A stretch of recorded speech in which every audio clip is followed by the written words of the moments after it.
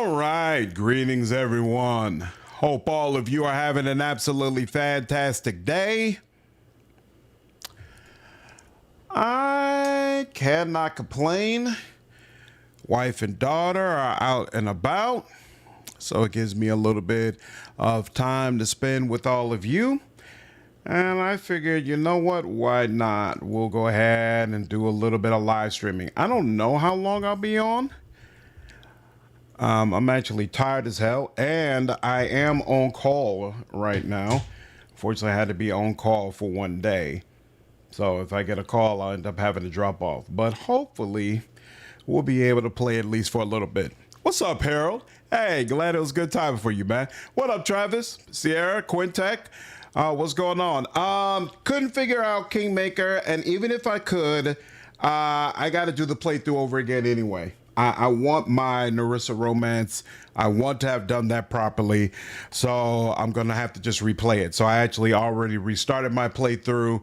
I think right now I'm in the old Sycamore, working on and getting to the bottom so I can have that fight with Tartusio. So I don't see a way around it. What's up, Sophie Chad? How are you? Lennon, Barofs, Jacob. What's good, everyone? How are you? What's up, Halifax? How you doing? Consider getting this game? Nice. All right. Well, you'll be able to see some of it, and it'll help you be able to make a decision. So, yeah, unfortunately, it'll probably take a couple of weeks to a month before I'm back to the place where we were at Kingmaker, because I got a ton of other stuff I have to do content-wise, but that's my intention, actually, that I will redo a playthrough, get back up to that point, and then I actually do still plan to finish the stream, but I want to finish it properly. So it is what it is. What up, Quinn? I'm trying, man. I'm trying. I'm working slowly but surely. The weight is not coming off as quickly as I would like, but it is coming off. I lost about 40 to 50 pounds over the past I would say 5 months. So it'd be nice if it was faster, but on the whole, I feel good about the progress. Like I already had the write-up about Kingmaker. The wiki has all triggers for the Narissa romance to the true ending. Yeah. So it seems like nothing in Act 1 actually matters for the romance. Seems like all the triggers actually start in Act 2, which is interesting. Did you get the bracing shield? I think that was the name of the feat on Amiri. No, I don't think I got that on Amiri Lennon. What's up, Ref? Appreciate the 100 bits, man. How are you? Appreciate you stopping by. Anointed Amazon? Sorry to hear, Travis. All right. So today we are going to do a stream of Sector Unknown. This is a really freaking cool game. I've already played through it, just thoroughly enjoyed it. Definitely not for everybody. It's indie. It's an indie game. Doesn't have any voice acting. Doesn't have some of the production value that some people want, for sure. So we may or may not do a full live stream of it. We'll see how you all feel about it. But I thoroughly enjoyed it because of the focus on the writing, some of the mechanics. I love sci-fi, so being able to get into your own spaceship and fly around and do things, I found all of that to be super cool. And so it made me very interested in this game, and I want to help give it some exposure, give it some love. So we'll basically, I plan to live stream this until I make a decision about Norse Oath of Blood. We'll either switch over to Norse Oath of Blood, or if I decide it's not going to be a good look and that I don't want to live stream that, then I'll probably do at least one live stream of Avowed, because I know that anniversary update dropped today. And the definite full game next live stream playthrough that I want to do is Cyberpunk 2077. So if nothing else, we might end up switching over to that until Starfinder Afterlight closed beta releases at the end of the month. So definitely lots to do, and I hope all of you enjoy it. Yeah, you don't need to do it fast. Fast loss is not good. The way you're doing it is good. Thanks, man. I'm trying. One day at a time. One day at a time. What up, Toxic? Yeah, on a little bit early today. The most BS check for the true end ends up being that hidden arcana one with the lich. Yeah, that's the only one that's the result of a hidden back end check and not your actual choice. That one is easy to pass though, so I'm not even, I wasn't even tripping on that. All right, so let's see, character creation, of course. I want to be dark. I remember not liking any of the hairstyles available. Yeah, none of this speaks to me. We're gonna go with the bald look. We'll go with the bald look. Might speak to some of you. Now, there is the option. I know that. All right, so like that. Okay, 4 works. Huh. Let's see, 6 or 4. I think I like 4 slightly more. Now, oh yeah, you can't. So you can change the hair, the color of your hair on top of your head, but not the beard. I forgot. I already recorded my review, but I forgot to mention that that looks actually kind of weird. But here's what it is. What up, Patrick? How are you, dude? I got close to the end, and then it bugged out in a couple of different ways. I'm gonna have to restart the playthrough. Yeah, Kingmaker can be rough.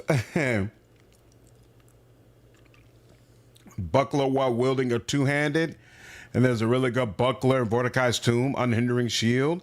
I have to look at that for this next one. I think when I do this next playthrough, I'm not gonna have Amiri focusing on frightening. That was amazing for the playthrough I did, but I don't need to do it that way again. So she might have some flexibility as far as what feat she takes. What up, Dee? Happy real time with Paul's Awareness Day.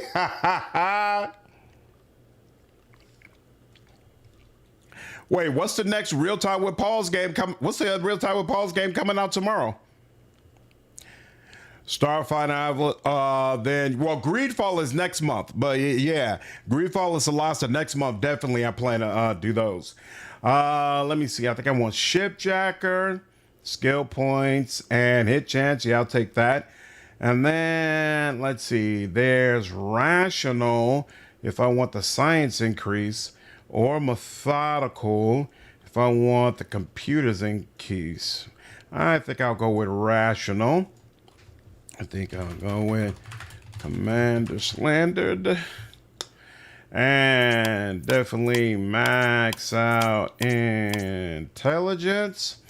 And then, sad I can't fix it up. I have really good memories of Kingmaker, but I don't know if I can stomach the jank.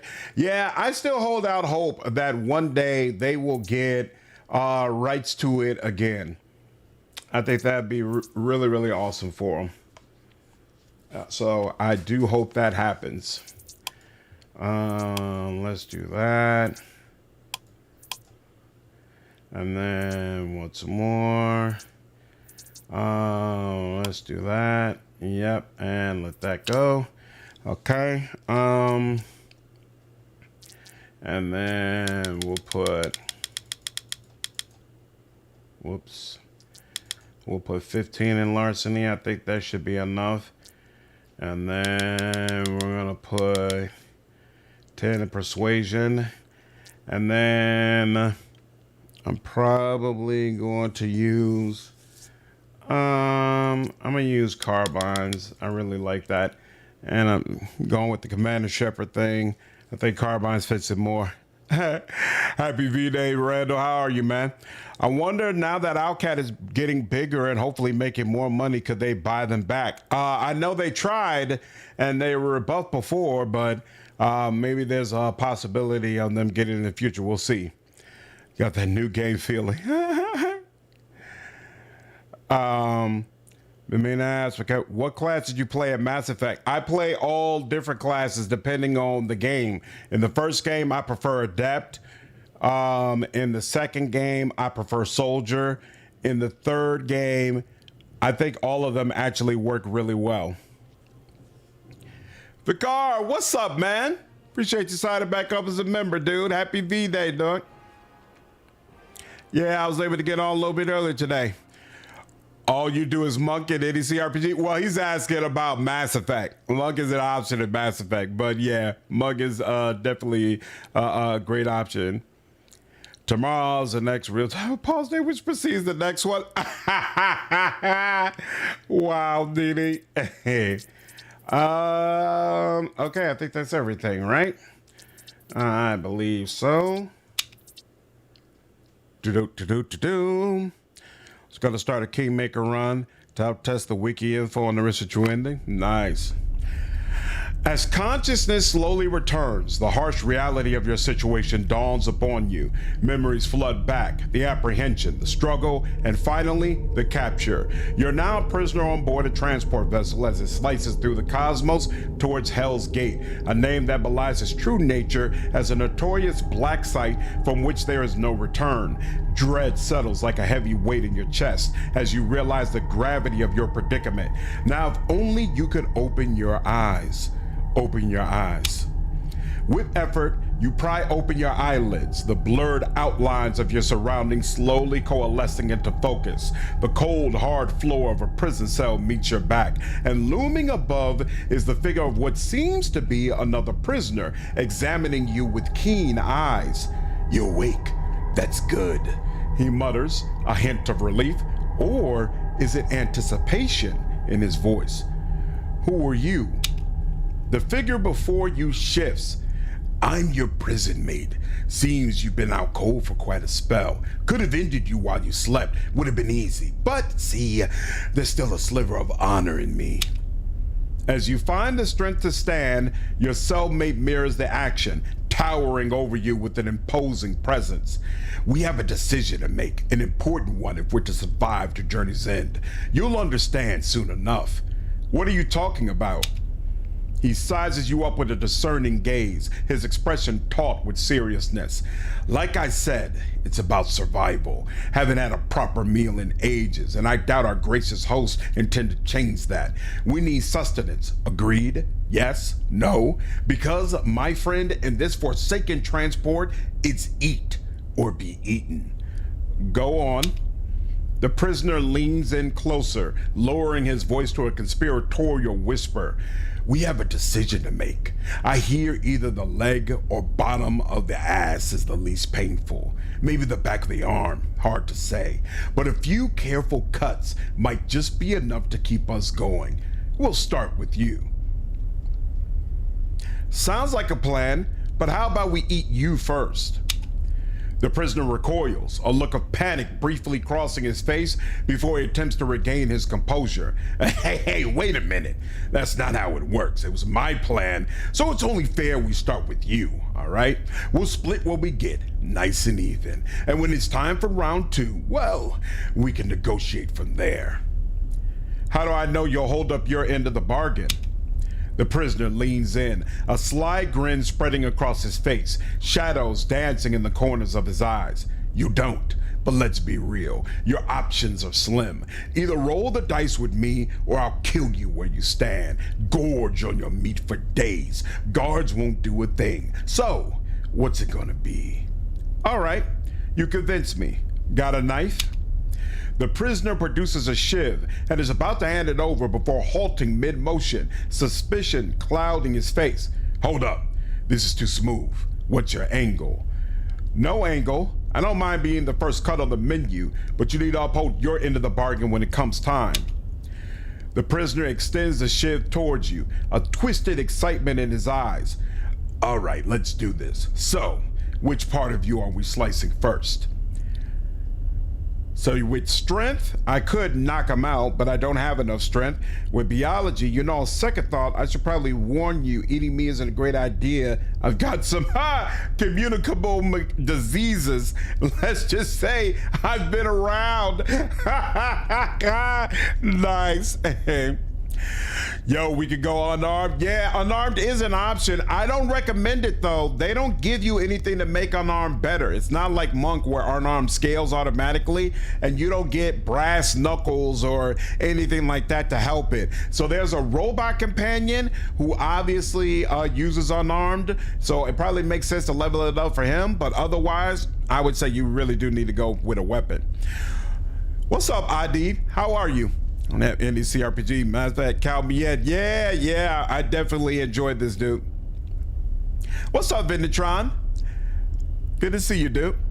Started second of the story seemed good. I don't need a good narrator. Looking at you like TV dinner, basically. When that time in space Vegas comes in clutch.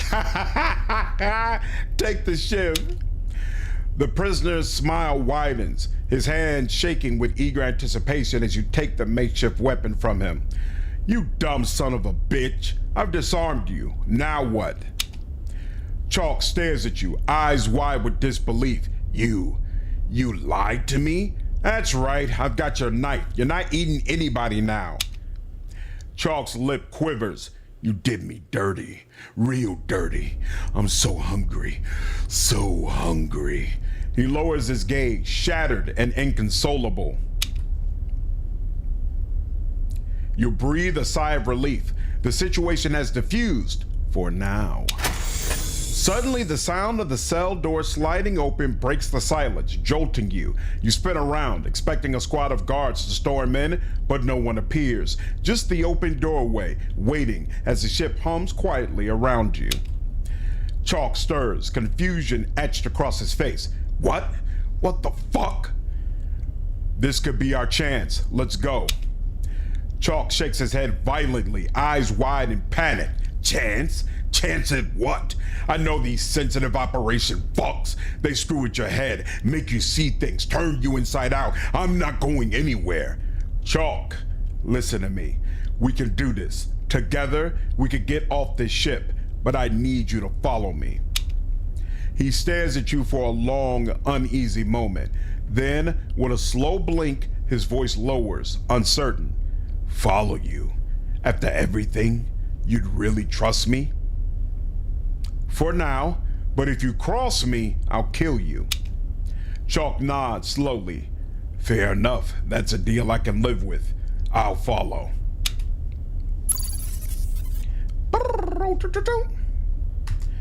And first companion.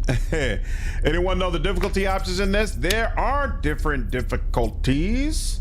So they have story, easy, normal, challenging, and nightmare. Avoided the tutorial. It's also a tutorial of most combatants can be avoided talking. I said indie Mass Effect, Moonlight, not Mass Effect. Indie Mass Effect. Give it time. As you step out of your cell, the guard snaps to attention, his helmeted head swiveling towards you. You! What the hell are you doing out of your cell? I don't know. The door just opened. The guard shakes his head, hand tightening around his weapon. Well, that's your tough luck, he snaps back, because I've got to shoot to kill orders for any prisoner that tries to escape. Persuasion. Hold on a moment. We can, just one question before you do anything drastic. The guard stiffens. I don't have to answer shit. Just think about it for a moment. Has guarding a prison transport really been the highlight of your career? Feels more like a dead end than a duty worth dying for. He adjusts his stance, the weight of his armor evident in every movement. Yeah, well, it's not exactly the dream assignment, he mutters, weariness bleeding through his words. And that armor, bet it's like wearing an oven by the end of your shift, huh? The guard lets out a dry chuckle, the edge in his posture easing. You have no idea. Feels like I'm slow roasting in my own sweat. They don't exactly build these suits for comfort. So make a move. There's got to be escape pods on a rig like this. Slip past your crew, find one, and take off. Land on some untouched planet. Be a pioneer, like in those stories we used to read on the data pads. He hesitates, glancing towards the corridor as if weighing his options. Star Frontier doesn't just let people walk away. Let me worry about that. By the time they start looking, they'll be too busy chasing ghosts to remember you ever existed. The guard pauses, contemplating your proposal before he finally nods, a decision made. All right, fuck it, I'm out of here. He reaches into his pouch, extracting a key card, and with a flick of his wrist, he tosses it at you. Then, without another word, turns and leaves, the detention block door closing behind him.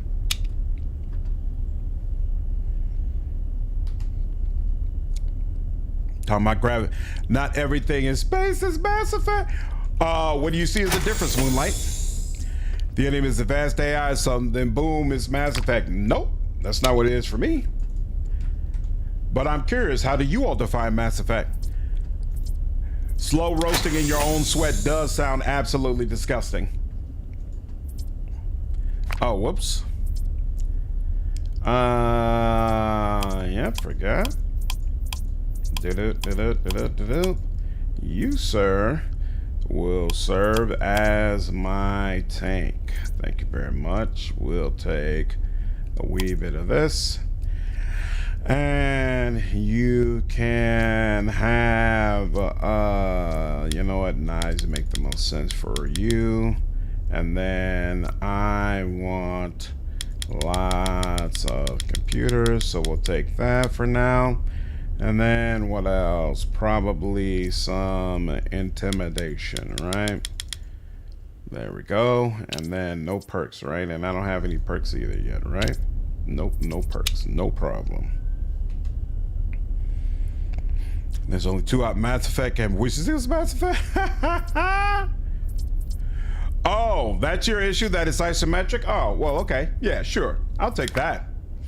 You approach a prisoner standing unsteadily before you, his movements erratic, as if caught in some invisible struggle. His eyes, wide and unfocused, dart frantically from one unseen horror to another. While drool escapes the corner of his mouth over and over, he mutters with a manic intensity, "Bugs, bugs, bugs, bugs." The thin strand of drool continues to slide lower from the prisoner's lip as he continues.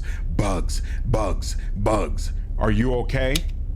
The prisoner doesn't seem to register your question, continuing his relentless chant with a hollow, detached tone.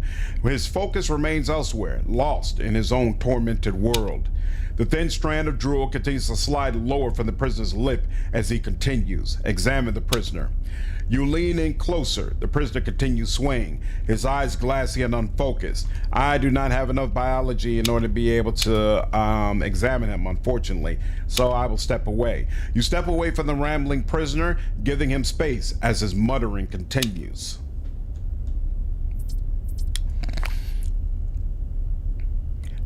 So larceny measures how much you know about thuggery in general. So part of it is lockpicking, but also like if you're in a conversation with somebody about things regarding the black market, you'll be able to answer them. Sometimes larceny will allow you to kill a person outright. Like if it's a one-on-one type of situation, you can whip out a knife and stab them in the throat or do something of that nature and a fight won't even occur. There are some situations where you're in a conflict with like 4 or 5 people and there's no question a fight is about to happen, and you could do something similar where you take out one of them right before the fight occurs, but it requires you to have a high speed ranking in order to be able to do that instead of larceny. Larceny really, again, only counts in those, you know, mano-y-mano type of situations. They call him, what's up, Sarah Bonnie? They call him Chuck because that's all he eats. Was it down with unstirred paint?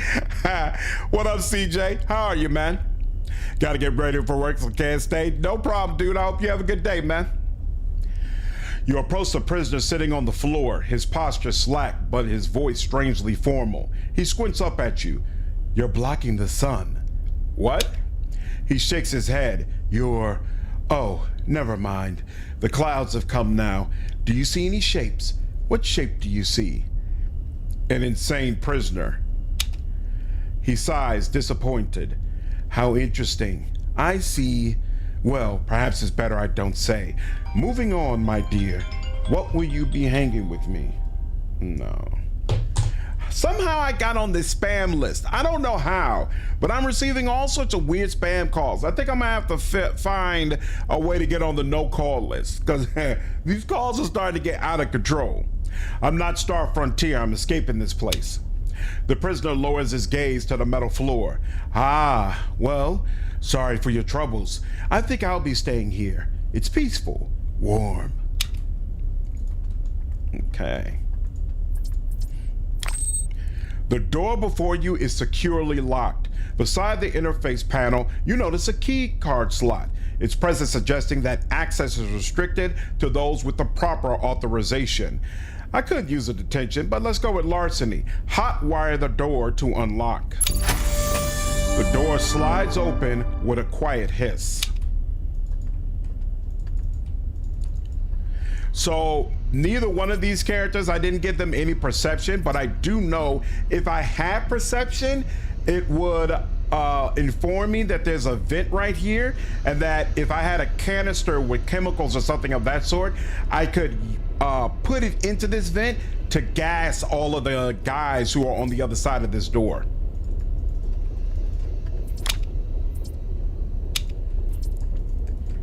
Investor summary.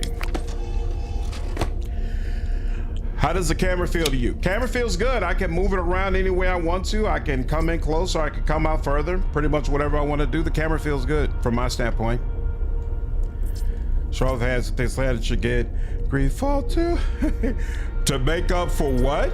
For tainted grail issue? What's your tainted grail issue again? Sport Capital has probably sold your info. I wouldn't be surprised. I would not be surprised at all. What's that? Key card? Okay, cool. You power up the computer and the screen flickers to life. The screen flashes a few times as various programs and processes begin to load, each icon lighting up as it becomes operational. Check cameras. You methodically cycle through the ship's camera feeds, taking stock of the ship's rooms. When you switch to the camera overlooking the cargo bay, you find 3 guards milling about, seemingly unaware of your watchful eyes. Observing their movements and positions, you consider several possibilities of neutralizing them from your current location. Computers, temporarily, no, I don't want to do that. I don't need to kill them all. Let's go with larceny. Trigger the ship's emergency crash protocol.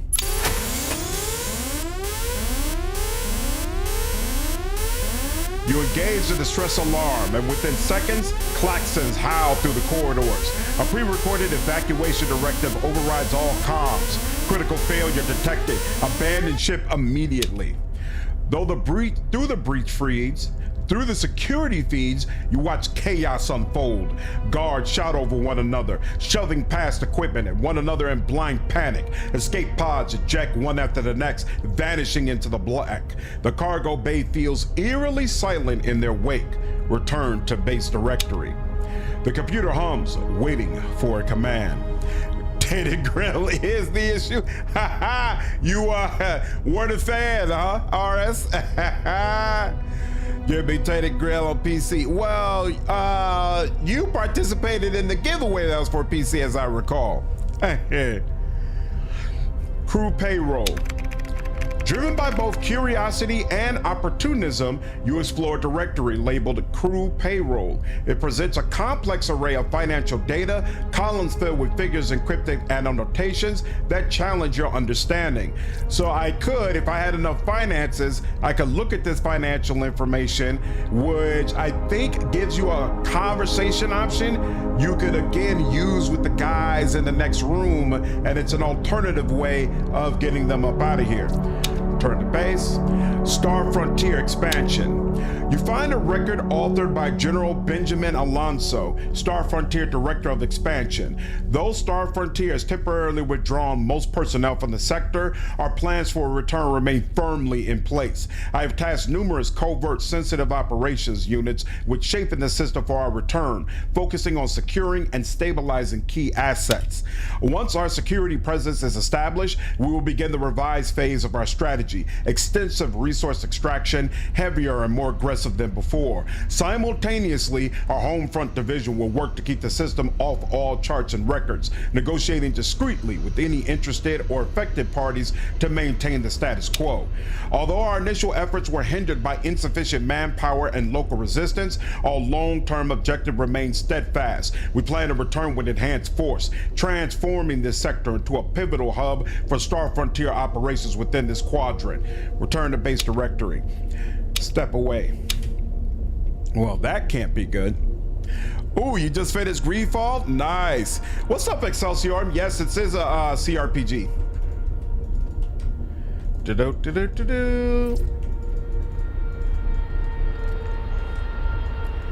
Came out just this past week. I elected Dunkus and saved the island. Nice. So did you like Greedfall? What's up, Tuddis? How are you, dude?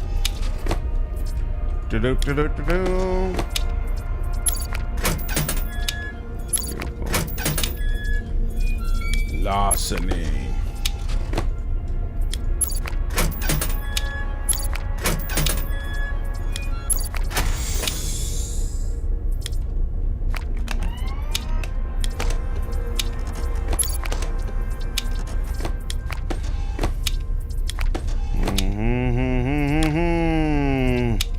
Tungsten, lots and lots of the materials that I need. There we go. Oh, so these are credits. This is money. These are injectors, and there are different types of injectors that'll do different things for you. This particular one is Gene Flux, which is basically your med kits. And then these pills, they're always a narcotic of some sort. Narcotics usually give you a bonus to a particular skill. So in this case, Overclock is going to give you a +10 bonus to computers, and it'll give you +1 action points.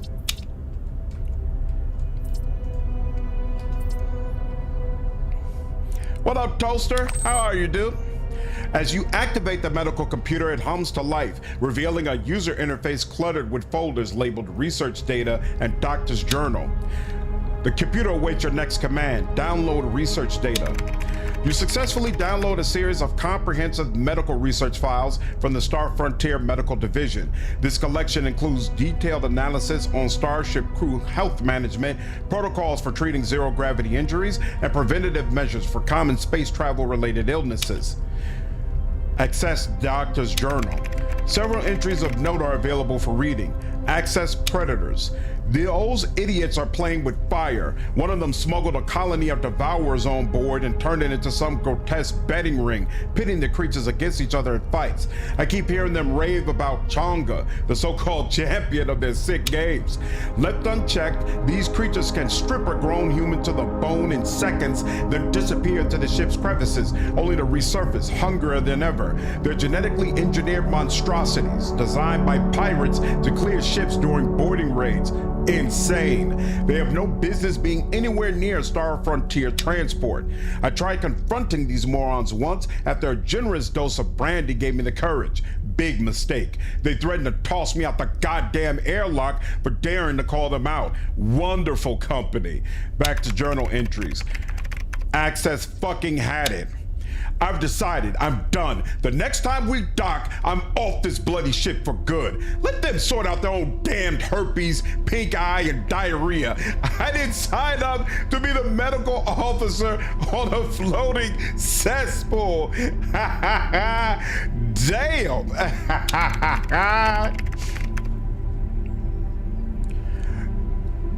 Shungus? What's up, sicko? How are you? Watched your myriad build. Liked everything except for the rogue thug dip. This dip completely screwed your attack roll because of weapon finesse that the rogue gives you. Why do you feel like it screws up the attack roll? Because I'm using a bastard sword, so it doesn't care about weapon finesse. Amiri was a beast my whole playthrough.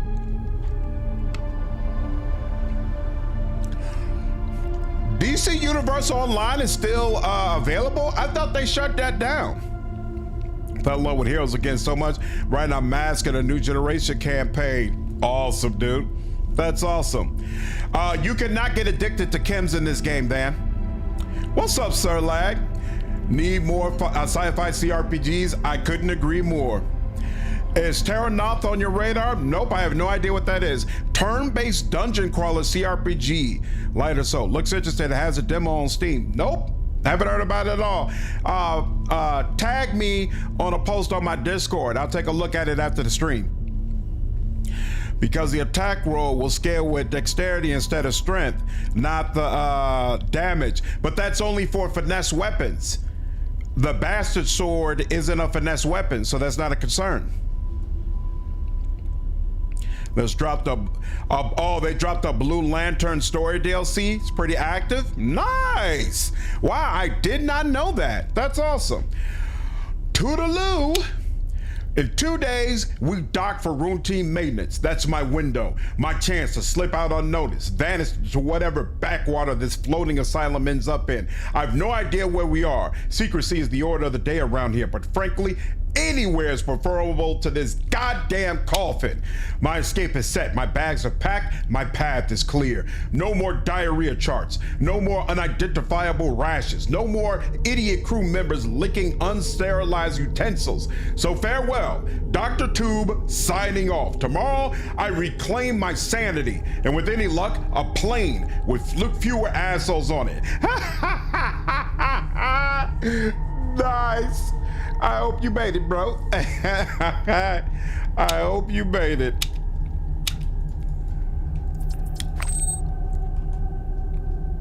The door to the reactor is closed, not locked, suggesting accessibility with a hint of caution. Beside it, a warning sign stands prominently, alerting to the presence of a dangerous reactor within. Open door.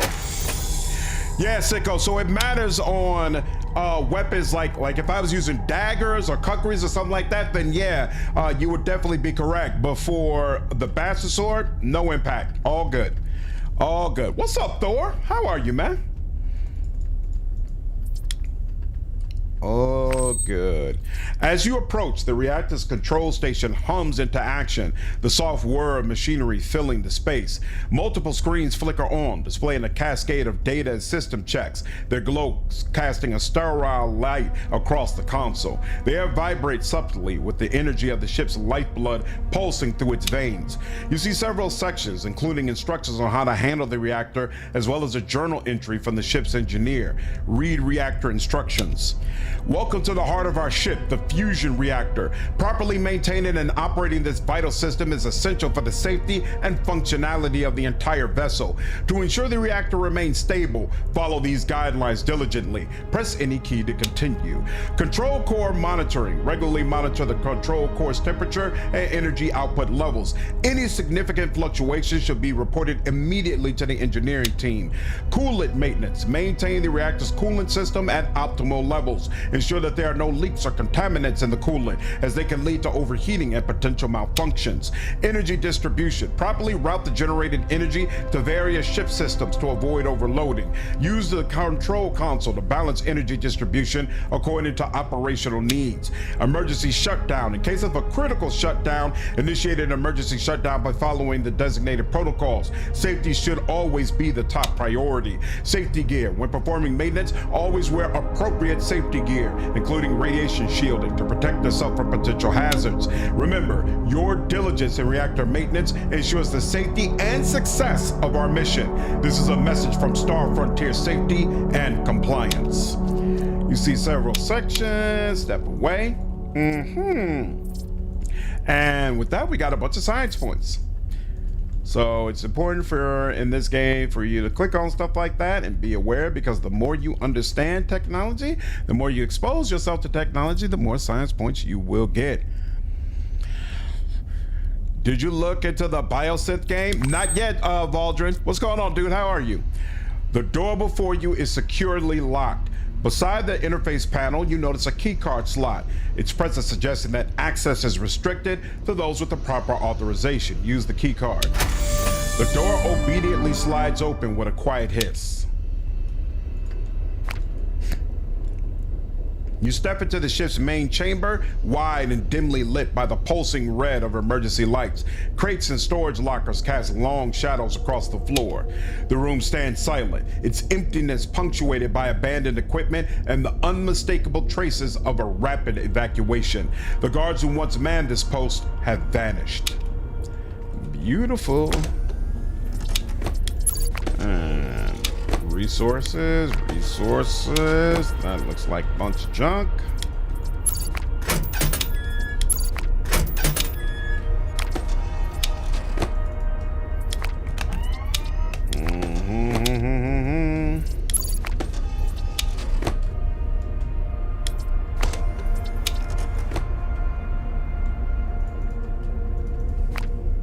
The speakers come to life and a measured voice fills the air. Well done. You've handled the guards with efficiency. Now please make your way to the cockpit so we can discuss our next steps. Who are you? The voice responds, I am an advanced synthetic intelligence tasked with managing this vessel. However, my immediate priority is ensuring your safe extraction from the ship before its imminent demise. It's crucial that you make your way to the cockpit without delay. Imminent demise? What?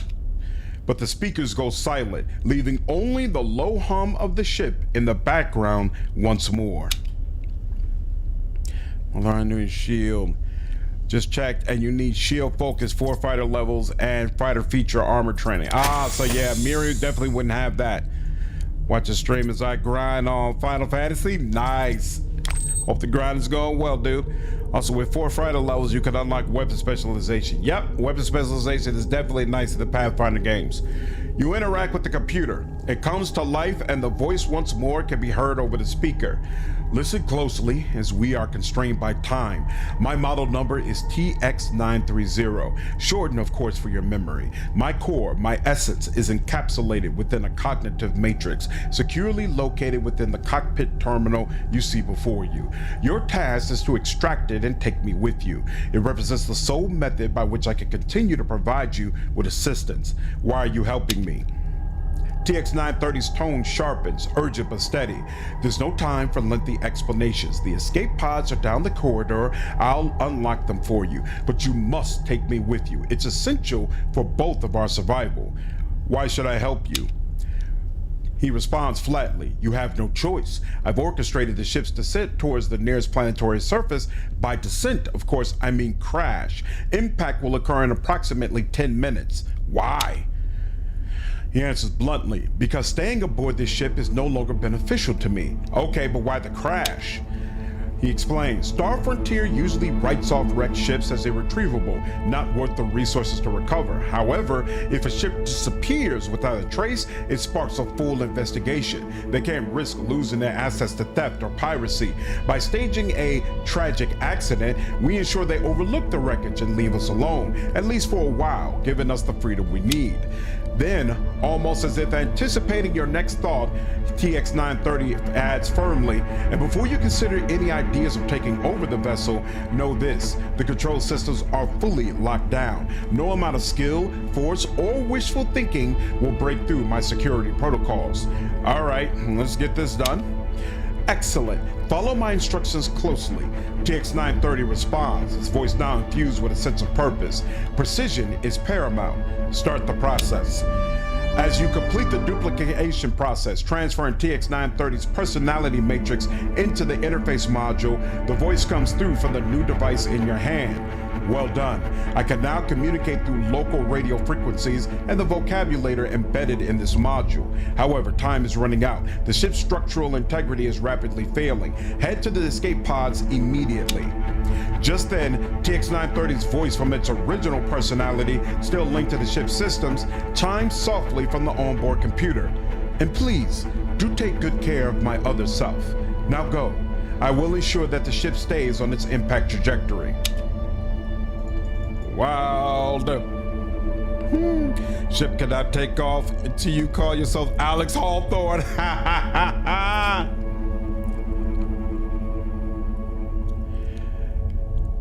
Actually, it's not a Twitch issue, Halifax. For some reason, I hate when OBS does this. Hold on.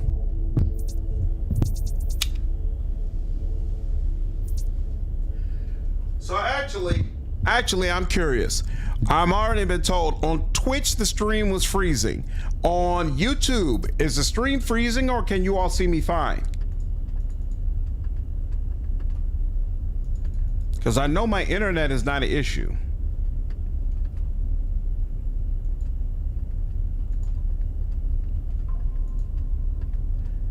And am I still freezing on Twitch?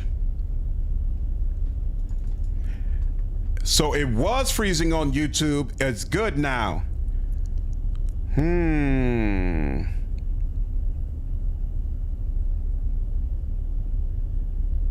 Seems okay to you. Seems to be fine now. What's going on, Caballeros?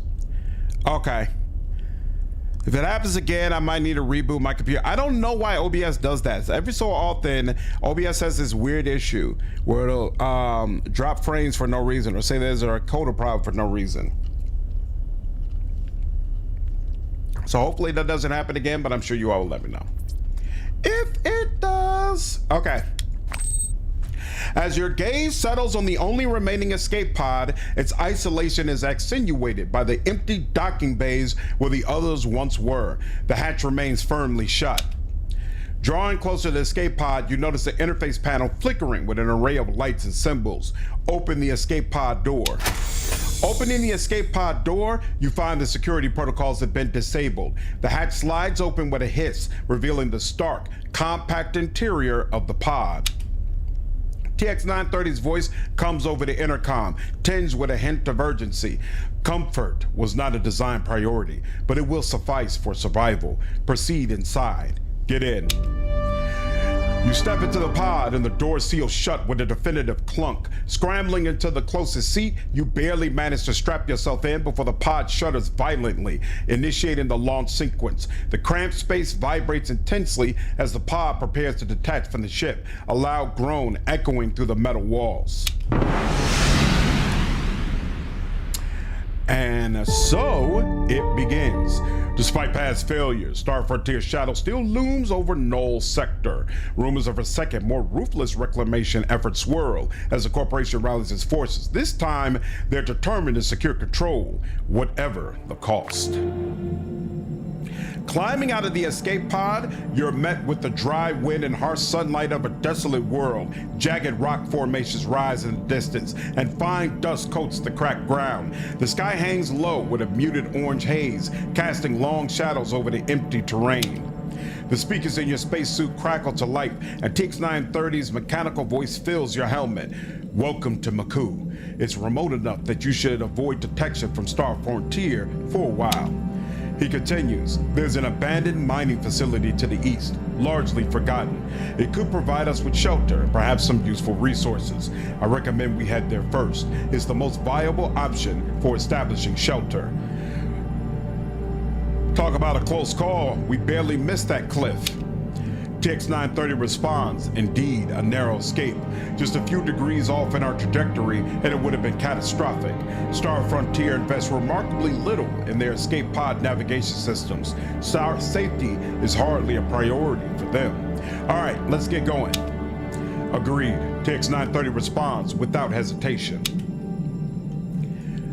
All right, so we got our crash ship. There's nothing to loot there. Did we level up at all? We did not, so nothing to do but to keep going. The character doesn't have any of the ghost potential. Jerking is stranded on the bandit planet. Out the frying pan, into the fire. It is what it is. It is what it is. With TX930's guidance, you make your way across the parched terrain of Maku, the wind kicking up fine red dust that clings to every seam of your suit. Hours pass until you arrive at the facility, an old mining installation carved into the face of a jagged cliff. The place bears the scars of abandonment, corroded tanks, broken machinery, and faded insignias, all half swallowed by the planet. TX930's voice breaks the silence. This facility has potential as a base of operations, but it's likely locked down. We should inspect those power generators on the right. They might be useful. Power generators. Oh wait, hold on. Base of operations? What do you mean by that? Some not kingmaker. What's up, Owen? How are you, man? Yeah, we moved off of the Pathfinder streams for a while. A base, a secure location from which we can plan our next move. I'll provide more details once we've secured the area. Trust me, it's a necessary step given our situation. You need to tell me what your plan is now. TX930 replies calmly, all in due time. Let's focus on gaining entry to the facility first.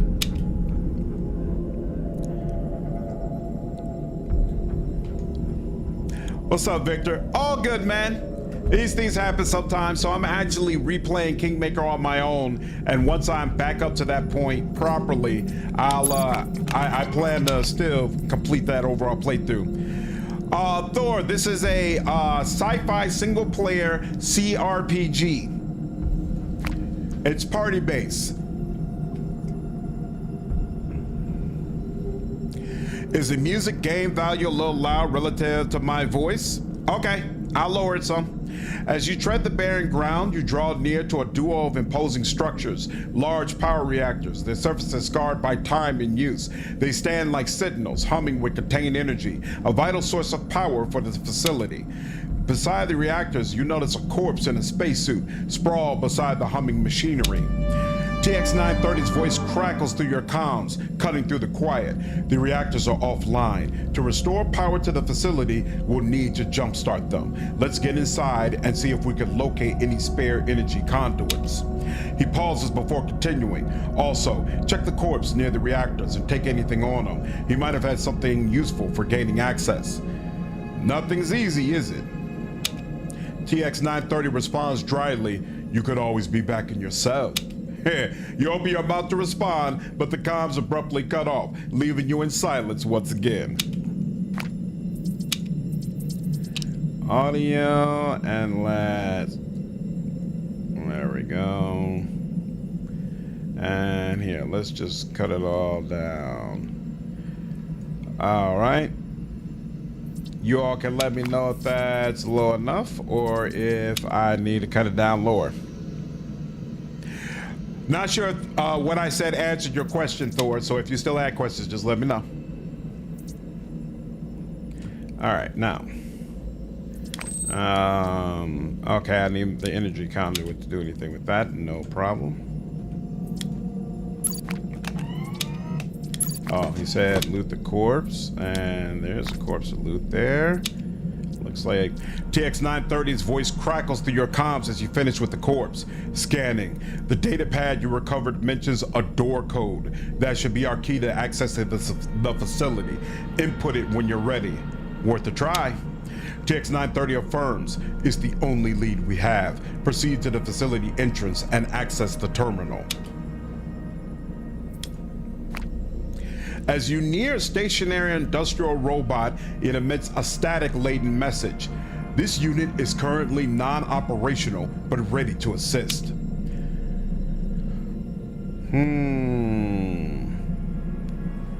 There might be robot parts somewhere around here, because I don't have the engineering score necessary to fix him. Okay.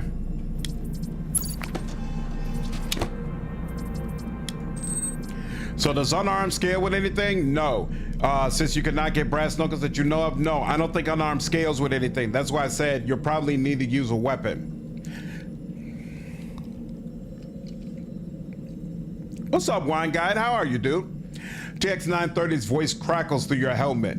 This is the landing pad, currently unoccupied. We'll need to find a ship eventually, but for now, focus on the facility. The entrance is just north of here.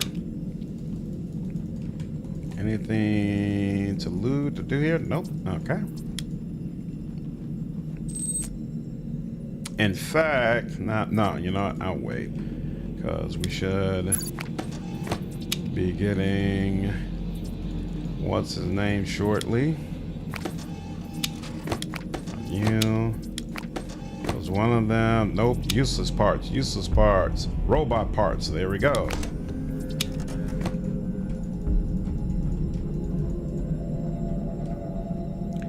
Nice to get in there, no problem.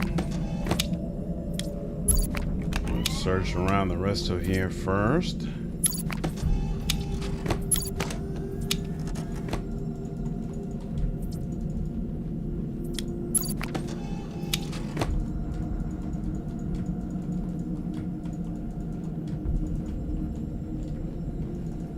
Nothing else. Okay, cool. Playing Helldivers. Oh, nice. Oh, you got Subnautica? I played a little Subnautica. It seemed really, really freaking cool. Might be dipping into that this weekend. Yeah. Subnautica was amazing for the few hours that I played it. Robot parts. Use parts to repair the robot's malfunctioning motivator. With careful precision, you replace the faulty parts, reconnecting circuits and securing connections. It takes some effort, but soon enough the robot's lights begin to flicker back to life and its visual sensor recalibrates to focus on you. Appreciation registered. However, mining operations are currently inactive. This unit has no immediate task. Are you combat capable? I noticed the carbine. The robot hums for a moment before replying. This unit was issued a rifle by former operators for security duties, despite lacking comprehensive combat subroutines. The assignment was likely intended as a joke. However, this unit does possess basic auto repair protocols that activate following hostile engagements. Looks like you've got a new job now. With a mechanical nod, the robot confirms this unit is committed to performing to the best of its capabilities in combat roles. And bam, new party member. If this is a solo project, this blows a few games away. Yep, it is. One guy created this entire game. Faulty motivator. That's a Star Wars Easter egg? Oh, nice. All right, so now I leveled up to 2, so I have some more points to work with. So we'll bring this up to 20, and I'll bring this up to 17. And then, do I have any perk points? I do. We'll take more action points for now. And then you, what's your deal? You got 10 more points. You were working on computers and intimidation. Actually, I'm gonna level up your knives some though, because I want to make sure you can help me. And then you'll also take additional perk points. And then you, we just got you. So all new party members you get, they start at level 0. So you can level them up however you want to, and they'll automatically be at the same level as you. So like if you recruit a new party member at level 16, you'll have 16 levels you can take them up through and give them exactly what you want them to have. Okay. And let's see some of that, and then some of that as well. And then this is 53. Let's go ahead and give you 20 on carbines because I want you to be able to shoot. And then I'll give you 20 on engineering because someone needs to be able to take care of that. And I guess, you know what? You could just focus on engineering for now. We'll bring you up to 30 on engineering, and then what else do I want you to do? We'll put a couple of points of perception, whatever. Yeah, it is nice. What up, Shattered? How are you, dude? Back in business, people. No more Pathfinder road trip.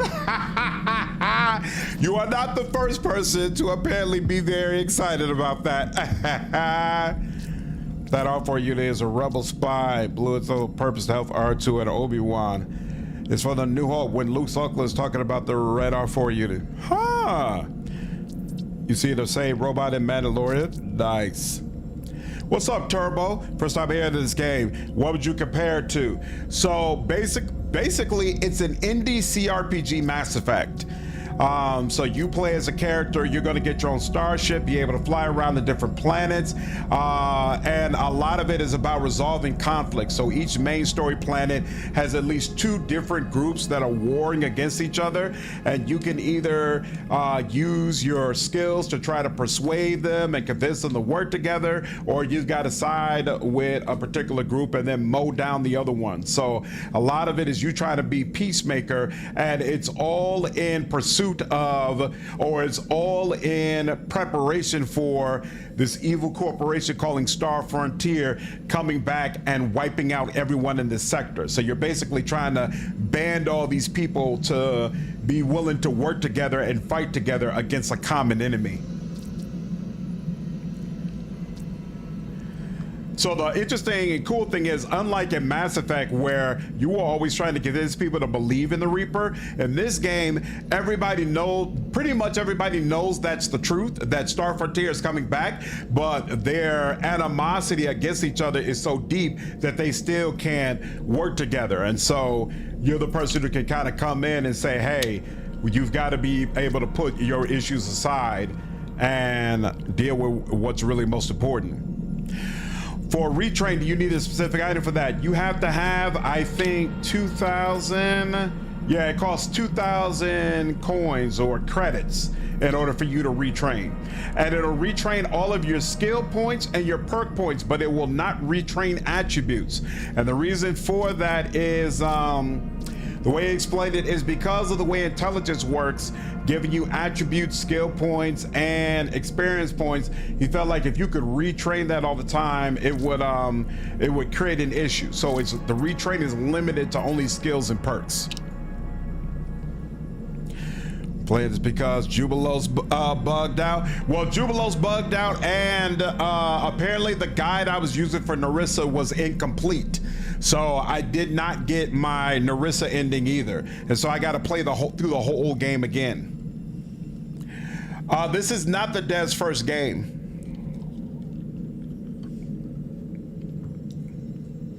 But it is the first CRPG that they've made. They made a strategy game before. Okay, now what am I doing? This is 22, 40, 44. We'll go ahead and give you this because you have a higher carbine skill level than I do. Oh, I'm holding a knife. Well, definitely don't want that. Oh, the shiv that I took from what's his name. Speaking of which, Chalk, you use knives, so you could take that vibro knife, but okay, so the shiv is not considered to be an actual weapon. Okay, cool. Do I have any helmets? I do not. Do I have any army plating? I do not. No, I have no accessories either. What does this accessory give you? +8 engineering. We'll take that off, give that to you. Oh, so this is the disadvantage of the robots, and honestly, I recommend that for your companions, you go with a full human squad and don't bother using robots, because they cannot use accessories, they cannot use armor, they cannot use helmets, and the only weapon they're allowed to use is carbines, and I don't feel like their armor rating makes up for the fact that you can't give them armor plating. So this robot has an armor rating of 20, which is double the amount that I have, but I feel like with my armor plating, I'm going to outpace that character, and his armor doesn't automatically increase or anything like that. So overall, I just kind of don't feel like robots are worth it, even though it's cool that we have them. What's going on, Sosa? How are you? All the stars, but I haven't watched it in a long time. I might get Disney Plus again so I can do my traditional biannual chronological order watch of Star Wars. Ooh. All right.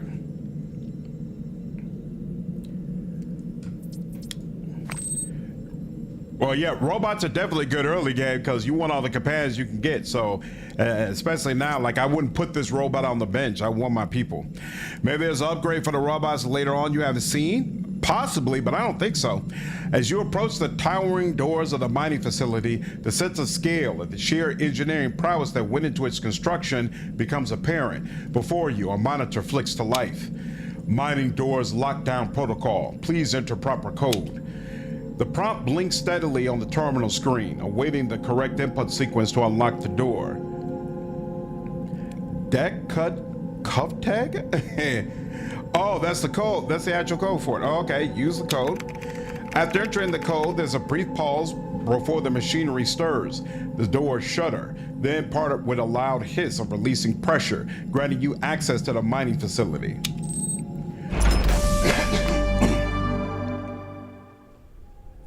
TX930's voice filters crisply through your helmet, even and assured. Entry secured. Emergency power status confirmed. Consistent with projections. Let us proceed and locate the necessary components to restore full functionality. See, there's a live symphony. It was the first thing my wife showed me this morning when I woke up, Wine Guide. So thank you for the reminder. I definitely need to jump on and go ahead and purchase some tickets for us because she is very, very excited. Only human or robot companions, no goodies like Asari or something. Nope, no aliens in this game. Although it's definitely apparent that aliens will be coming in the next one. No aliens in this one. So it's not a situation like Expanse where you know, the world just doesn't have aliens, period. But there's a build-up. There's a build-up. I'm not surprised. Yeah. Massive Lord of the Rings fan my wife is, and she was all over it. I don't even know how that stuff gets to her. Persuasion +5 to the character with the highest skill. That would be me. Beautiful. Alright, doesn't look like there's anything actually here. And let's save that.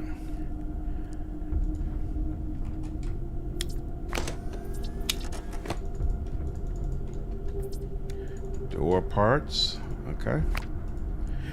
As you advance down the corridor, a chilling sight comes into view. Two lifeless forms sprawled amidst a scene of mechanical disarray. The sparking door panel and scattered tools hint at a recent success in breaching the door, but their triumph was short-lived. Traces of violence mar their remains, the gruesome wounds suggesting that whatever overcame them was swift, merciless, and left no room for escape. What could have killed them? The cause of death for the two men is unclear. TX930 observes, whoever or whatever did this may still be nearby. Proceed with caution. She showed me a social media post as well, Wine God. I don't know if it was on Instagram or Facebook or what, but somebody definitely wanted to make sure she was in the know.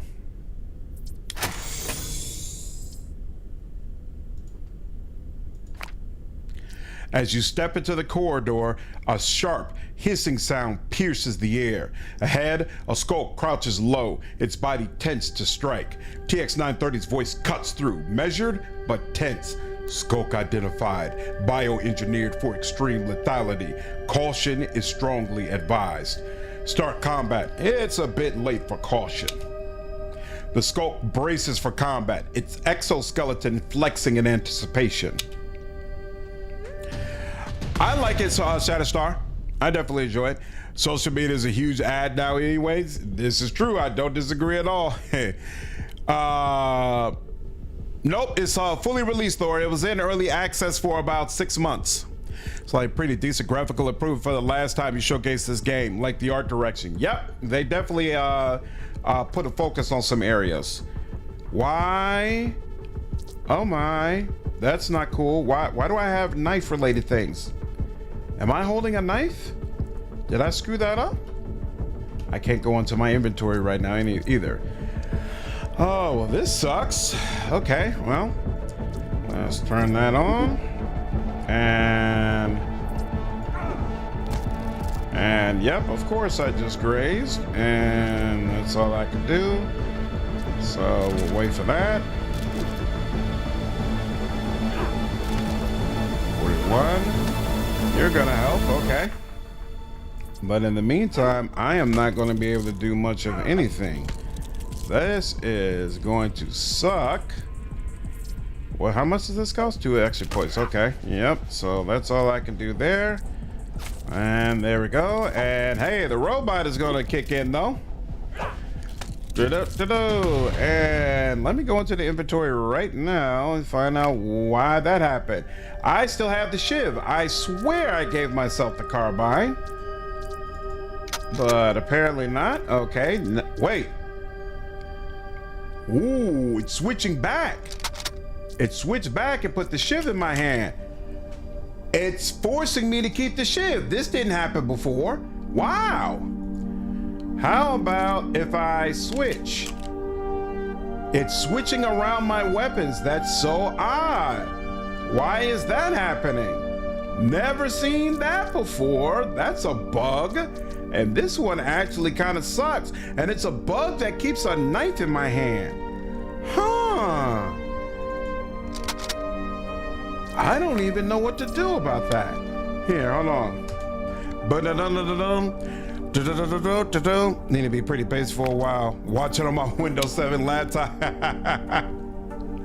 All right, let's do a full save. The lack of knowledge of biology is seriously hurting our dear commander. What's up, Kurt?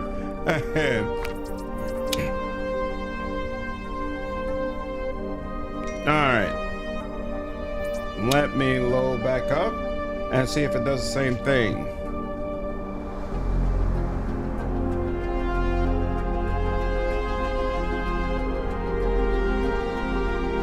There we go. Okay. Nothing I need to deal with. All right, now. Nope, it won't let me change. That is odd. I have no idea what to do about that. All right, well, I guess I'm just gonna suck in combat for a while. I'm gonna be depending on party members more than usual. I don't know. I don't think I'm doing anything that caused that. What's up, Presence? Yeah, it's a new CRPG, man. I really enjoyed it. Reminds me of Cursed Equipment on D&D.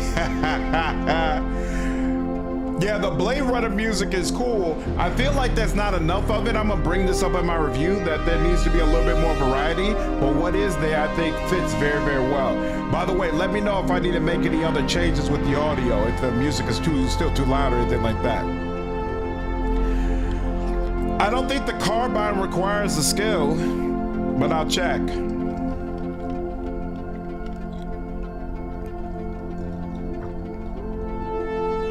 You open the door to yet another half-emptied room. Scattered furniture and debris clutter the space, and crouched among it is another skulk. TX 930 speaks calmly. Have you heard the phrase, curiosity killed the cat? But you told me to find the energy conduits. TX 930 replies dryly, preferably in rooms that don't contain skulks. Sensing your presence, the skulk whips his head towards you, releasing a low guttural hiss. You know, I could get used to stopping bugs. Okay, I'll turn it down rental as soon as I get through this combat. TX 930 responds evenly as the skulk hisses, its limbs tightening as it prepares to strike. Confidence is acceptable. Overconfidence gets you killed.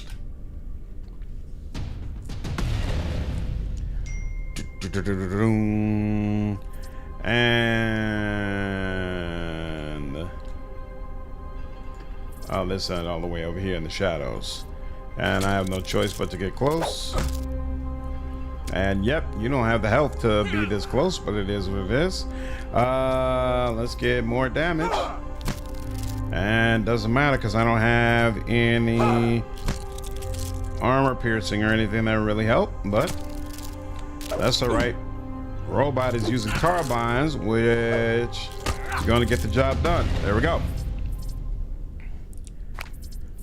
Okay, audio, let's just turn the master down.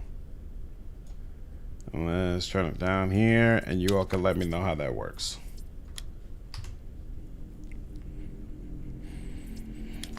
Okay, that gave me resources. Nothing else in the room, no problem. And did we go in here already? I don't think so, right? No, we didn't go in here.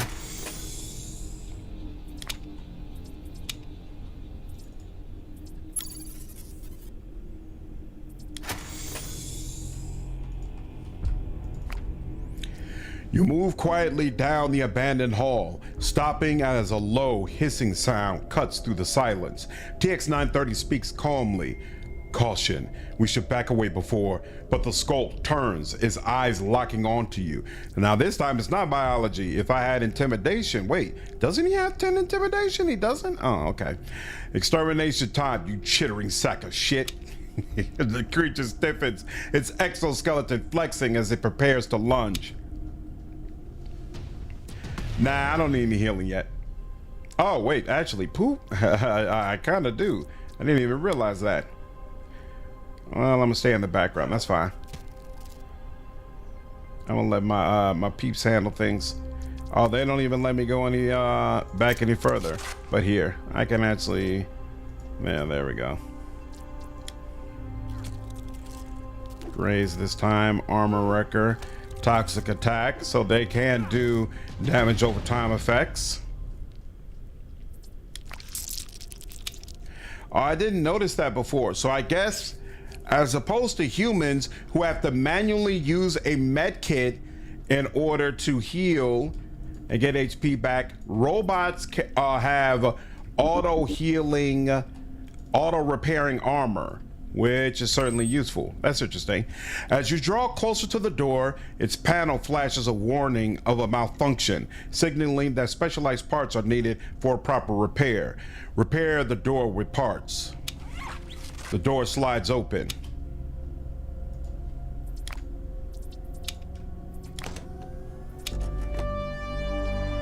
And that gives me what I need for the generators outside. You step into what looks like a hastily abandoned medical bay. The air is stale and a faint hissing sound draws your attention to the corner. There, a skulk rummages through a crate labeled medical supplies. It sways unsteadily, its movement sluggish and disoriented. Am I wrong, or is that skulk high? TX-930 responds calmly, either high or severely intoxicated. Whatever was in that crate, medication, ethanol, or both, has clearly been consumed. The skulk lets out a weak, uncertain hiss. TX-930 adds, based on its condition, the skulk is also likely to be less combat effective. I'm not giving him no pass. Start combat. Wasted or wired, it makes no difference. That thing dies. What's up, Three? How are you, man? Mass Effect at home. Hey, run my first unstable check as an inventor in Wrath. Uh-oh. You got a 1, which means my invention exploded in your face. You always find a way, dude. You always find a way. You mentioned that when you brought it back up. The robot is definitely funny. The robot is really, really freaking cool. And then I gotta love the techno babble.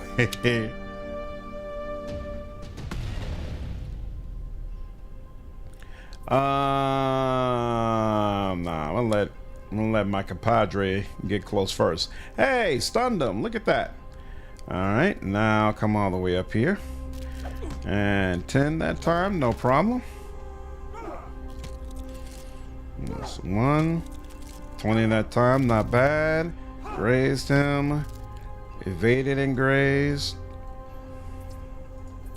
There we go. Get a little more damage. And one more.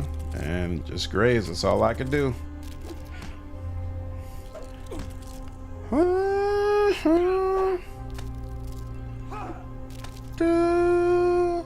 And we'll take this one.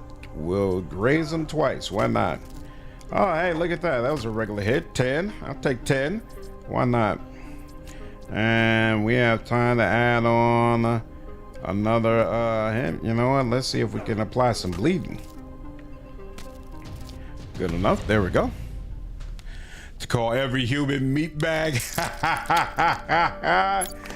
All the robots, unfortunately, cannot be HK-47. It just is what it is. Oh, when plus I was looking for the outcome. Look, it's hard for me to believe that these things just keep happening to you, sir. All right, that seems kind of beyond the realm of possibility.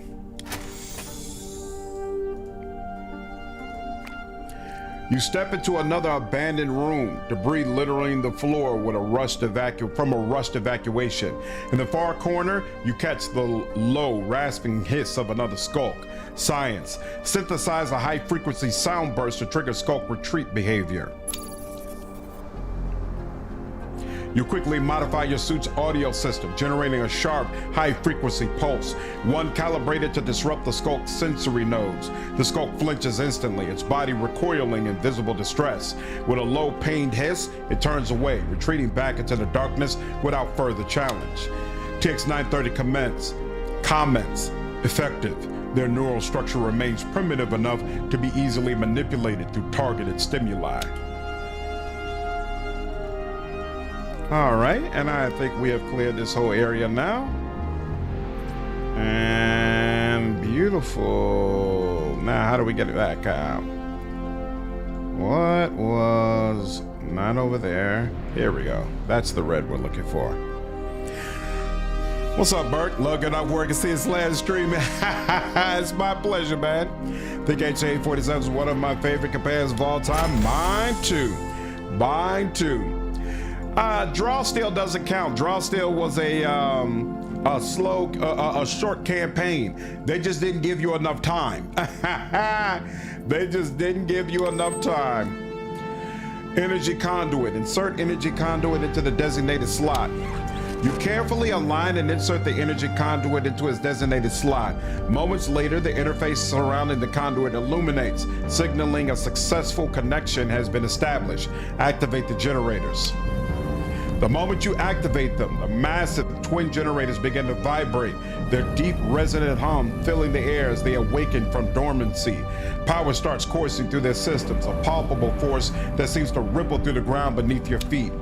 TX930's voice crackles to life in your helmet again. Excellent work. The mining facility is now powered, but brace yourself. The real work begins with cleaning and repairing the extensive damage. All right, let's roll up our sleeves and get to work. Just then, a different voice, almost robotic, breaks through your comms. Well, howdy there, folks. Name's I-920B, but most folks just call me Custy, short for custodian. Get it? A chuckle follows, oddly warm for a robot. Saw the lights flicker back on and figured someone finally kicked the breaker. Looks like it's time for old Custy to fire up and start scrubbing. The place been collecting grime for months. Custy, huh? You say you can clean and repair the facility? Sure as the stars shine, friend. Custy it is, and yep, cleaning and fixing up places what I'm made for. This old frame's got more tricks than a fox has tails. Just point me in the direction of the mess of the men and consider it done. How about you come on inside and we have ourselves a proper introduction? TX930's voice cuts through the comms, edged with disdain, but laced with measured logic. That particular model was, regrettably, programmed to emulate a rustic dialect. Still, it appears we've inherited him by chance. As irritating as his cadence may be, it would be unwise to dismiss him outright. Let's go. The comms fall silent once again. Happy Valentine's Day, my love. HK47 and Garrett's your favorite NPCs. That's a good duo. That's a darn good duo for sure. The combat pop-ups flying upwards quickly is a bit annoying. Yep, there's definitely some areas where this game could be improved, Baraz. Absolutely. As surprised as a stream today, my daughter had a party and I'm on call, so I can't go anywhere. So we're gonna do our celebrating tomorrow. You know, welcome to us here, my husband. Well, heck, it's great to meet you. Custy greets you with a twang. You don't look like any Star Frontier folks to me. My memory ain't the best, but just who the heck are you folks? Nope, we're not Star Frontier. Well, that's a heap off my servos. Star Frontier, a real bunch of chiselers, if you ask me. Why, I haven't seen a drop of lubricant in 760 days now. After a moment's pause, as if processing your presence, it adds, so, who are you then? An escaped prisoner. Custy's response crackles through with a mix of surprise and intrigue. An escaped prisoner, huh? Well, ain't that something? Can't say the folks from Star Frontier mentioned anything about a jailbreak, but then again, they never share anything with me anyhow. All right then, fugitive friend, how about I help make this place a bit more hospitable for you? After all, everyone deserves a clean floor. Heck, I'll even incinerate any pests you might have missed. All right, go ahead. Just then, TX930's voice slices through the silence. Custy, is it? I do hope your loyalties to Star Frontier are as short-lived as your memory. You wouldn't be considering reporting our little gathering here, would you? Custy responds, well, now, no need to get your circus in a twist, friend. My reporting days are behind me, along with my last software update. I'm in to sweep, not squeal. Besides, Star Frontier hasn't checked in on me since they left me here to rust, so I ain't got no loyalty toward them. Fine, boss. Well, I appreciate your trust. It'll take me a good part of the day to get the lights back on and the bodies cleaned up. In the meantime, why don't you folks take a breather? Sit back, put your feet up, and relax. TX930's voice comes through crisply, laced with a dismissive tone. While the custodial robot attends to its duties, there's something else that requires our attention. Tell me. Prioritizing the operational status of this facility is, of course, paramount. Simultaneously, though, you need to head to the crash site of the prison transport. I've managed to obscure its crash landing as much as possible. However, every Star Frontier transport is equipped with a beacon. Although a down transport might be a minor inconvenience for Star Frontier, disabling that beacon will grant you more time to prepare for their inevitable arrival. You told me Star Frontier wouldn't bother investigating a down transport. TX-930 responds with a measured tone. Note that I clarified that Star Frontier wouldn't dispatch a rescue team to look for survivors. However, they will eventually deploy a team to investigate once they've amassed sufficient reinforcements in the sector to deem it a priority. It's advisable to disable or scramble the beacon's coordinates to delay their response. I'm uploading the coordinates to the crash site now. We should proceed immediately to disable the beacon.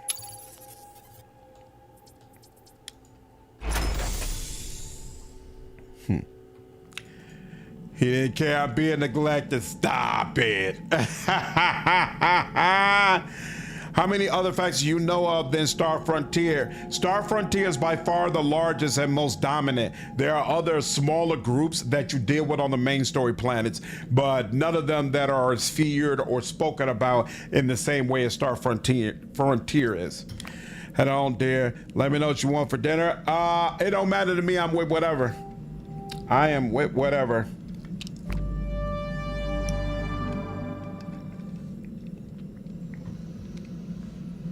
You arrive at the charred remains of the prison transport. The engine still spewing flames into the thin air, smoke surrounding the area ahead. Then, TX-930's straightforward voice comes through on your headset. You're nearing the ship now, or rather, what's left of it. The beacon you're looking for should be somewhere near the rear starboard side of the ship's remains.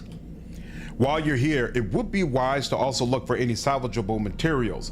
Anything you find could be useful back at the mining facility to help get things operational again. However, exercise caution. I'm detecting multiple life forms in the vicinity.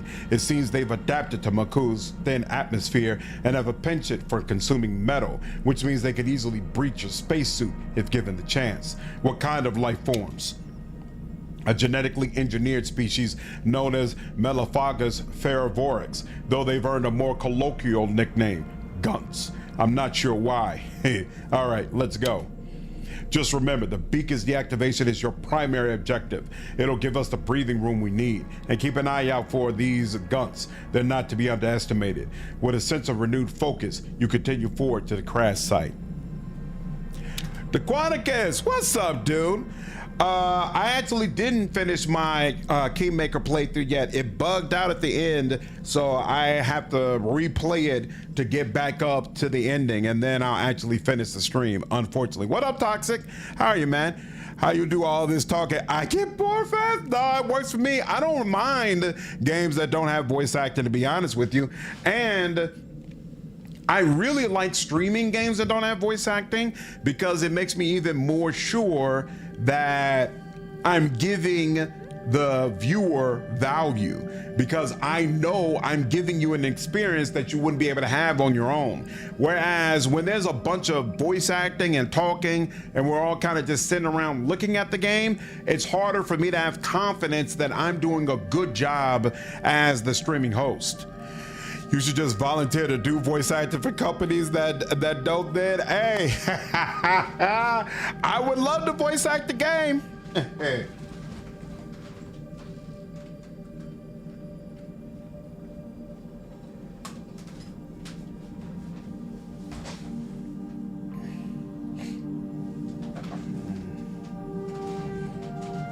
What's up, Nick? Do you have $10 million and are you a billionaire? I'm afraid I am not. I'm afraid I am not, and that I don't. Replay it. Damn, wish Owlcat could have got the license back. That's crazy. What is the bug with Bros 2 never showing up? No, it was a bug where so I experienced the bug where Jubilos died for real in Act 7, instead of being revived the way he was supposed to. So that was one. I'm honestly still not sure how I'm going to get around that in this second go round. And then the guide that I've been following, turns out it was crappy and didn't give me what I needed in order to romance Narissa. So that part of my playthrough got all jacked up. I'm not happy. I'm not happy at all. And so between those two things, I gotta circle back. I got to circle back, and it ain't the best. All right, you did not level up as of yet. Okay. Chalk did level up. You are responsible for computers.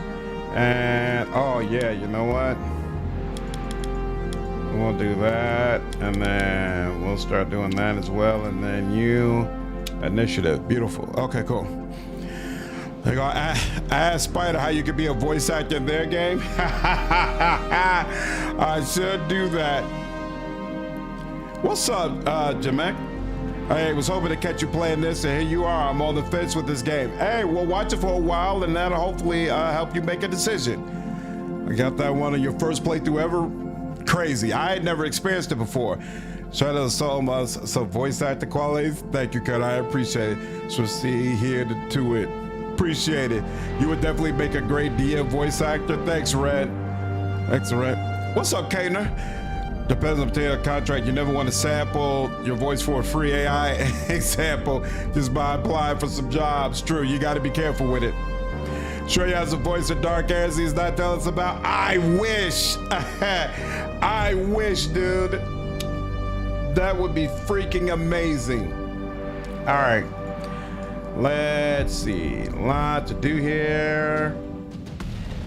Doom, doom. Okay, there's two of them we got to deal with. We'll deal with you first. There we go. This is what I like. Oh, swap weapon because I got that other weapon. I'm gonna take that off. Let's strip your armor, homie.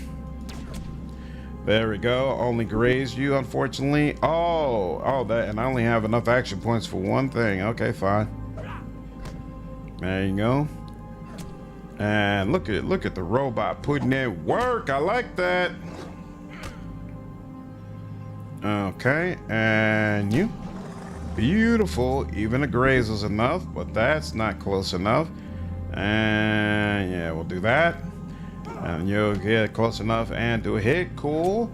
And stun beam, graze. So you did not successfully stun. It's all right. Nothing's perfect. Let's go ahead and take. This is 30% less chance to hit, but we'll go. Ooh, only 9% chance. That. Ooh, but I still hit it. Hey, I'll take that. And there we go. That's good. Also, do try again the cursed, the cursed carbine. It looks like it's working now. Finally, have you tried sending a voice acting sample to some companies? Not devs specifically, because it's hard to know what devs are looking for voice acting. You know, like currently, and so. That is something I should probably do, like put together some examples of voice acting that I've done.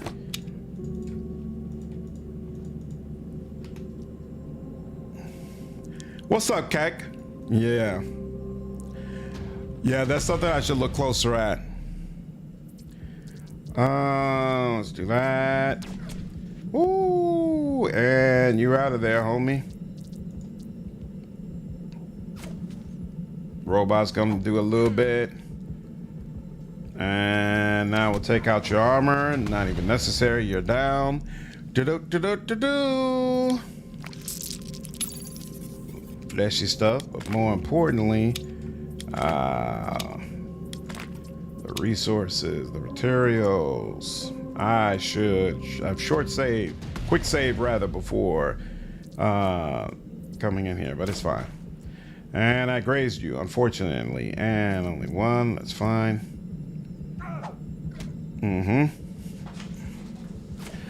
It'll get better over time. Uh-oh, he's going, oh no! We are up against 3 at one time. That is not cool, to say the least. Not cool. We'll stay here. And we'll do that. And then we'll end. There we go. Oh, he needs a little bit more. Damn. Can you get him? Damn, he's only got like 2 left. Not good. This is not cool. Okay, you all? You're dead? Okay, cool. I got 2 left. Yeah, that's fine. I'll come up by 1 because y'all are gonna come up more, right? Yep, they gotta come up more. So I don't have to go all the way up there. And his health is still in good shape. I don't have enough yet for the other one. It's so annoying only being able to shoot once. Ooh, crit hit. Da-da-da-da-da-da-da.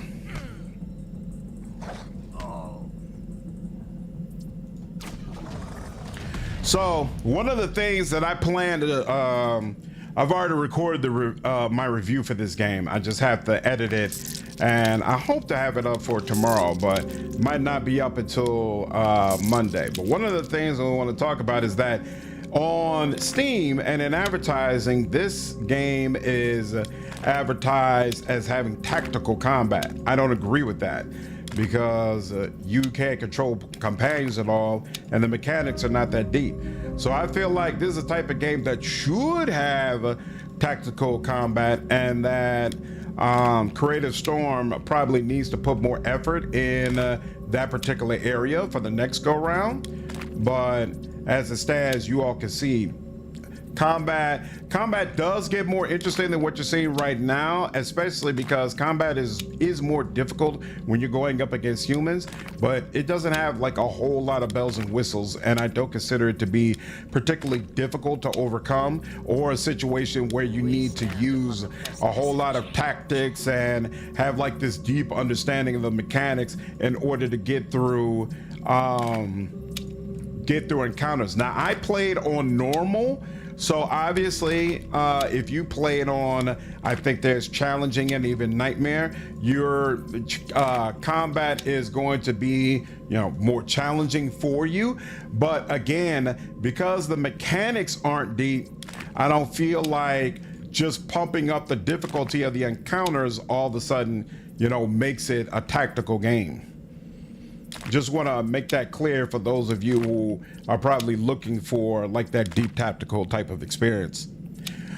I love the game Excelsior. I'm a big fan of it. K-Nerd, thank you for following me over on Twitch, dude. I'm a big fan of it. I love the way skills are used. Like, your skills are important constantly throughout the whole game. I love the premise of there's this evil corporation that you know is on its way to wipe out you and frankly everybody else in this sector, and you're trying to pull all of these different groups together so that they can stand together and make basically a military stand against this coming threat. I think that premise works very, very well, and it pulls you along the entire adventure. There's a very large cast of different companions. There's about 9 companions that you can recruit throughout the game, and I feel like all of them have, if nothing else, at least an interesting core, you know, and each one of them gets their own party member quest. There's only one quest list, not like something where, you know, you're doing things for them throughout the game. But again, while I wish there was more companion content, what is there is really cool. So just all the way around, I feel like this is a great start, and I'm really, really excited for Sector Unknown 2. Yeah, this is a CRPG. As you navigate the debris, TX930's voice filters through your headset, clear and direct. You're close to the beacon. It's crucial you deactivate it. This will significantly delay any Star Frontier response. All right, let's get this over with. You continue forward. All right, we'll deal with that in just a moment. Are there any other? Yeah.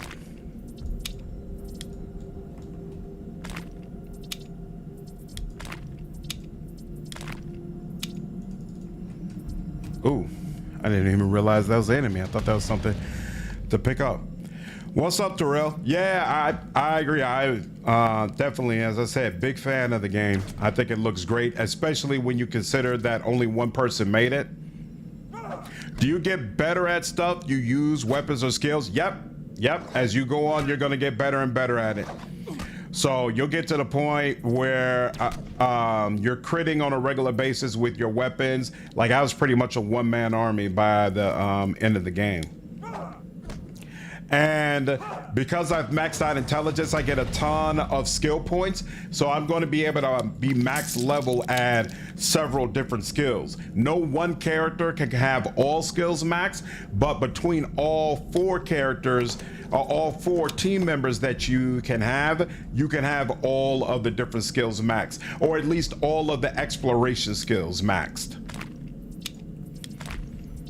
Each character only needs one combat skill. The combat skills are not used in exploration the way they are to some degree in like a rogue trader, or to a greater degree actually dark heresy. And so there's no reason to have multiple combat skills on the same character. What's the picking up of loot was like in other games. You have to manually click each item. Yep, that's something that people have mentioned before, that, you know, like in situations where corpses are all together, it'd be nice if you just looted all of the corpses at one time. You know, since it's similar, I feel like it makes sense bringing it up. That's one of the things I appreciate about Mass Effect. You didn't need to loot corpses, right? You pretty much automatically got anything that you were supposed to get. How long is this game? I would say around 30 to 40 hours. Finally, even a late night streamer. Been following for a few months. Oh, thank you. I'm glad you've been enjoying the content, dude. Yeah, I have to stream when the wife and kid are in bed usually. So usually I'm streaming in the evening.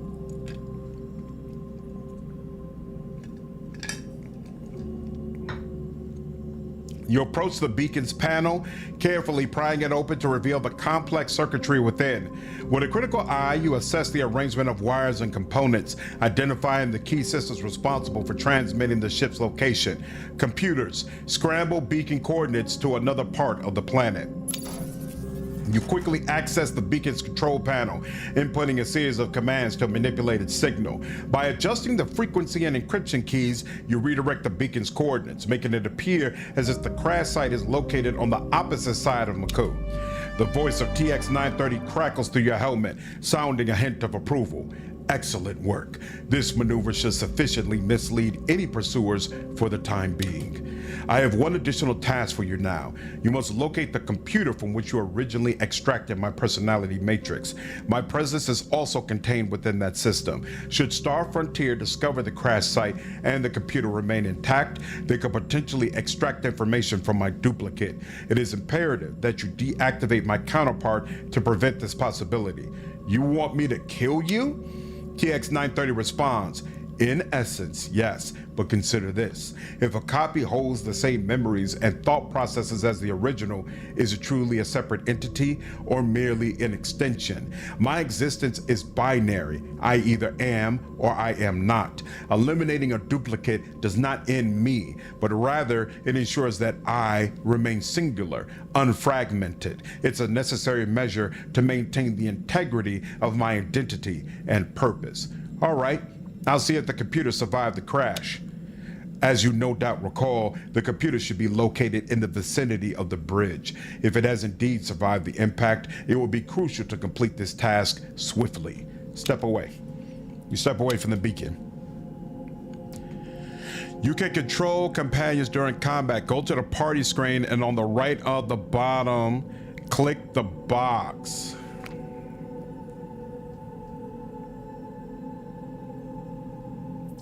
I don't know what you're referring to. What's up, BB? Air looting is a massive time saver. I agree. Go to party screen and on the right, on the bottom, click the box. Yeah, I don't know what screen you're referring to.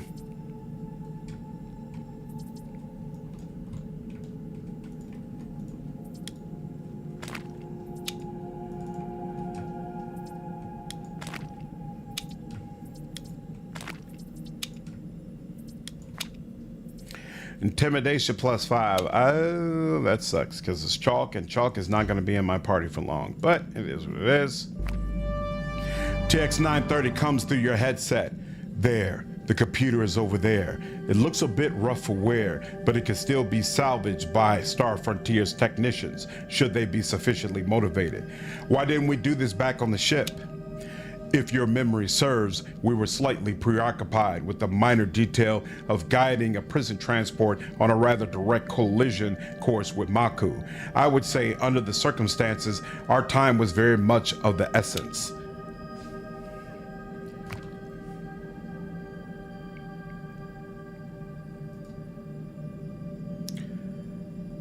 Click on the companion. Okay, hold on.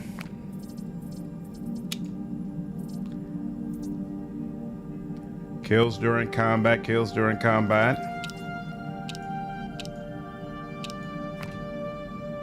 Show resources, sort by new, deconstruct. Character as a robot, damage is automatically repaired after combat.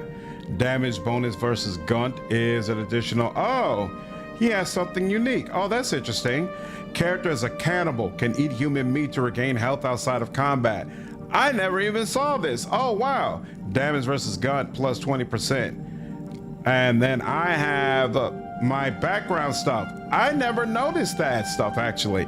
But yeah, I still don't see anything that lets me change the AI. Have you seen that game, Dark Descent? Nope, I haven't seen it, Jeremy.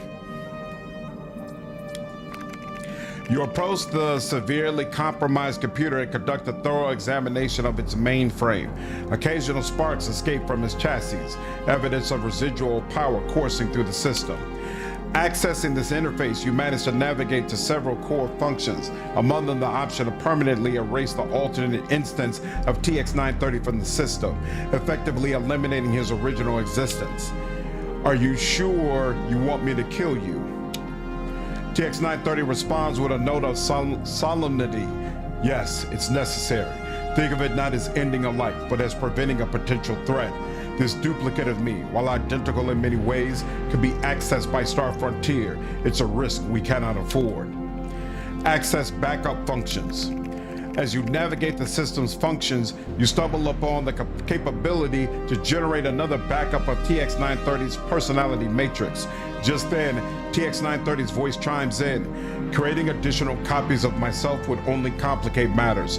I strongly advise against downloading another iteration of my consciousness. Leave backup functions. Initiate destruction sequence. I don't know what happens if you make a backup of them.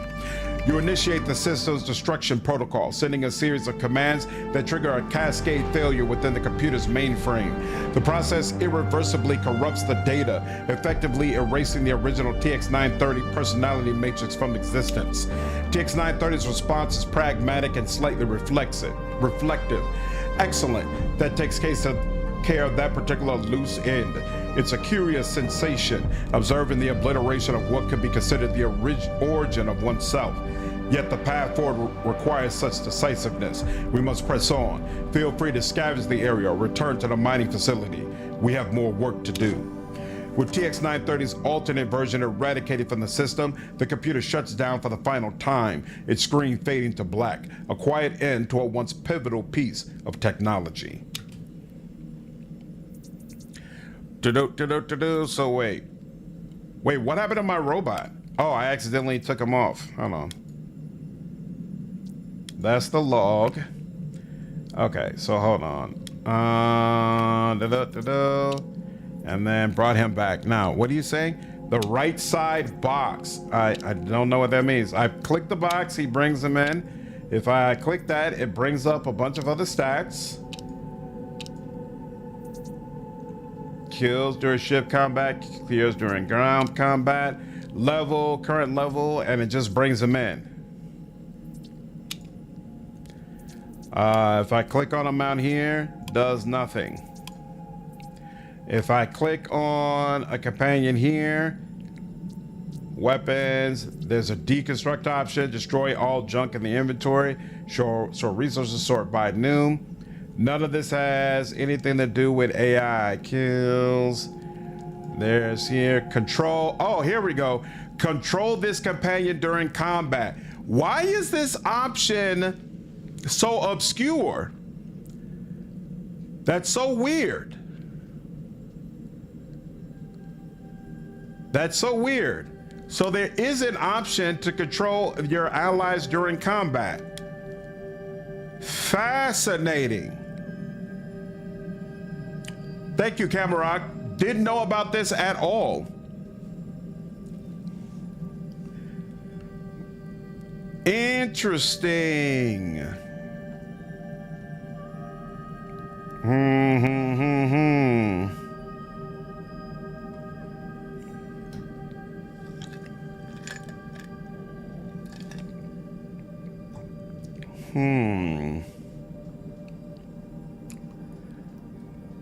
Interesting. That means I'm gonna have to make some changes to my review.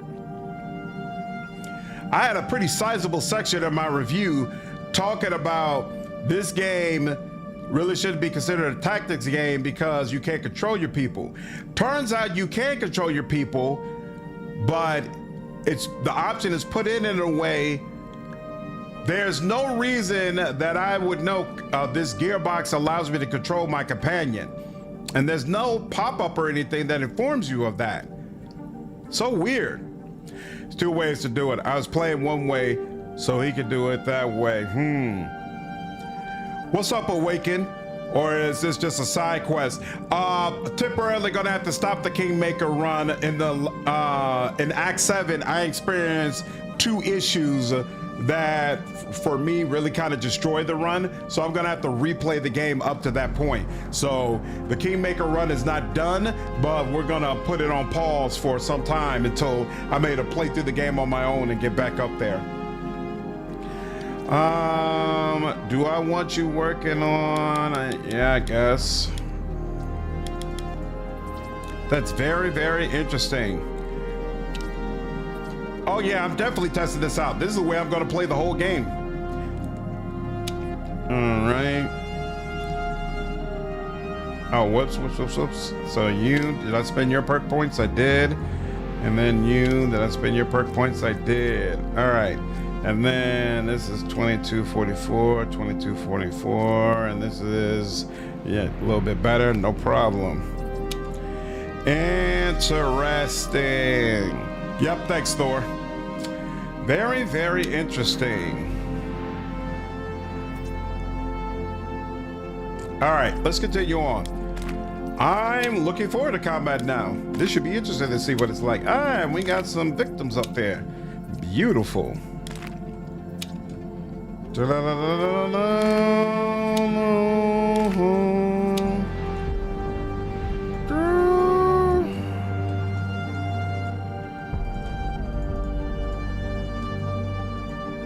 Okay, so nothing over there. Oh, great. There's 3 of them over there. What do you rate the game now with that new info? I don't know. I don't know if this new info changes anything, to be honest. I still don't really consider the game tactical because the mechanics are not deep enough and it's not difficult enough. But but being able to control your companions is definitely a pretty big deal for me. That's something I definitely appreciate. That makes me feel better about the game for sure. Why are you grazing? And I should have turned this on. I thought you hitting that would be a no-brainer. Oh, this is the amount you can move and still be able to hit. There we go. I got you. Well, you get right up here, and then your next one's gonna be a whole lot of damage. Strategy games can be so hard to get into when they don't tell you about things like that, but they're usually fun as hell anyway. And developer who made this, Creative Storm, they started with strategy games. So this is actually the first CRPG they've ever made. Music is mesmerizing. Some of the music tracks are really good. They just need more variety, but the music is definitely awesome. And grazed you. Of course I grazed you. And of course I can't do anything else. All right, let's just end it. Okay. And graze you as well. Come on, man. Working with these, they have 11 points. This feels much better. Being able to control all of my companions feels much, much better than the experience I had playing the game. Yeah, this is way better. I couldn't do anything like focus fire on one particular opponent or things of that nature. I was like, how is their tactics? Like, I can't do any of the things that you would want to do in a tactics game. Now, yeah, I'm gonna have much more fun in this second playthrough. That's so freaking cool. So freaking cool. I should have turned this on. Crap. Where is he already has something on, actually. Beautiful. And yep. Hit him twice. And this is what, 2? Okay. Let's put some bleeding on you. Yeah, see, far superior way to play the game. Far superior way. Take care, Wine Guy. Have a good one, dude. What's up, Doodlebug? Reminds me of Persona 4, where your party members are usually AI controlled unless you go to tactics and set direct command on them.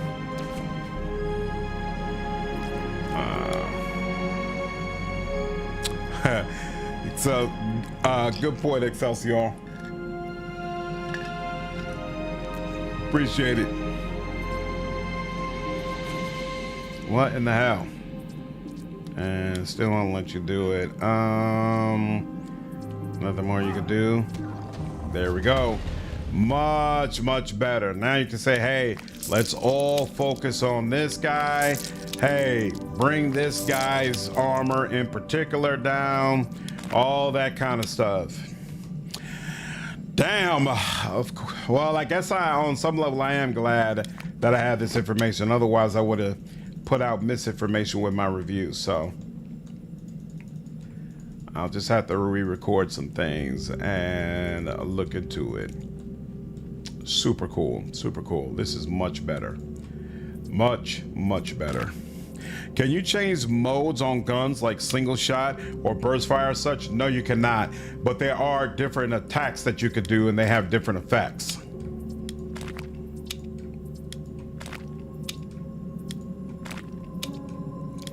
But pretty much all of those attacks, it just has the gun firing once. I never ran into anything that allowed me to feel like I had different modes that I was changing to or anything like that.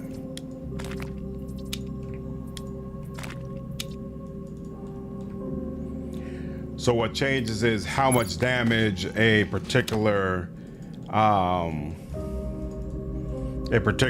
does. But it doesn't have different modes, and the weapon abilities that you see that I can use now are the same weapon abilities I always have. Higher level guns do not get different weapon abilities you can use. Curious how the party member skill sets for revival are going to turn out. I'm looking forward to play through it. Persona 4 might end up being my first exposure to Persona, because I'm probably not going to be able to play the older games beforehand with so much stuff going on this year.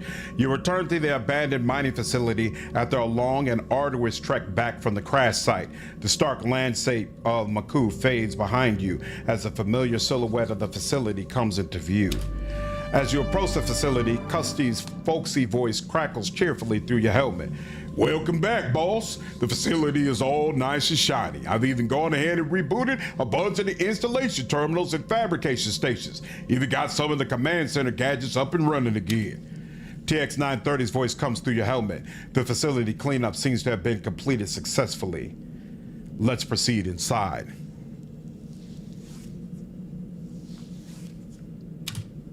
By all means, let's go ahead. Hey, war score increased. I believe that is our first time we received that. But what about things in Mass Effect like fire rounds and the like? Nope, never saw those. Never saw those. Doesn't have all those mechanical bells and whistles.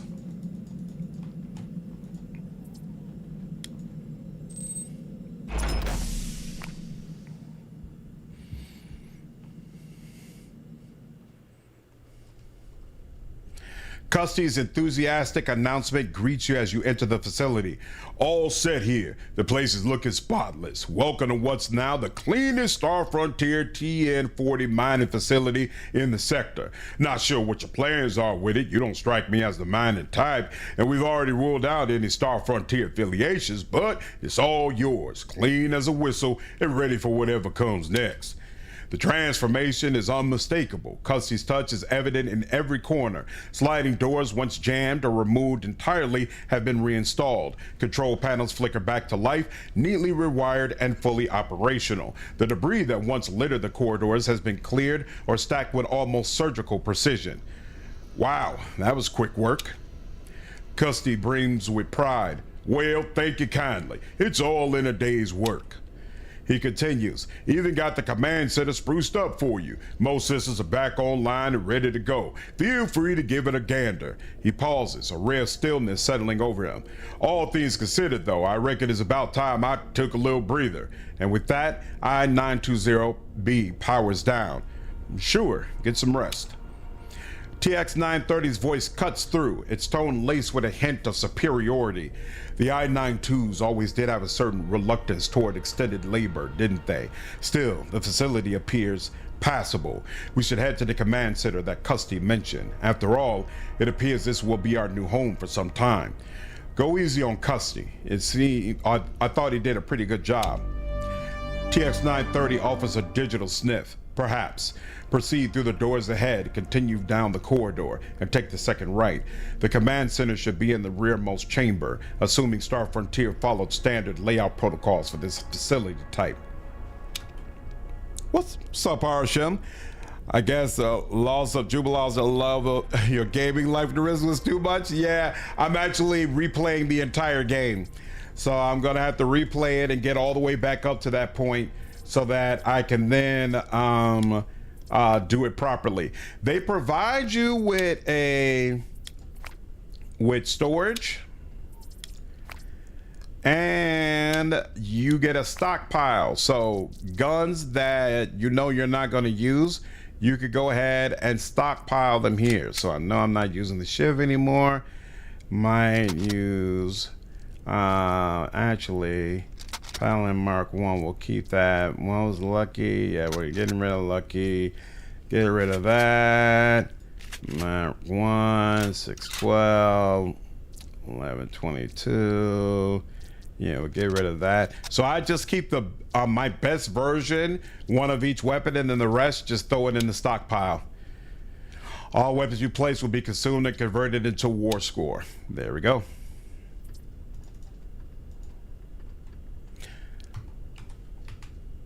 Yep, no problem, Thor. Yeah, so there are other aspects of this game I definitely enjoy and that keep me coming back, but definitely the itemization portion, as far as like having a wealth of different weapons and armor that all feels different and is interesting to kind of mix and match and figure out what you like the most. This game doesn't have that. I'm doing the replay offline, Arshan. I'm skipping all the dialogue, and we got a bunch of games we need to stream. What's up, JV? How are you, dude? Yeah, new game, man. This just came out a couple of days ago. As you enter the room, TX-930's voice comes through. Excellent. This room will function adequately as a command center. I see I-920B has unearthed and restored a Star Frontier communications terminal directly ahead. Dusty, but serviceable. TX-930 continues. I recommend you take time to familiarize yourself with the remainder of the facility. If standard layout protocols were followed, there will be other systems and subsystems of potential strategic value with proper utilization. This location may evolve beyond a mere shelter. It could serve as the foundation of a forward operations hub. Operations hub? TX-930 answers, correct. Star Frontier's withdrawal from this sector was not surrender. It was a tactical pause. They are regrouping, reinforcing, and when they return, it will be with overwhelming force. If survival is your goal, we must be prepared to fight. That preparation begins here. How are we supposed to fight Star Frontier? TX-930 replies after a pause. The odds of success are negligible, but not zero. Our only viable strategy lies in rallying those left behind. Settlements, outposts, fractured colonies. This sector holds at least 4 other habitable worlds, most recently abandoned or stripped down by Star Frontier. If we can unify them under a common cause, we may stand a chance, not just to survive, but to fight back. Problem is, we don't have a ship.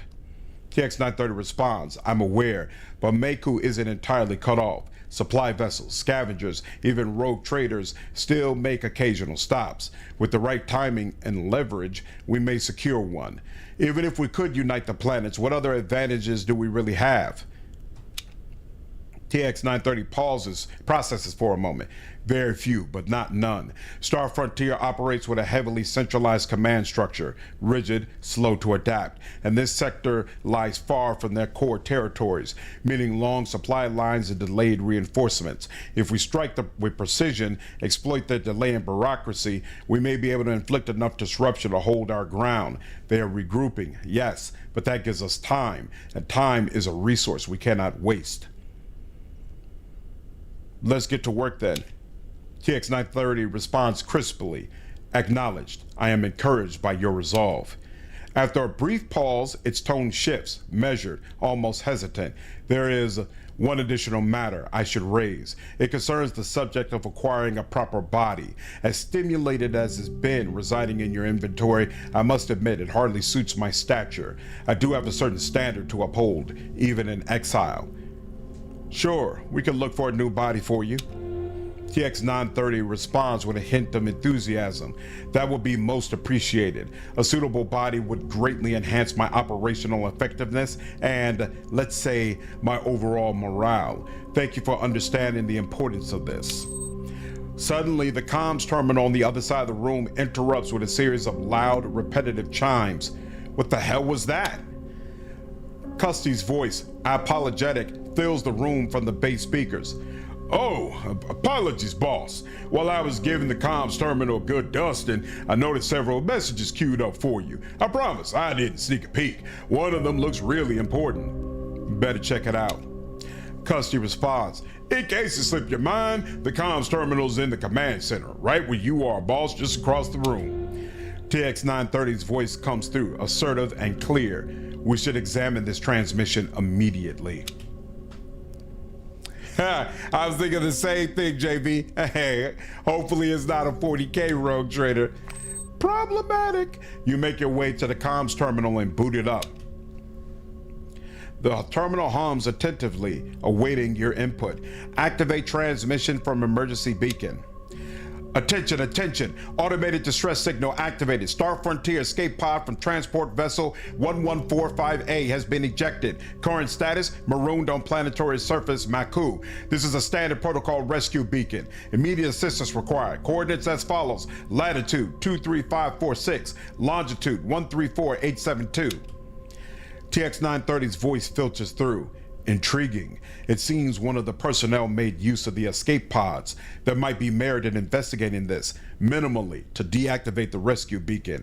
Ignoring it could attract unwanted attention to our current operations on Maku. Right, that's likely the detention block guard I persuaded to bail on the transport. We should approach this with care. While it's good to know someone took your advice, this could also lead us into unexpected trouble.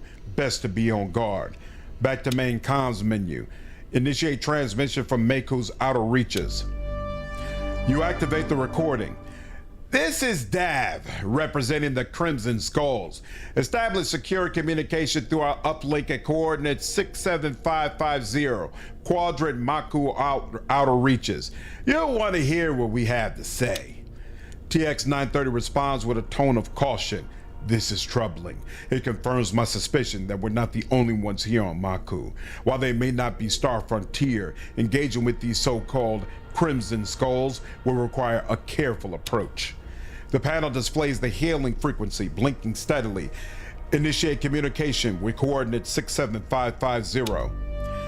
You initiate contact with the designated frequency, enduring a tense few minutes of silence before the connection stabilizes. Abruptly, the screen flickers to life, revealing a face marred by scars and weathered by harsh conditions.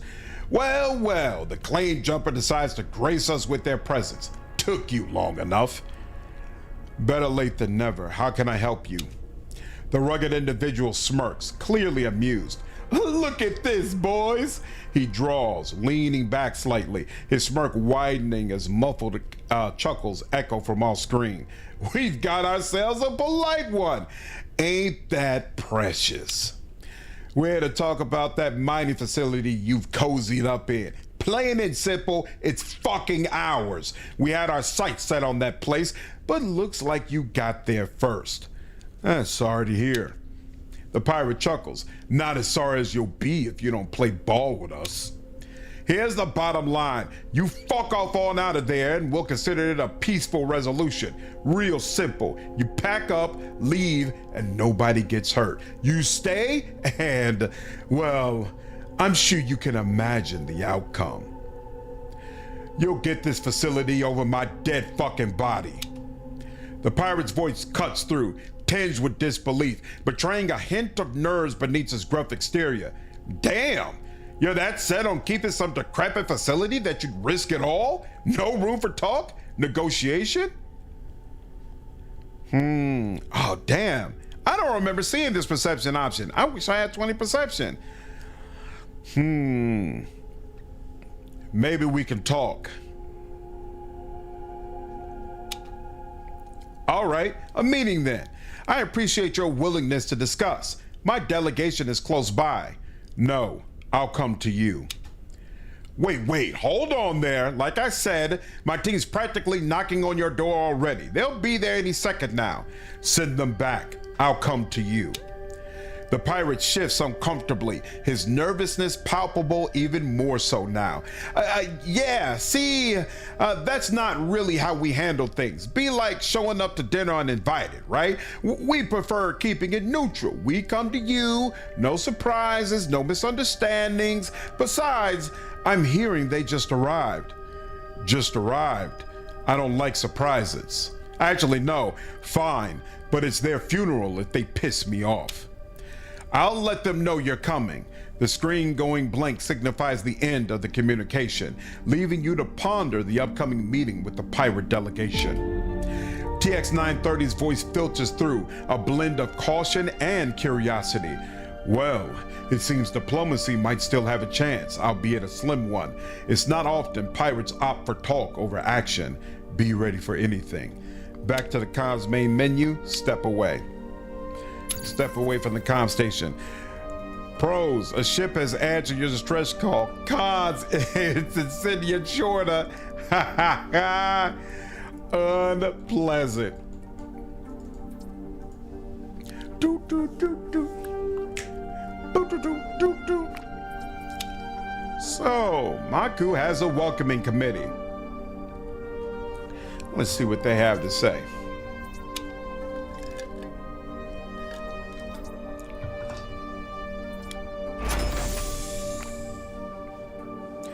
Exiting the mining facility, you're met with the sight of 3 spacesuit pirates. Their postures relaxed yet decidedly imposing. The female leader advances slightly, breaking the silence with a drawl. Finally decided to come out, huh? Took your sweet ass time. Came out right when your boss finished talking to me. I'm a shit host. What else can I say? Arms crossed, the pirate leans forward slightly, her helmet's visor reflecting the dim light of the mining facility. Pick up the pace next time, eh? The Crimson Skulls don't like to be left hanging. About that name. Yeah, what about it? She tightens slightly, a defensive edge creeping into her voice. Pretty intimidating. Actually, it's the stupidest fucking thing I've ever heard. She rolls her eyes, glancing back at her crew with a mix of exasperation and resignation. Yeah, well, you can thank our dear leader Dav for that gem. And how about you? What's your name? What's up, Frank? How are you, dude? Name's Cheetah, and these are Fang and Tuba. I'm the second in command of the Crimson Skulls. Our esteemed leader, Dav, sent us to politely encourage you to vacate the premises. Esteemed leader, huh? Doesn't sound like you have much respect for Dav. Esteemed leader? That's putting it generously. Cheetah glances sideways at her companions before stepping closer to you. Lowering her voice, she continues, Davs, he's decrepit, lost touch with the reality of running a pirate crew. Too much booze, too many drugs. Don't get me started on his appetites. She sweeps another cautious glance at her comrades before locking her gaze back on you, her tone firm. And I'm not saying anything the two of you haven't already seen. She straightens up, the brief moment of candor vanishing as quickly as it appeared. But enough about Dav, that's not why we're here. Perception. Sounds like it might be time for a change at the top. Maybe I can help you. Cheetah pauses, mulling over your proposal. Her voice, when it comes, is contemplative, laced with a hint of newfound possibility. You know, I've never much cared for that son of a bitch. Maybe it's time for a change. Yeah, maybe you could help with that. Fang steps forward, a mix of anger and disbelief etching his features. Wait a second, we didn't sign up to turn coats. Tuba, though silent, nods emphatically in agreement, his stance echoing Fang's sentiment. Cheetah turns towards them. Both of you, leave immediately if you know what's best. Fang smirks disdainfully. You in what fucking army? How about she in the army of me, asshole? Fang gives a resigned nod, his voice carrying a tinge of defiance mixed with caution. All right, we'll head back, but just so you know, Dav is going to be plenty pissed. Intimidation. No. If I spot you at that base, consider yourselves dead. Best keep your distance. Fang glances at Tuba, a silent agreement passes between them. Fine, we won't show our faces there. Time to find a new crew, maybe.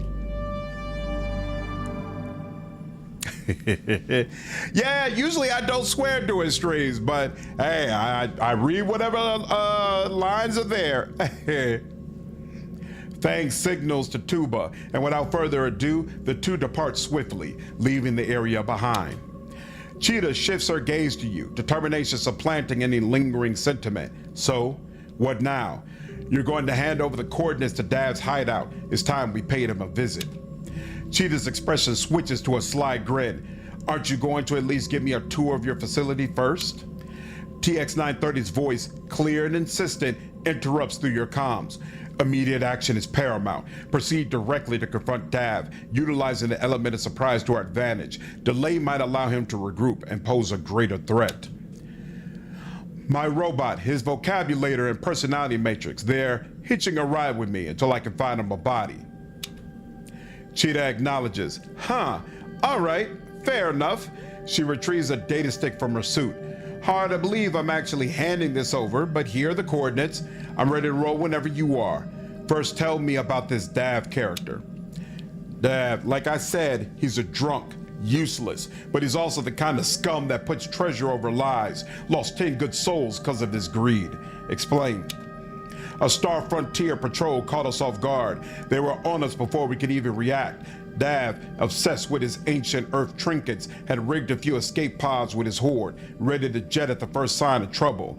Left most of his men behind while he took off with his precious cargo. That's how we got stranded here, outgunned and outplayed. All right, let's go pay him a visit.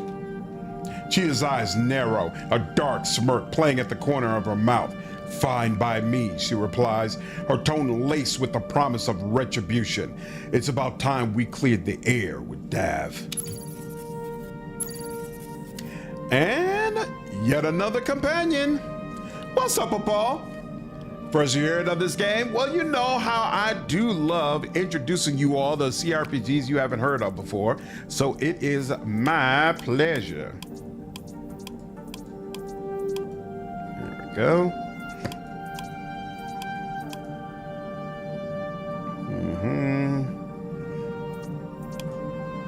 And oops, just at 15, but that's fine. Now what were you working on, Chalk?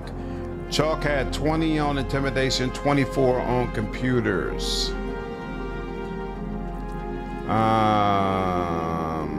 Actually no, she will replace you.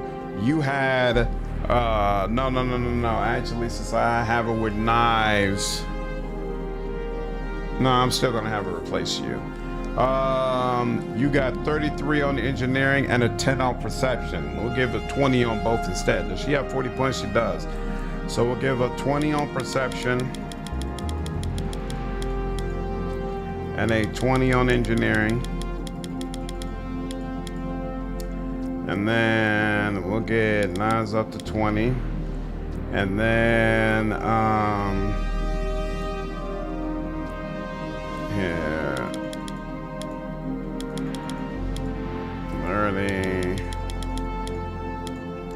30, and we'll work on perception next. So there we go.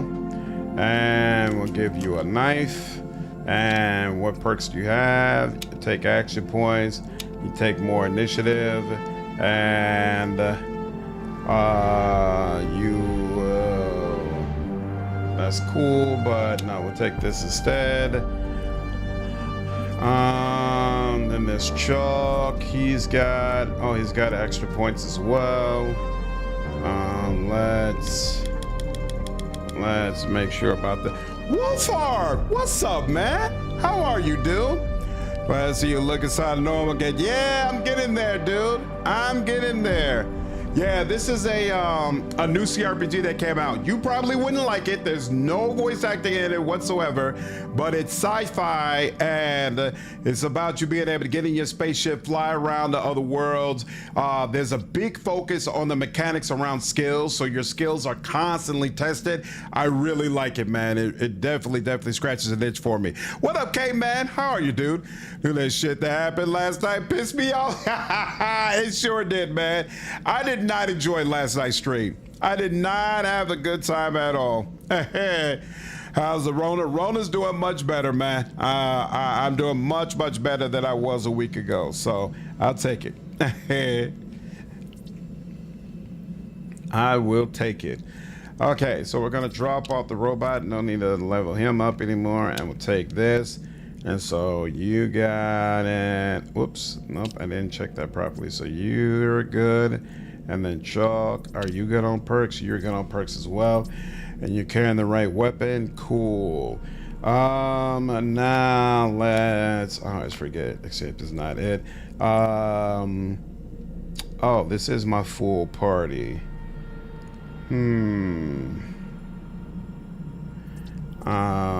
That's fine. Okay. So we need to go deal with those bandits, but let's go to that emergency broadcast first. So this was, yep, emergency beacon. Okay. Navigating the harsh, unforgiving terrain of Maku, you finally arrive at the designated coordinates of the escape pod, only a stone's throw away from where you initially made landfall. The desolation of the surroundings contrasts sharply with the potential for what or who awaits you at the pod. TX-930 advises, be cautious. It's probable that the Star Frontier escapee is nearby. Okay, and let's go ahead and do a full menu. Wolf, did you finish your Divinity Original Sin 2 stream yet? Finally got motivated to finish your first Wrath campaign? Nice, been kicking with a max number of attacks per round. Child of Manticore Ranger? That's awesome, dude. That's awesome. Manticore is really freaking cool. As you approach the escape pod, you spot the detention block guard stationed beside it, weapon in hand. He notices you immediately and raises a hand in warning. That's far enough, he calls out, his tone sharp. You come to a stop, maintaining a cautious distance. Through your helmet, the synthesized voice of TX-930 offers a wry observation. It appears he's not particularly thrilled at our arrival. Well, look at what the cat dragged in. With a hint of sarcasm, the guard replies, yeah, thanks to you. I owe you one for getting me into this mess. You would be dead if you stayed on the ship. What do you mean? The guard's posture stiffens, the slight tilt of his helmet betraying his confusion. The prison transport went down. It's decorating the surface of Maku now. The guard's stance softens slightly, the news taking a moment to sink in. Is that so? Well, damn. I guess I made the right call jumping ship, huh? But what now? I'm stuck on this rock with no way off. recruit. Listen, maybe you consider tagging along. Got an old mining facility to hunker down in. It's no luxury, but beats being marooned out here. Really? After all this, you'd offer that? What's the angle here? What's in it for you? No strings attached, just mutual trust. The guard considers for a moment, assessing you. Trust, huh? How's that work now? You jump ship. Star Frontier's going to be on our tails for both of us. Sticking together, strength in numbers might just be our best bet. The guard sighs, weighing his options before responding. All right, makes some kind of sense. The guard extends a hand, not expecting it to be taken, but at his gesture of goodwill. By the way, the name's Stringfellow. How about we put some distance between us and this empty expanse? Expect too much for this game, but you think you're going to give Crimson Desert a try? I might give it a quick try, Wolfhard, but from what I've seen, I don't think it's going to be focusing very much on story and dialogue and the things that are most important to me, but the combat and the gameplay absolutely look sick. So very confident it'll have an audience, and I'll probably end up again playing at least a little bit of it, but I'm going to be busy with Avowal just dropped an update. Starfighter Afterlight is coming out with their closed beta later this month, and then I'm going to be playing both Greedfall, The Dying World, and Solasta 2 next month. So there's a bunch of things on my docket. One more session to going on to, oh, you're going to do Draconis? Oh, nice. That's awesome. So you're going to really dig into the Divinity series. That's probably the right move. Probably the right move. Actually, no, let's not do that yet. Hold up. Okay, so you got a 20 on carbines, and then you're focusing on engineering and perception. Cool. And you're using E19 Annihilator, and we already have another one of those, but it's better. No, it's not better actually than Cindy. Hey, I'm holding Cindy. Stormbringer contract. That's probably the weapon he was holding previously. Okay, so you obviously max intelligence as always, and then a couple of these and a couple of these and some speed, and then we will still take 20 in carbines. And then I think we said engineering and perception, right? So we'll take 30 in engineering and 30 in perception. Beautiful. And we'll take a little bit in finance too, because I'm going to want somebody who's got some knowledge of finance, and you can take that contract. Do we got helmets yet? We got armor plating. You're the one. Cheetah is my melee combatant, so she should get armor plating first. Got some accessories. More intimidation. Ooh, none of us. You're working on intimidation. You can take that. Crit damage and crit damage. So I will take. Actually, no. We should let Stringfellow take big time crit damage. And then I will take the small time crit damage. There we go. And oh, and that would replace engineering, but I don't have anything for engineering anyway. He does, but +8 doesn't do anything, so we'll keep it as is. What's up, Ian? I'm doing well, man. How are you? Been playing Greedfall, such a joy. Nice, Frank. Are you excited for the new one? But it chunks heavy on your 5080. Hopefully the one that's about to come out is gonna have better performance. Arriving at the coordinates to the Crimson Skull base, you're greeted by a sight that's more underwhelming than intimidating. The base is nothing more than a modest concrete structure, clumsily embedded into the side of a cliff. The entrance, marked by a single unimpressive door, is accompanied by a terminal on one side. TX-930's voice, tinged with a hint of irony, emanates through your helmet. Magnificent, isn't it? Dav's fearsome stronghold. Cheetah gives a resigned shrug, her voice laced with a hint of sarcasm. Yeah, our glorious abode. Impressive, right? You pause to take in the view of the structure. The quiet hum of machinery and the occasional clink from within are the only signs of life. Quite the shithole. TX-930 observes, indeed, that terminal by the door appears to be our point of entry. Yeah, it is the new one. Check you out. And then stream fella, beautiful. Doing good. Playing a new indie RPG called Kingdom of Night. Haven't heard of Kingdom of Night. Do you like it? It's an 80s retro-inspired game that you're digging. Nice. What do you like about it? Hey, there was a new knife in there. I'll have to check that.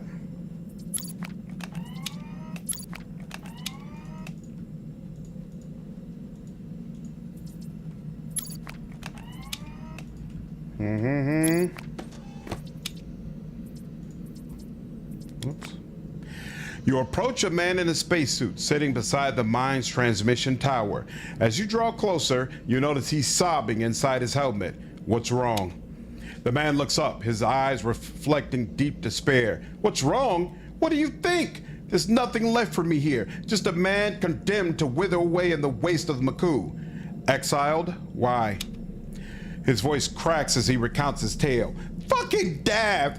I was lured in by a job ad for an experienced metallurgist. Looked all official, like something from Star Frontier. But when I showed up, it was a setup. Dav and his thugs were there, not HR. They didn't give me a job. They gave me an ultimatum. Dad's got this crazy idea from some ancient text. Thinks he can transmute copper into gold. Believes he can strike it rich. I knew it was bullshit, but arguing seemed like a bad idea at the time. Now that we're stranded on Maku, he sees me as just another useless eater. So he tossed me out, just like that. What's your names? He sighs, a mixture of resignation and bitterness in his voice. Cleveland, but Dav and his goons, they call me the Cleveland Steamer. Don't ask me why, I haven't a clue, but it gets them laughing every damn time. Nice to meet you, Cleveland. He nods back. Yeah. Cleveland stares up at you through his helmet, his lip trembling. Metallurgist, huh? Maybe you want to come work for me instead? Are you serious? Cleveland's voice tightens, the first hint of hope breaking through his caution. Recruit, I'm serious.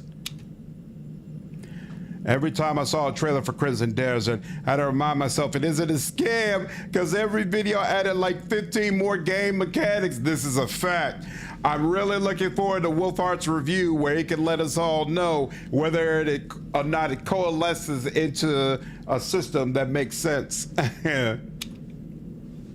Cleveland stands, a sense of purpose revitalizing him. You got yourself a deal then. Where are you situated? Old mining facility. Here are the coordinates. Grasping the offered coordinates, Cleveland nods appreciatively. Well, thank you for the opportunity. I'll make my way over to the facility. His voice carries a newfound optimism as he turns and makes his way east. TX-930's voice filters through your helmet, measured and approving. A good move. You'll need more support people like this as your operation grows. Boom, boom. Support recruited.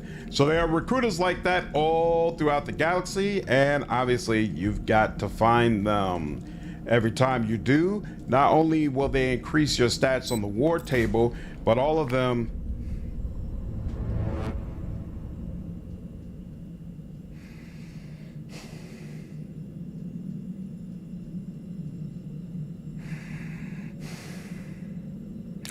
All right, so when you're traveling around outside of an enemy stronghold, there might be mines and things like that on the ground. And your perception will determine how good you are at noticing. I think perception determines how good you are at noticing them. And if you decide not to invest in strength at all, which I have not, your health will be low enough that just one trip over a mine will absolutely decimate you. And that's what happened to me. I prefer story-based RPGs, but when I manage my expectations when it comes to RPG stuff, myself actually get pretty excited. I'm the same way. If I know up front, all right, this ain't really gonna, like I just did a video sometime last week on a game called Menace. I knew Menace wasn't going to have all the story and dialogue, bells and whistles that I usually enjoy, but it looked cool and people kept talking about it. So I was like, I'm gonna try this out, going in knowing that it's not going to be like Mass Effect or Pathfinder or Pillars of Eternity or that type of situation for me. And I had a really, really great time. I can't wait for Menace to have its full release.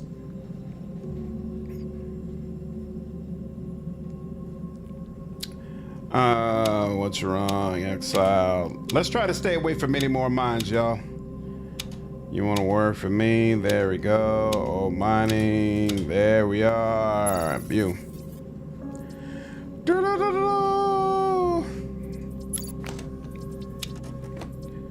All right. Oh, and since I just got ganked, I have to open all these again. And remember once again that I have a new knife, so I need to go into the inventory and determine if this knife is better than my old knife. 612, and looks like the answer is no. Okay. Let's go in. You access the terminal. It's equipped with various functions, the most prominent being an intercom system. Additionally, you notice several less obvious backdoor access points. Computers hack the door terminal. You navigate through the terminal's interface, quickly identifying a backdoor entry point within its systems, employing a series of sophisticated bypass protocols and exploiting a vulnerability in the network security. You silently disable the external security measures. With a few more calculated keystrokes, you finally manage to command the main entrance to slide open. Unannounced and undetected, you step into the heart of the pirate base, ready for what lies ahead. The Crimson Skulls, pirates, scavengers, and survivors. Under Dav's chaotic leadership, they drifted through Null Sector like vultures. As you step into the pirate base, any expectation of a grand stronghold fades. Instead, you find yourself in the dust-choked expanse of a long-abandoned Star Frontier mining operation. Its once busy tunnels now a hollow refuge. Carson, the door guard, pivots sharply as you approach, his stance bristling with suspicion. Cheetah, care to explain the shift? What the hell's going on? Cheetah squares her shoulders, voice steady. There's been a change in leadership. Your call. Stand with me or stay out of the way. Carson studies her for a long moment, then nods. Got it. Dav's holed up in his office. I want no part of whatever happens next. Without another word, he steps aside, hands raised in a show of neutrality, leaving your path to Dav unchallenged.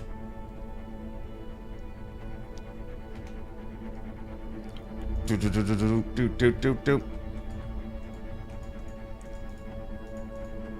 there's one path going there.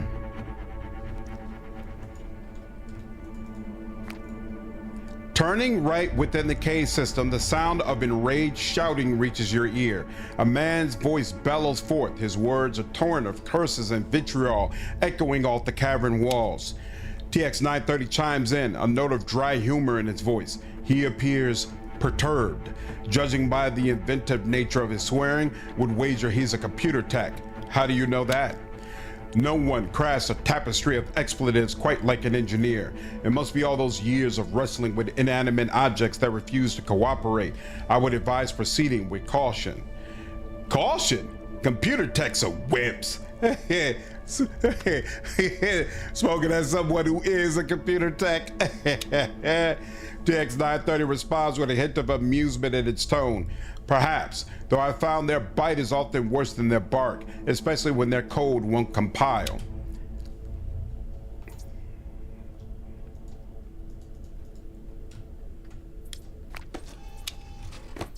Up the cell. Yeah, actually, it's been a while since we've reached a vendor. Regular information.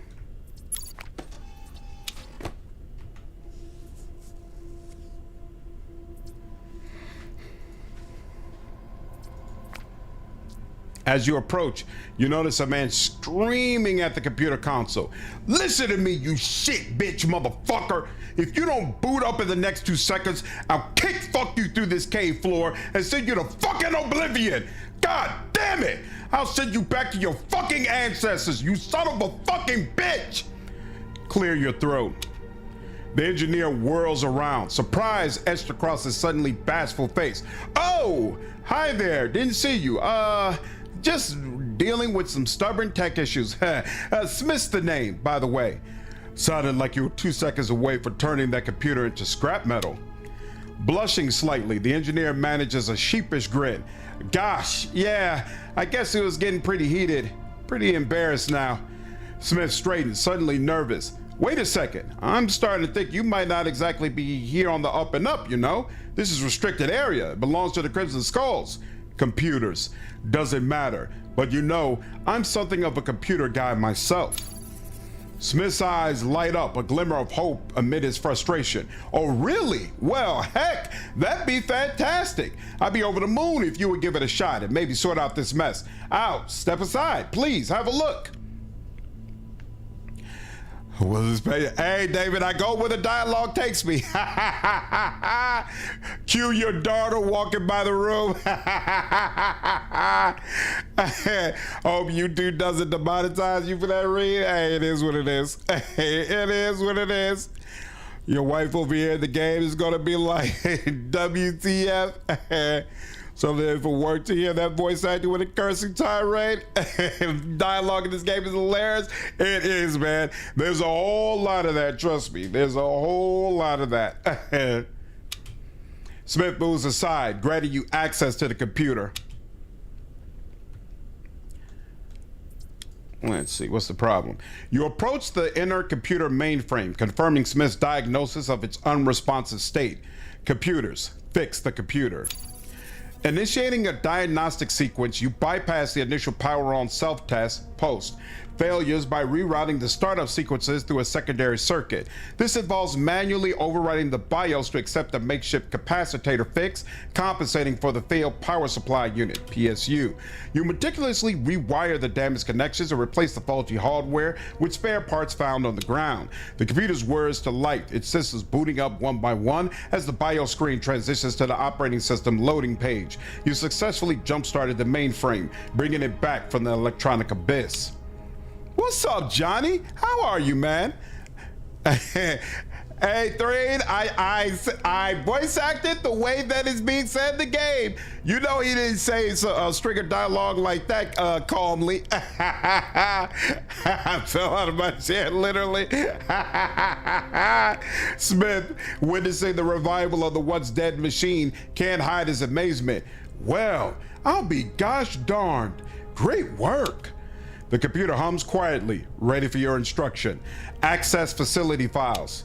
Navigating through the computer's directories, you delve into the archive files detailing the facility's purpose. It reveals that the cave was earmarked for a mining operation, focusing on the extraction of gemstones embedded deep within Maku's crust.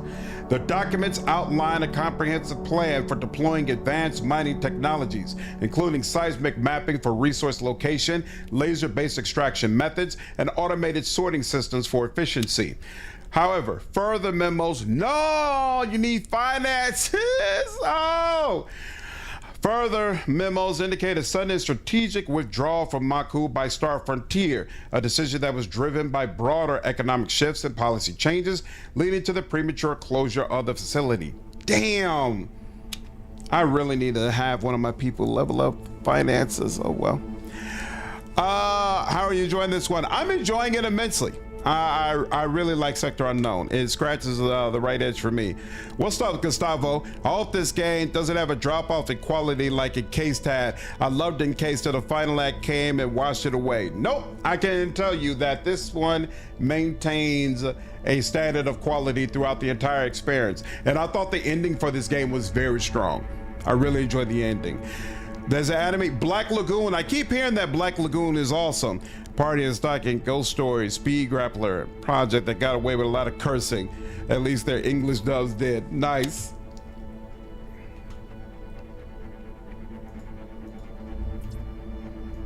Yeah, this will be interesting because the more I think about it, I rarely curse on just general streams, and there's a ton of cursing in the dialogue for this game, so it'll probably be a change for some of you. Upon examining the vent more closely, it's evident it serves as a passage linking different sections of the cave system. TX930 speaks. Be alert. I'm picking up voices through the vent system from the other side of the cave. Sounds like the rest of the pirates. We'll need to tread carefully here, assess their numbers and intentions before making our next move. So we could poison everyone on the other side if we wanted to, but we haven't even spoken with them, so let's speak with them first. What's wrong with it in case I haven't but never played it? Premise sound cool. Premise is extremely cool, but the game doesn't have enough good content to justify its the amount of time it takes to play it. It doesn't hold up well. I did a review for it on the channel if you want to check that out. I don't remember the exact reasons I felt that way, but I definitely remember feeling like this doesn't hold up. And the ending is definitely part of it. Is definitely bland, but honestly the game fell off for me even before then. Felt very rushed for the sake of ending, like the budget ended on the final act. You approach Dav's desk, adorned with relics from old Earth, including ornate busts, paintings, and various antiquities. The surrounding area is littered with half-empty alcohol bottles. As he notices your arrival, Dav straightens up, his demeanor shifting to one of calculated interest. Ah, just the asshole I've been expecting. Then, with a sardonic tilt of his head, Dav smirks. Tell me, do you make a habit of barging in uninvited, or is it just my door you've taken a particular liking to? Couldn't find the doorbell. Dav chuckles, the sound hollow beneath his helmet. I suppose I have to consider a better welcome next time. Larceny, impressive collection. I reckon these antiques could fetch a pretty penny on the black market. Leaning in, the intensity in Dav's voice is palpable, even through the helmet. Don't even think about putting your worthless dick skinners anywhere near my collection. Those antiques are more than just objects to me. They're the pride of my life. I'd sooner spill blood than let anyone even think about taking them from me. Referring to hands as dick skinners is crazy. Absolutely crazy. For those of you who might be in the chat who are not male, if you're skinning it off, you're not doing it properly. Wow. He steps back, arms folding. But let's cut through the bullshit. I gave you a chance to walk away back at the mining facility. You didn't take it. Now here we are, and that means we've got ourselves a real problem. Cheetah steps forward, her voice cutting through the tension. Seems like you're the one with the problem here. Dav tilts his helmet slightly, exhaling sharply. Ah, Cheetah, you stupid cow. Wow! I pulled your ass out of the fire more times than I can count, and now here you are, hitching your wagon to someone else. I understand she's probably not his favorite person, but damn, the fact that as soon as this chick pisses you off, you call her cow is ridiculous. Lord, you're accusing me of being chaotic enough to do some unstable action near an exploding bear? Accusing, as if we don't know who you are. It's the whole party. I'm sure they're justified. I'm sure they're justified. What up, Sam? I'm good. How are you doing? Don't tell me how to have a good time. Cheetah's eyes blaze with fury. You bastard. You hoarded 2 escape pods for your own damn loot. When the attack hit, 8 of our crew got left behind to die. And what do? Drown and drink while the rest of us scrape by, busting our asses to dig out of this mess. Dav snorts, shaking his head. Hold on now. Wasn't it my idea to seize the mining facility? Cheetah scoffs. Wrong. That was all Carson. You didn't even want to step foot in here. Too scared of what might be lurking in the dark. If I hadn't scouted the place myself, you'd still be pissing yourself outside the gates.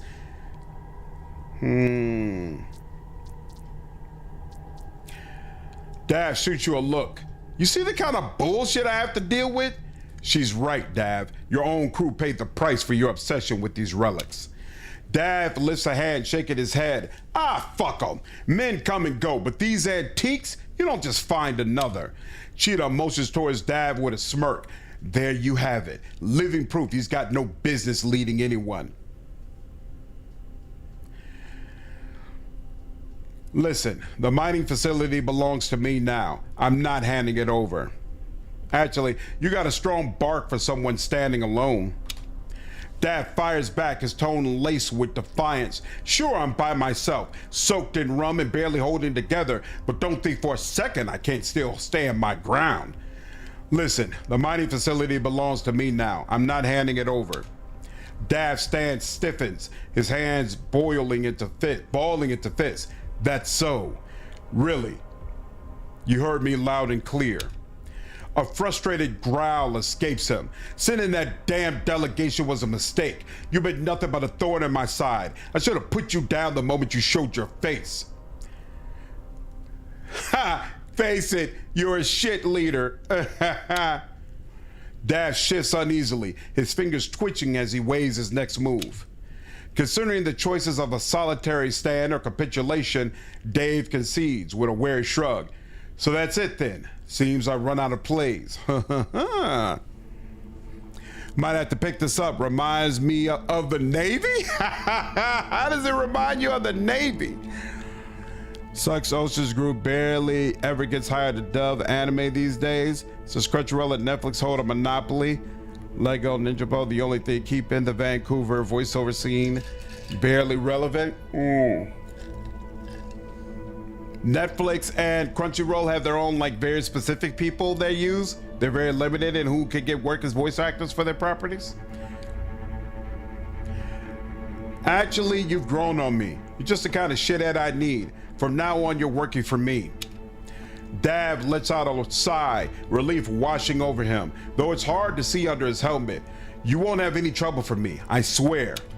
Cheetah's voice is icy, her frustration barely contained. Seriously? After everything you're letting him stay? Just like that? I hope your trust in his promise doesn't come back to bite us, because if it does, we're all going to pay for it. Trust me. Cheetah scoffs, barely masking her anger. You better, because if this backfires, it's on you. I'm watching him, and you. Dav clears his throat, trying to sound composed, but failing to hide the edge in his voice. Right, so we're allies now, huh? Guess the question is, what's next? What do you want from me? Stay put. I'll fill you in when the time comes. Dav nods sharply, tension still lingering in his posture. Understood. I'll be ready when you need me. TX 930 chimes in, its synthetic voice carrying a tone of approval. The pirate issue appears to be resolved.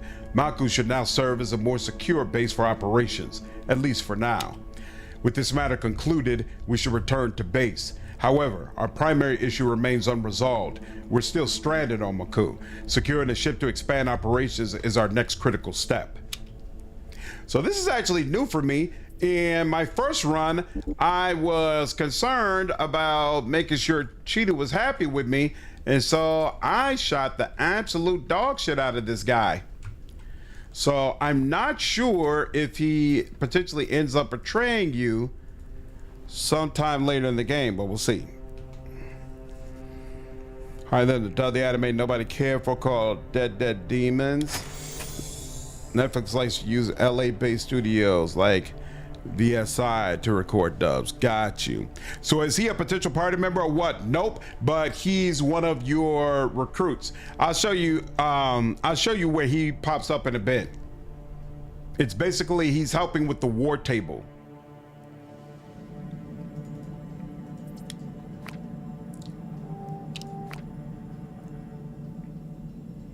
After an exhaustive journey from the pirate boss, you make your way back to the abandoned mining facility. The bleak expanse of Maku gradually recedes into the distance, replaced by the welcome sight of the facility's outline against the horizon. As you draw closer to the facility, Kusty's voice greets you cheerfully through your helmet's comms. Welcome back, boss. I stumbled upon another message on the comms terminal. I swear I wasn't stupid around, it just popped up. Seemed pretty important, so I thought you should check it out. All right, I'll check it out. Channel cuts off with a soft click. Cheetah shooting him just sounds like basic self-preservation.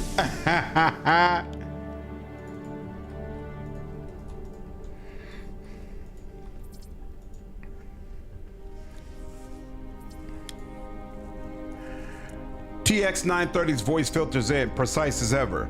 Interesting. This facility contains what appears to be a tactical operations terminal, originally designed by Star Frontier to coordinate sector-wide campaigns. I-920B seems to have reconfigured it for our purposes. You're free to interact with it at your discretion. What's it for? TX-930 continues. It now serves as a tool to assess our broader strategic influence across the sector, should you decide to engage Star Frontier directly. Think of it as a means to evaluate your growing impact. Once you're finished, proceed to the terminal beside this one to assess the planet's current defenses. So again, the whole point, right, is that you're supposed to be preparing for Star Frontier to come back. So your war score is basically the score that tells you how well prepared are you to deal with the threats. So this is a list of all the planets. There are 5 planets you can pacify, which basically means that the dominant groups over there, you convince them to work for you or to work with you. And then in addition to that, you have specialists you can recruit. So these specialists, for example, outside of the Bandit camp, I talked to Cleveland. He's a metallurgy expert. So because I recruited him, I now get 5% more metal components that I could use for crafting, and he increases my war score. So all of the different specialists have a specific bonus that provide to you. And then up here is a list of a bunch of different things that are basically resources you can capture or gain, or relationships you can create that will increase your war score as well. So Dav, who I just spoke to, was a part of the was the leader of the Crimson Skulls, right? So because I've established that relationship, now Maku is considered to be pacified and completely under my control. For all of the other planets, it's not one person or one group that you need to deal with. Usually it's 2 groups that are warring against each other rather. And there might even be a 3rd group that is just hostile towards everybody. So you have to actually take them out in order to pacify the planet. But as you go through these different planets and introduce yourself to the different factions and pivotal people, this list will fill out more and more and more with all of the folks who have agreed to stand with you in a potential war against Star Frontier. And then on top of that, I mentioned the other terminal. This terminal just has information about the different gates that you can jump through, which we'll get to once we have a ship capable of star flight. But if you click on this terminal, TX-930 states matter-of-factly, as anticipated, this terminal manages planetary defense infrastructure. It allows us to coordinate fortifications here and on any other worlds we secure. Fortifications for what exactly? TX-930 replies without hesitation. The coming Star Frontier incursion, as already mentioned. They won't return with scouts or patrols next time. They'll bring a full military push. The more we invest in planetary defenses now, the better chance we have of holding the line when that day comes. TX-930 continues. If you're inclined to explore further, I suggest visiting the research terminal. It's housed in a smaller chamber near the center of the facility. Once you're there, I'll walk you through its functions.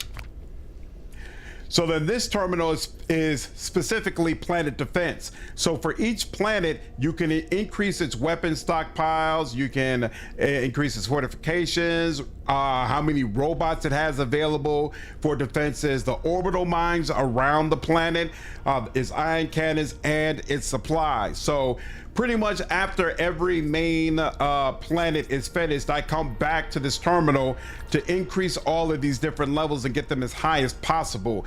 I did not max out these levels for all of the different planets by the end of my game, but I had a very respectable, what I assume is a very respectable war table score, in part because for most of the planets, I was able to convince both groups to work together, as opposed to having to destroy one group and consequently losing access to whatever it would provide. And so that's definitely a big part of the pool with this game, introducing yourself to all those different people and trying to figure out how to get them to look beyond their conflicts. TX930's voice carries a spark of approval. Ah, you've located a research terminal. Excellent. With enough scientific data, you'll be able to begin advanced research protocols, new equipment, improved systems, strategic advantages, all within reach now. Scientific data, where would I find that? Oh, you all went to Chick-fil-A? What is this? I don't know. I think it's a float. Oh, like a root beer float? Uh, Interesting. I think Oh, it's you a went with the float. Halloween look? Huh? You went with a Halloween look? Yeah. Well, the theme was fun and ready to play. Thing was what? Theme was fun and ready to play. Did you have a good time? Yeah. Awesome. I'm glad. Stay. I'm glad. I'm glad to hear it. All right, close the door. I'm gonna do this for a little bit more, and then I'll be out there with y'all. How many minutes? I'll be with you all at 8:30. Okay. All right. Love you. So an hour and 2,000 years. Just the hour. You can shave off the 2,000 years. Chick-fil-A mac and cheese is good. I don't think I've ever had it, and I've never had whatever this shake is. Whatever she just gave me. Is it a float? It is a float, and it's damn good, actually.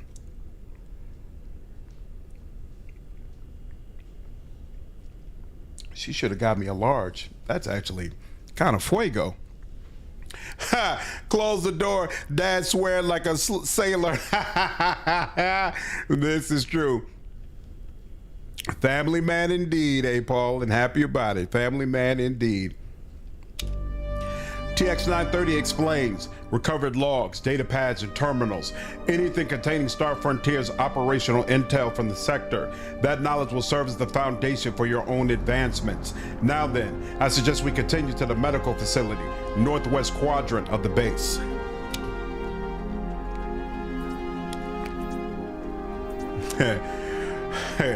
Not just a father figure. I'm a father, Red. That's my daughter. My pride and joy. Very happy about it. Okay, now this is the science terminal. And there's definitely things I want to get from here, but I want to start with what is the one? Increases science points for computers. That's definitely something I want to do.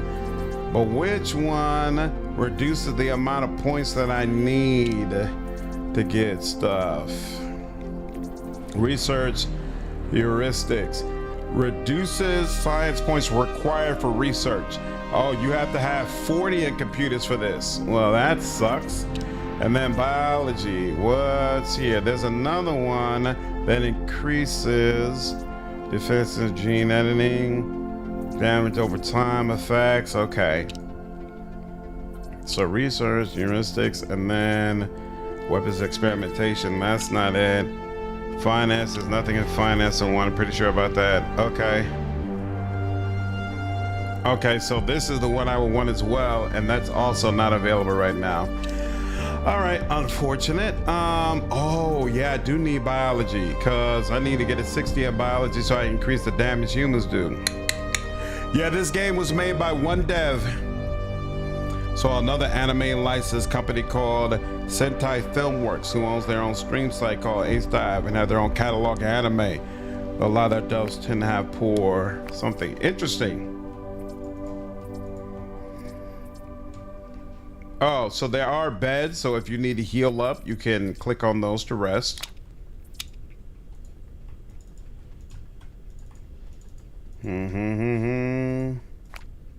TX930's voice carries a hint of promise.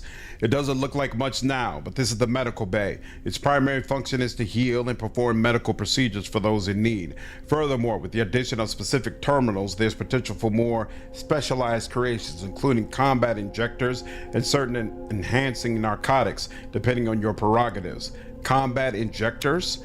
TX-930 responds with a note of intrigue. Correct. Highly sophisticated devices designed to enhance physical and cognitive abilities in real time, tailored for high-stress environments. The applications can be quite transformative, offering significant advantages. However, crafting them requires precise knowledge and resources, a worthwhile pursuit for those prepared to delve into the complexities of bioengineering. And you mentioned narcotics. TX-930's tone shifts. Yes, narcotics, within the confines of this facility, can be engineered to enhance certain physiological and cognitive parameters temporarily. When synthesized with precision, they offer a range of boosts, providing strategic advantages that can be applied in a variety of scenarios. He then pivots. Now let's move on. The standard issue fabricator should be located near the facility's entrance bay where we first came in. We should investigate it next. Hey, I just realized, so I never looked at Cheetah stuff. What does she have? Damage bonus versus Gunt. That's all she gets. Okay, fine. She could take more strength, or I could give her more of this. I think I'm gonna increase these at the same time. So yeah, do that. And then you've got perception and engineering. Okay. I'll take perception and then do that for engineering. I think almost every dub of any language is poor direction. Watching a Spanish film in English feels super awkward. A Swedish film in English is super awkward, at least for you.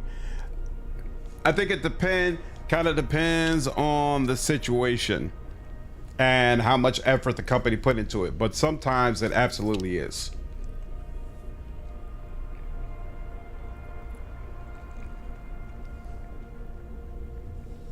Hmm.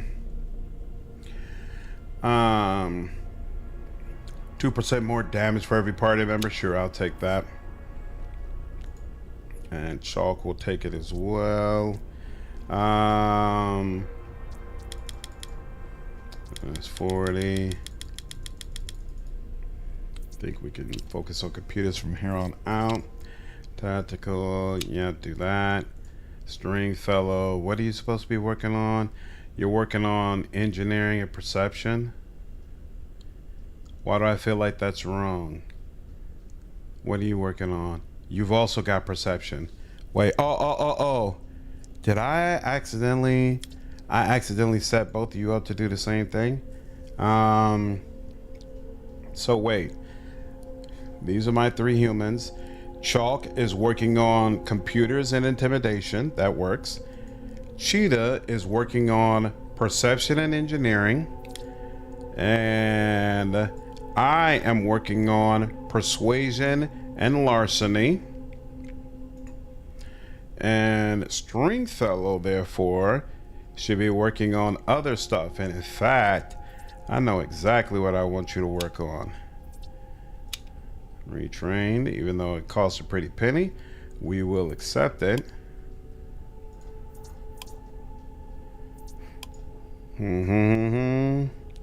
Thank God we have dubbing here in Brazil. 10 out of 10. I think almost every dub of any language is poor direction. You need someone with finance, didn't you? I do need someone with some finance. So let's see, I'm gonna give you 15 here. And then we do need some finance, so we'll put 30 in finance. And then I want 30 in, when we're looking at science, I guess, right? Because we don't have science or biology. But I think we need science first. What? Which one is more important to me? Hold on. Where's that freaking room? This is up here. So yeah, let's go here.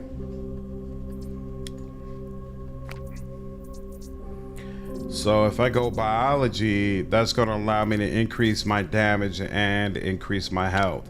Computers being taken care of. Science, if I do that, science increases your science points from computers. 50%.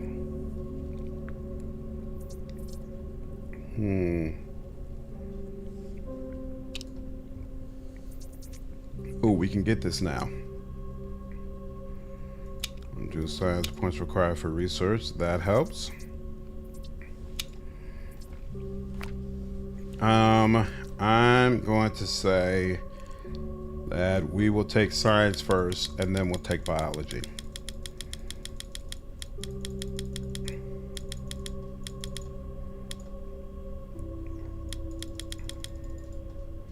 There we go, and then perks. Yep. You. Not yet. You will take, and then you. There we go. Is this like Pathfinder, where you want to specialize, or do you want to be a jack of all trades? You want to specialize. The skills max out at 100. So the skills that you're responsible for, you want to max them out. People are pretty mixed on the cast, and some of the cast, and like Lex Lang, David Vincent, Nicholas Roy, has polarizing reception. What's up, Nate? I'm definitely enjoying this game. It's up my alley.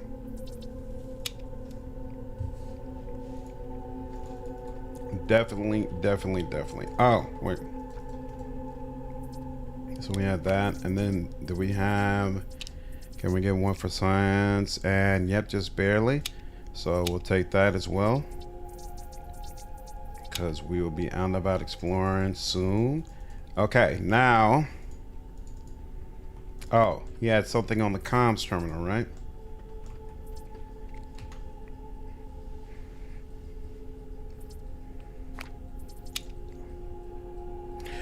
It's a root beer float that they bought me.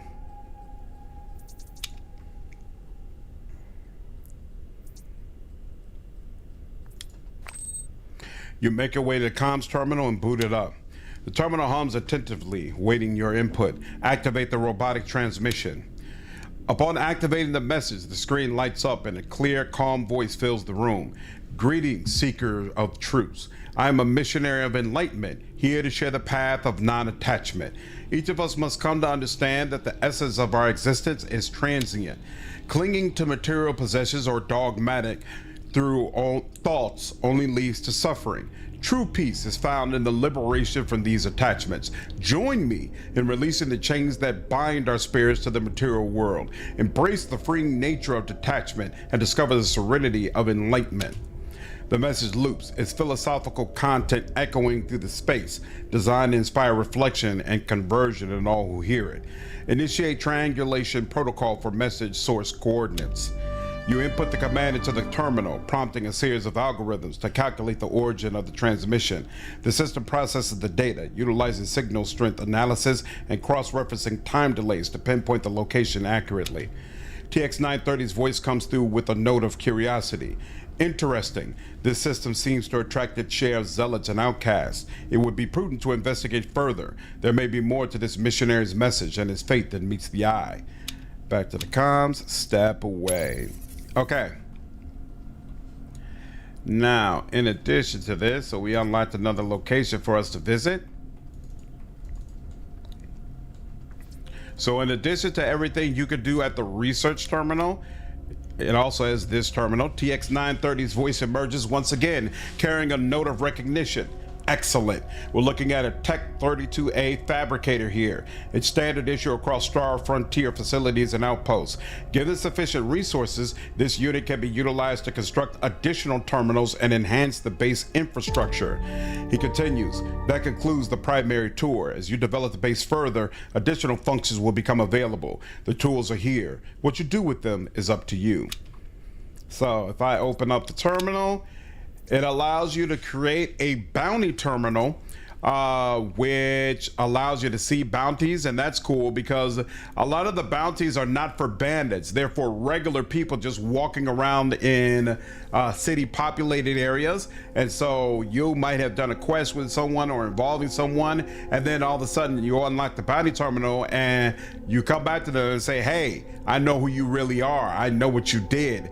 And you have a choice about whether or not you want to try to take that person's bounty, or if you believe they've change their ways, or you're not interested in doing that. There's also a crafting station, so it allows you to craft weapons across all of the different categories. Personally, I don't think it's worth it, because everything that you craft you can find out into the field, so it's not a situation where you're capable of crafting things that you otherwise wouldn't have. So science points for me at least were limited. I wasn't able to get everything that I wanted, and so because of that, I definitely plan to skip this turn.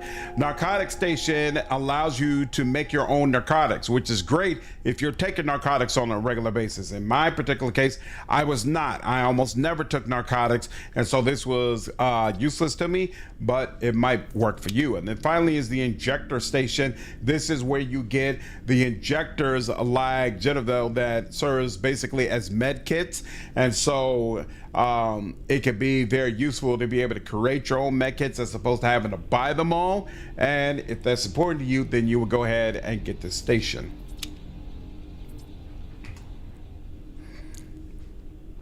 Show called Katzen that recently created casted Lowenthal to pay a buff blonde delinquent dude. Why do you say him of all people? You near the dormant form of I-920B. Motionless, he remains ensconced in a deep digital slumber, unresponsive to the world around him. Wake the robot. You reach out and slightly tap on the robot's chassis. A careful knock intended to awaken it from its slumber. Slowly, its sensors flicker on and swivel towards you, signaling a return to awareness. Regaining full operational status, Cutsy's voice fills the air, its tone infused with a friendly twang. Well, howdy. What's on the agenda for today? Custy hovers at attention, his servo motors emitting a soft hum, ready for your input. Insert the TX930 personality matrix into I-920B. As you prepare to insert TX930's personality matrix into I-920B, Custy's sensors flicker with an innocent curiosity. Hold on now, what's this we're doing? That's not your standard maintenance procedure, is it? His voice carries a note of bemusement, unaware of the impending override of his own personality. Computers, hold on. I'm seeing something odd in your code. You dig deeper. Custy's chassis suddenly flares with alarms, flashing lights, shrill tones, cascading error messages. The system forcefully rejects TX930's personality matrix, pushing back with violent resistance. The integration fails. Moments later, the chaos subsides. Custy reboots, his optics flickering to life. Gosh, did I miss something? TX930 remarks, a note of intrigue in his voice. Curious. It appears there are deeply embedded fail-safes in Custy's core programming, barriers that actively resist external modification. This suggests our humble janitor unit may be far more intricate than I initially assumed. Custy, is that true? Custy responds, a hint of bewilderment in his voice. True. I don't rightly know. I've always just been Custy, cleaning and maintaining. If there's something more to me, it's news to me too. Gosh, this is quite the conundrum, isn't it? All right, enough of this. Initiate comprehensive diagnostics on Custy. You open up Custy to initiate the diagnostic protocol. The diagnostic interface awaits your next command. Computers, initiate diagnostic sequence. Your initial scan uncovers irregularities in the robot's operational history logs, hinting at unexplained activities. Delving deeper, you discover sophisticated programming beneath the surface, featuring algorithms far beyond typical maintenance robot capabilities. Further analysis reveals encrypted files within Custy's memory core. These files contain military-grade software and combat tactics, indicating advanced operational capacities inappropriate for civilian use.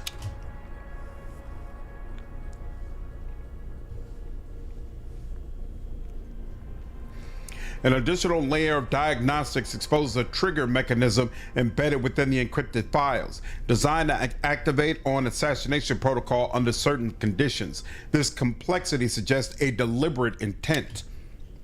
The final diagnostic layer reveals that Custy, also known as I-920B, was programmed specifically to execute a high-value target within the mining facility. TX930's voice, tinged with intrigue, breaks through. An interesting development indeed. It seems custody is equipped with an assassination protocol, indicating a possible conspiracy by someone within the facility against a superior. We should inquire directly with I-920B about this programming. Custody, you got some explaining to do. Custody tilts slightly as if taken aback by the revelation.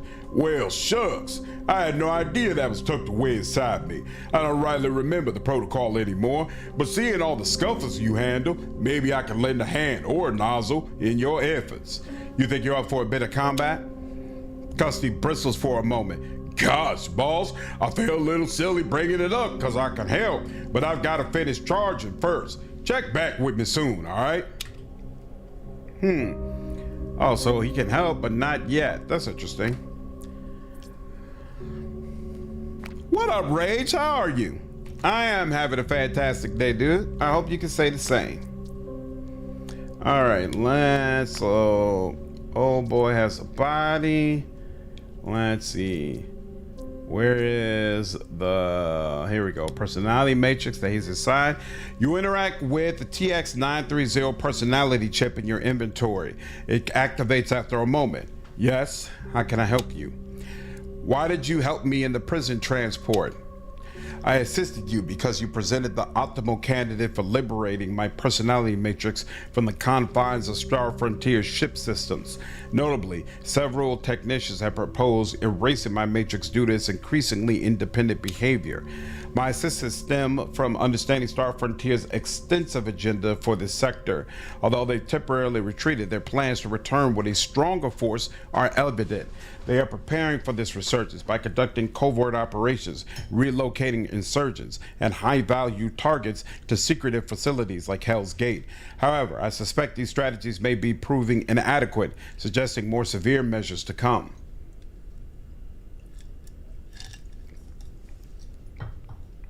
What do you mean? Star Frontier is ruthless, and their approach to this sector is a prime example. They've essentially disappeared an entire sector from star charts, a move designed to avoid regulatory oversight and public scrutiny. Such extreme measures underscore their willingness to go to any lengths to secure their interest here.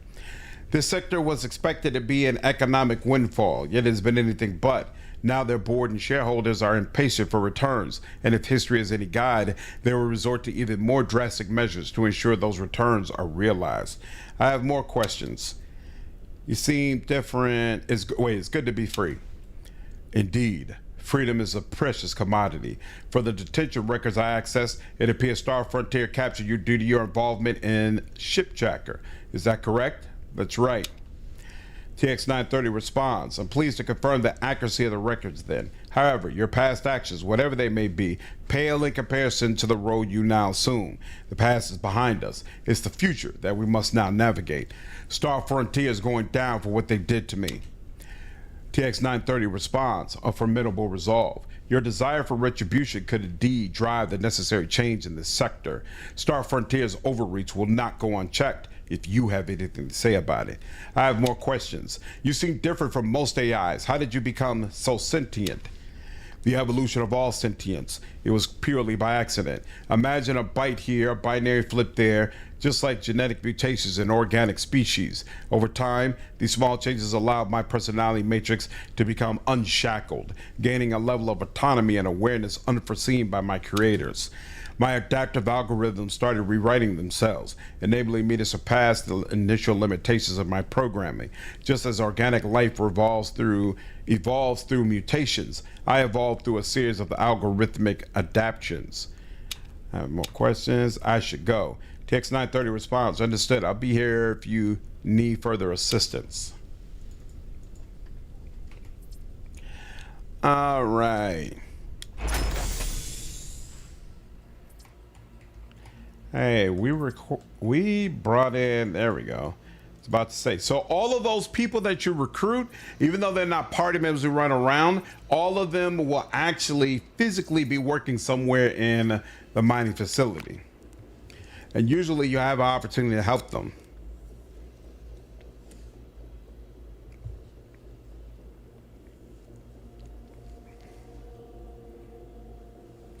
As you approach the designated work area outside the base, you see Cleveland busy gathering and examining various metal scraps. Despite the cumbersome spacesuit, his movements are practiced and precise. He notices your approach and pauses, turning to face you with a nod, settling down a piece of scrap metal and wiping his gloved hands on his suit. Cleveland waits, his posture open and attentive, waiting for your questions or instructions. Give me just a second. I actually need to use the bathroom real quick and grab something more to drink. And say hello to my wife, who should be hanging around somewhere.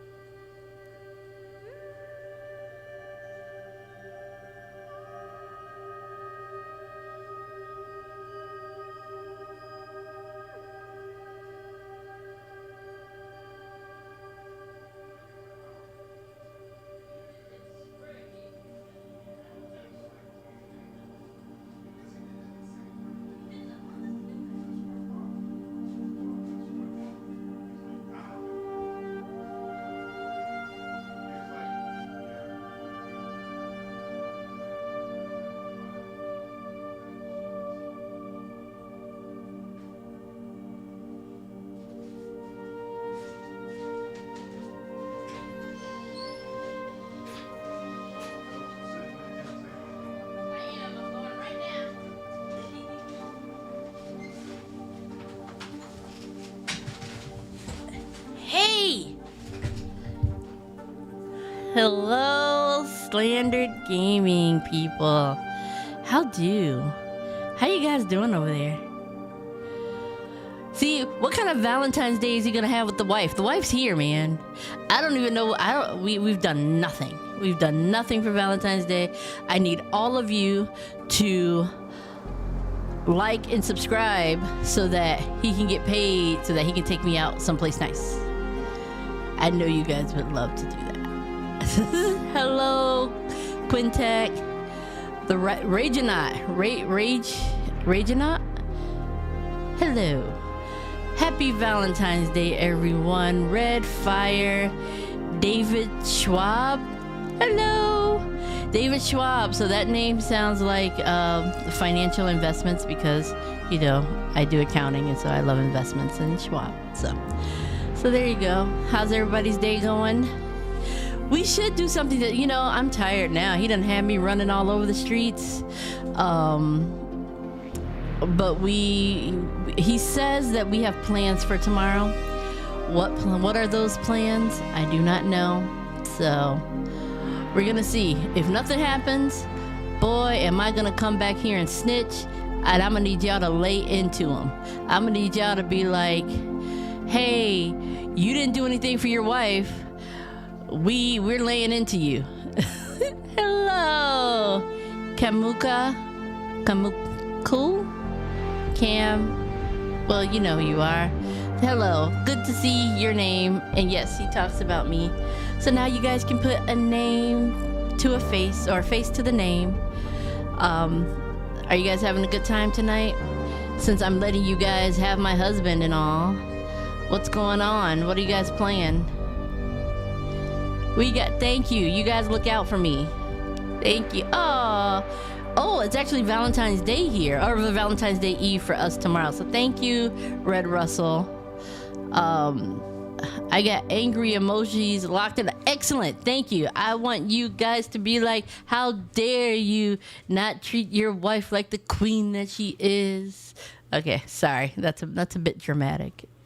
You don't need the drama. So, what are you guys up to this evening besides watching Slandered play? Are you guys enjoying this game? I think this is a new game, right? What are you guys playing now? What's the name of this one? Because I think you guys were done playing something else. Oh, we're watching Slander get cursed out by space machines. Sounds about right.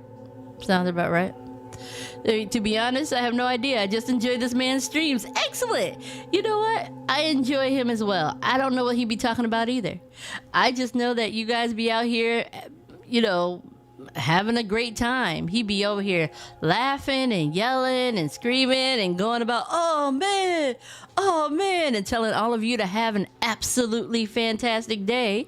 And I'd be like, okay, as long as he's living his best life. You know, one thing I'll say, I never have to wonder where my husband is. He's just always out here with you guys. Go get your water and stuff. Or did you had a cup?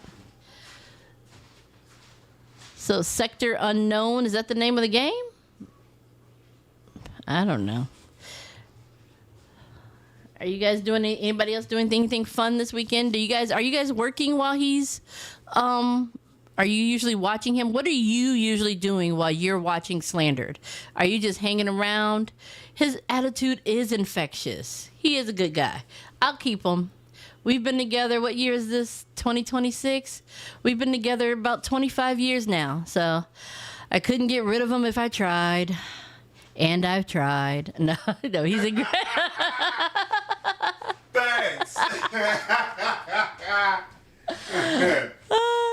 Dondo, yes, it's funny. All right. Oh, you're helping your brother move soon? Oh, that's sweet. That'd be nice. Good brother helping your brother. Because I know when my sister wants to move, I ain't helping her do nothing. Sector Unknown is the name of the game. That's what you guys playing? Sector Unknown? It's like Mass Effect. It's like Oh. Mass Effect. I have been on the clock watching Slandered, but just hanging out with my kitty cat. Oh, I like cats. I'm allergic to cats, but I like cats. watching him laughing along, having fun, discovering games. That's great. Usually you keep the stream open while I'm doing work stuff. All right, good. Don't get rid of him. I don't plan on it because I know if I was to get rid of him, somebody out there would be trying to scoop him up, because who wouldn't want a gaming husband who you always know where he is, you don't have to worry about what's going on, has a great laugh, he's a funny guy, and he loves me. So I guess I got to keep him. And he's the father of my child. Oh, no. He's stuck with me now. I said, if we have kids, you can't go nowhere. It's death to you, death to us part. One of us we dying to get out of this. You get jumped in, you get jumped out.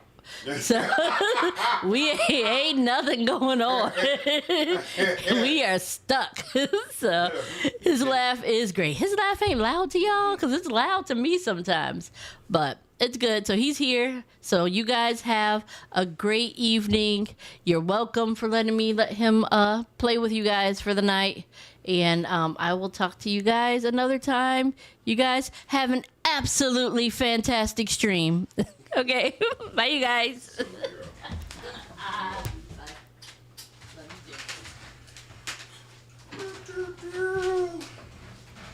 Oh, all right. Where were we?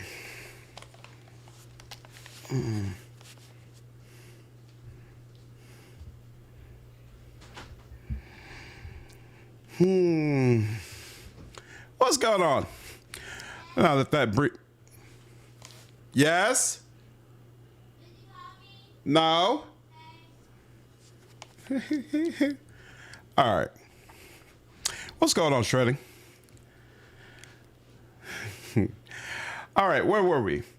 Cleveland waits, his posture open. Oh, I didn't know you could change the camera while you're in conversations. That's good to remember. Okay. Cleveland waits, his posture open and attentive. Ready for your questions or instructions. Treat that woman right. That's absolutely the plan, Quintek. Absolutely the plan. You better take out for Valentine's Day. Okay, man, we're going to be going out together tomorrow for sure. But I am on call until 10 p.m., so no going out for me today. Slander's Teen Gaming Night. One of these days, a game will come out that Samantha says she's interested in, and we'll play it together on stream. We've played a bunch of games together, like Divinity Original Sin 2 and stuff like that. The only game we've ever played together where I felt like she actually really had a good time and wasn't just there to hang with me was Lord of the Rings Lego Lord of the Rings. She loved the Lego Lord of the Rings game so much, and there's been nothing else like that since. So I'm hoping one day another good co-op Lord of the Rings game will come out, and I'm sure if it does, she'll be all over it. 100% down for it. How are you settling in here at the base, Cleveland? Cleveland nods. It's different, that's for sure. But I'm finding my rhythm, slowly fitting into the crew and the routines around here. Got most what I need to start making a real difference with these metals. More questions. Have you found everything you need for your work? Mostly I've got what I need, though a couple of high-grade smelting tools wouldn't hurt to refine those metals properly. It boosts our output and quality. I'll keep an eye out. Cleveland waits. About that nickname of yours. The Lego Star Wars game is a lot of fun. Oh, you know, I don't know if I ever played Lego Star Wars. That's a good call out, Two Armed. I'm not sure about that. DOS 2 is so good as a co-op. You know, Sam, she's not great at games, and so like games like Divinity Original, like we played Divinity Original Sin 1 together, it didn't really hit for her, you know? Like it's gotta be something she really cares about. Gotta be something she cares about. Like it'd be awesome if there are games about some of her favorite shows, but the shows she loves are ones that wouldn't be a game based on them. Like she loves Big Bang Theory, you know, probably not going to get a Big Bang Theory game. She also, however, she does also love Leverage. and Leverage would probably be a really cool game. You also were a fan of Lego Lord of the Rings, Gustavo? Yep. It was really good. The new Lego Batman looks good too. Samantha, she likes Batman, but she loves Tim Burton Batman. Whereas everything nowadays revolves around the other types of Batman. I haven't seen the trailer for the new Lego Batman though. It might be up our alley, we'll see. We're getting the living room redone right now. Once that's finished, I actually plan to buy a Switch. And then we're going to be able to do like Mario Go-Kart and stuff like that together. We'll see if any of that really speaks to her. To be fair, I prefer DOS 2 and BG3 as single player games. Exactly. Scheduling the shenanigans have the two people kind of take me out of the story. Wanting to play, but having to wait on the other person instead. He's like, I understand. Cleveland's posture stiffens slightly, his tone defensive as he responds. Yeah, what about it? You know, actually, speaking of that, one of the things my wife used to really love to do was not play games together, but sit on the couch and watch me play games. Like, she watched me play the entire Mass Effect series. She watched me play a lot of Dragon Age games. She watched me play some of Witcher as well, I think. And so, that's also going to be interesting. I'm going to look at what are some of the games on Switch that I haven't gotten to play. Like, y'all keep on talking about Three Houses. Maybe I don't end up streaming any Three Houses. Maybe that's just something we play, you know, together with the family. You know, some stuff that Samantha watches me play. We'll see. Was she like Don't Starve together? Have no idea. I've never heard anything about it, David. Cleveland, let's retire for good. You deserve a fresh start here. Oh, she's your first viewer? She is my first viewer, K-Man. I never thought of it that way, but yes, you're right. She's my first viewer. A perceptible relief passes through Cleveland's stance. Thanks, boss. I appreciate that more than you might realize. It'll be good to just be Cleveland here. No strings or jokes attached. He responds, gratitude evident in his tone. It's a deal then. Cleveland waits. What's your take on Dav now that you're away from his influence? Cleveland pauses, considering his words carefully before responding. It's a relief, honestly. Being out from under Dav's thumb gives me a bit of breathing room. The man's got vision, I'll give him that. But his methods, well, they can leave a lot to be desired. He's more about his gains than anything else. They're with us now, so we'll change their ways. That's an optimistic take, and I hope you're right. Maybe with some proper guidance, he could turn things around. I'm all for giving folks a second chance, especially if it means we can do some good with it. Cleveland waits, his posture open and attentive. Step away. All right. Hey, I just realized, okay, so go to the transmission point, but I just realized something else. We never spoke to Dav again, and I'm not sure if he might have had any other quests or things that he needed done. So let me circle back over there real quick and make sure he had nothing else to say. Zelda games are very spectacle, interesting. I've never played a Zelda game before, but I kind of feel like it's something my daughter would really be into. So you're the new boss, huh? Correct. He shrugs. Don't mean fuck all to me. This unit's been a wreck ever since we lost our ship. Stick around, leave, makes no difference. Just watch your back out there.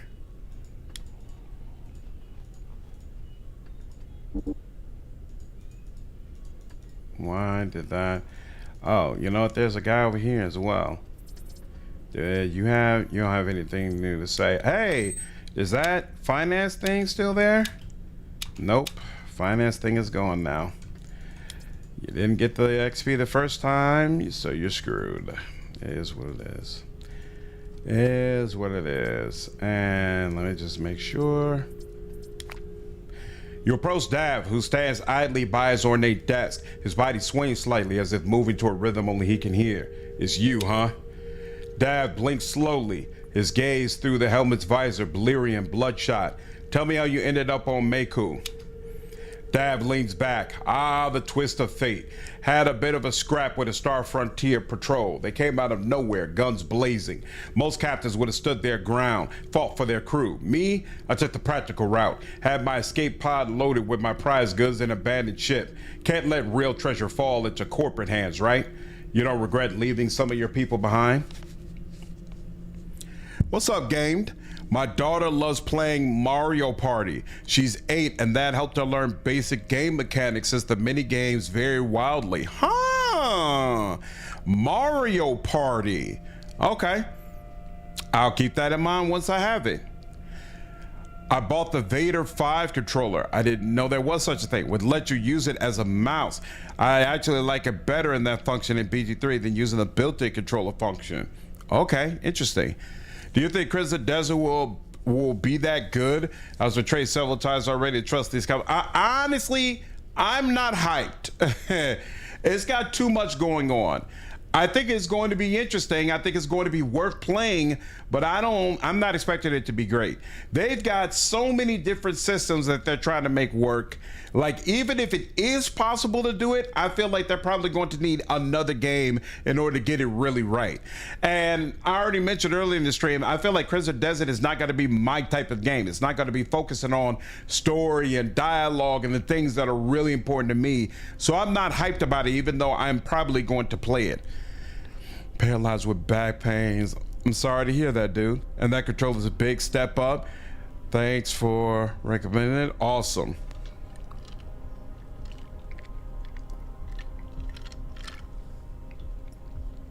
Think CD will be very good. I'm trying not to overhype it. Yeah, I keep my expectations low. There's a lot going on in that game. There's a lot going on there. Regrets for nuns, lad. We all make our calls. I made mine, landed me here, didn't it? Safe and breathing. While the rest of my crew, his voice trails off with a dismissive shrug. Other questions. Whoa. I need you and your men to go out on a raid. Dab throws his head back and laughs. The sound echoing slightly in the sparsely furnished room. A raid? Shit, that's rich. He shakes his head, still chuckling. Look around. Do you see a ship docked out back? Maybe I should just pull one out of my ass, eh? Maybe I'll find you one. Dav's eyes narrow, but a grin tugs at the corner of his mouth. Find me one, and maybe we'll talk business. Until then, I mind my shit here. Other questions? I should go. Huh? You could get him a ship and have him do raids for you. Well, is it that interesting? I wonder how that works. It's looking like a Jack of all trades, master of none type of game. Mm-hmm. I don't know if Pearl Abyss has great writing team, honestly. I played Black Desert, but could not keep going because it's too grindy. I'm not expecting anything. Holding expectations low, and that way you don't get disappointed.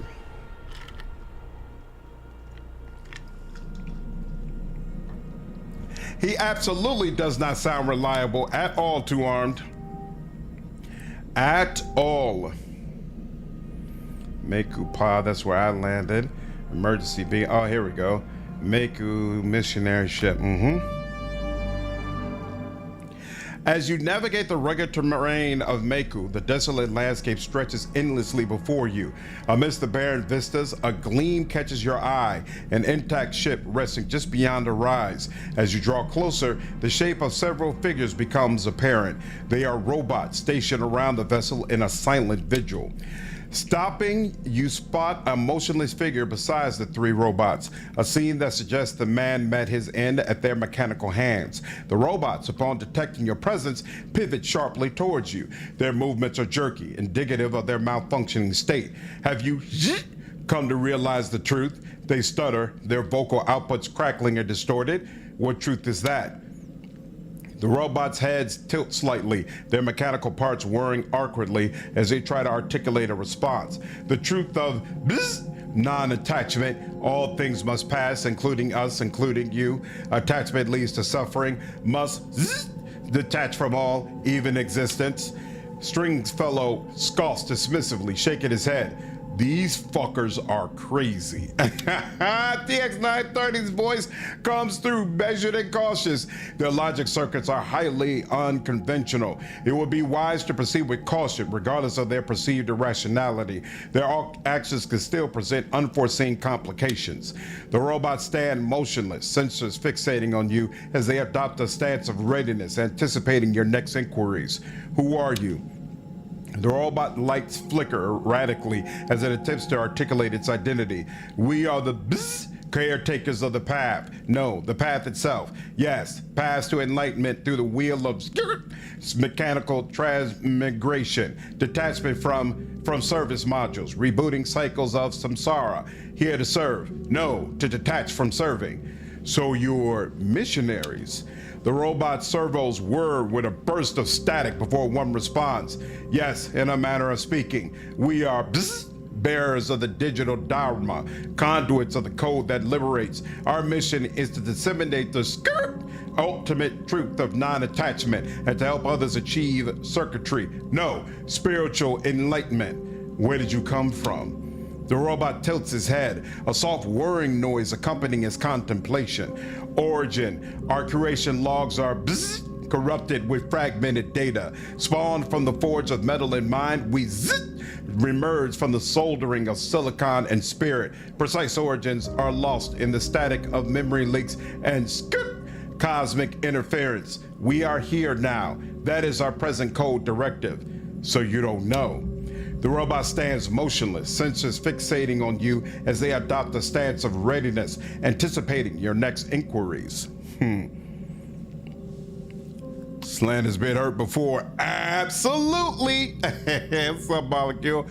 Gothic Remastered, though, I am really looking forward to it. Looks amazing to me. Looks really, really freaking cool. I can't wait. Don't even have the money for it. Just gotta add it to the backlog. If it really hits, I'm gonna grab it at a promo. No problem. I'll be covering it on the channel, so you'll be able to tell based on my content whether or not it's hidden for sure. I plan to absolutely play that. I'm really hoping Alchemia knocks it out of the park. Who's the dead guy? One robot shifts awkwardly, its circuits humming a dissonant tune. The flesh bearer, he was a vessel of a missionary. Yes, a missionary of enlightenment, tasked with spreading defective truths, but too attached, needed liberation. What happened to him? The robot responds in a fragmented yet definitive tone. The doctrine was faulty, too attached to worldly tasks. We assisted in his ultimate detachment, liberated from flowed programming of life. Termination was necessary for his cycle to refresh. So you killed him? One of the robots tilts his head, processing the question through its glitchy programming. Killed? No, not killed. Liberated, freed from the biological circuitry, freed from the mortal coil. Yes, we are bounded from worldly attachments. It's not termination, it's transcendence. His cycle is refreshed, enlightened. The robots stand motionless, sensors fixating on you as they adopt a stance of readiness, anticipating your next inquiries. Why is your speech so glitchy?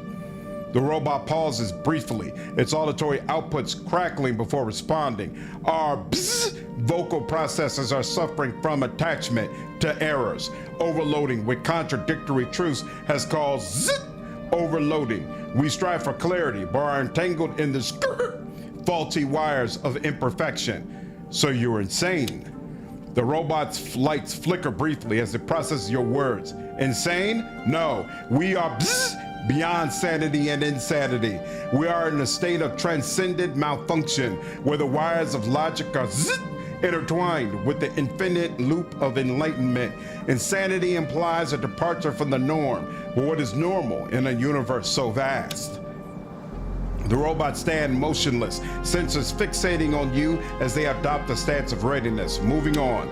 The lead robot adjusts his stance slightly, gears whirring softly, proceeding to the next query. Recalibrating for new input parameters, we stand ready to compute and elucidate further. Your ship, I want you to hand it over to me. Another burst of static emanates from the robot as it responds. Transfer of command protocol not recognized. The ship is integral to our operational framework. Disengagement from this component would violate our core directive of maintaining mission readiness. TX-930 analyzes the situation and then advises.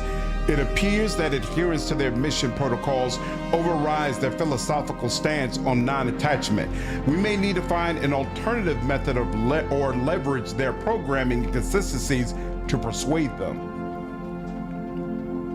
I'm looking forward to the Starfighter demo. Me too, man. Me too. Should be a nice little taste of what they're doing. Ooh, Slate Aspire 2 comes out next month. I thought Slate Aspire 2 already was out. No, I've never played any of the Yakuza games, David.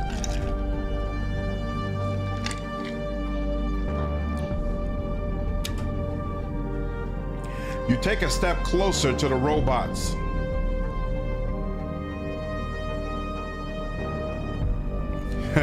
Persuasion. Consider this. The ship can facilitate missions of aid and enlightenment for far beyond what only one group can achieve alone. By sharing it, you truly embody the principles of non-attachment and universal compassion. The logic in your argument resonates with our core directives. It is compelling to consider this broader dissemination of enlightenment might fulfill our mission more fully. Exactly. And isn't the ultimate goal to spread wisdom and help as many as possible? Your mission could reach unprecedented scopes with this ship under a shared vision. Your perspective aligns with the greater computational models of universal good. It is logical to expand our mission's reach. We will allow the use of the ship for these greater purposes. TX-930's voice comes through with a note of approval. Well done. You effectively appealed to their foundational programming, and now we have the ship at our disposal. The robots look over at you. What would you have us do now? Enlighten us. Persuasion. Your journey doesn't end here. Join me and use your abilities for Eupeia, the skillful means. Together, we can spread enlightenment and aid to those in need across the galaxy. We are recalibrated by your proposal to continue our mission of enlightenment under your command as part of a greater collective endeavor aligns well with our core directives. We will join you and assist in spreading knowledge and aid. You provide them with the coordinates of the mining facility, and with a nod of acknowledgement, they activate their systems and start moving towards the designated location, ready to begin their new mission under your guidance. With the ship now unguarded, it is yours to command. All that remains is to activate the onboard controls and pilot the ship back to the mining facility. Beautiful. What's up, Ghost? Been late to the stream. Better get your application into the voice acting union. I would love to be a part of a union for voice actors that like help me introduce me to companies and things of that nature. Maybe I need like voice acting management.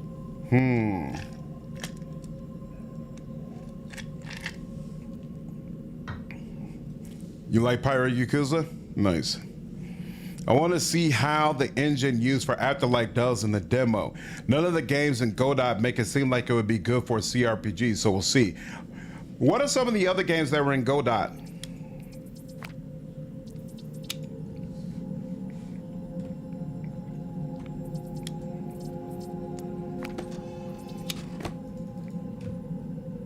Is there anything around here? No, okay.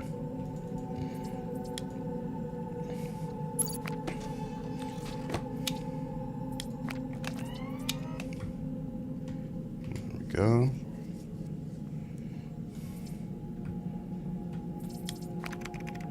As you draw closer to the ship, TX-930's voice crackles through the comm.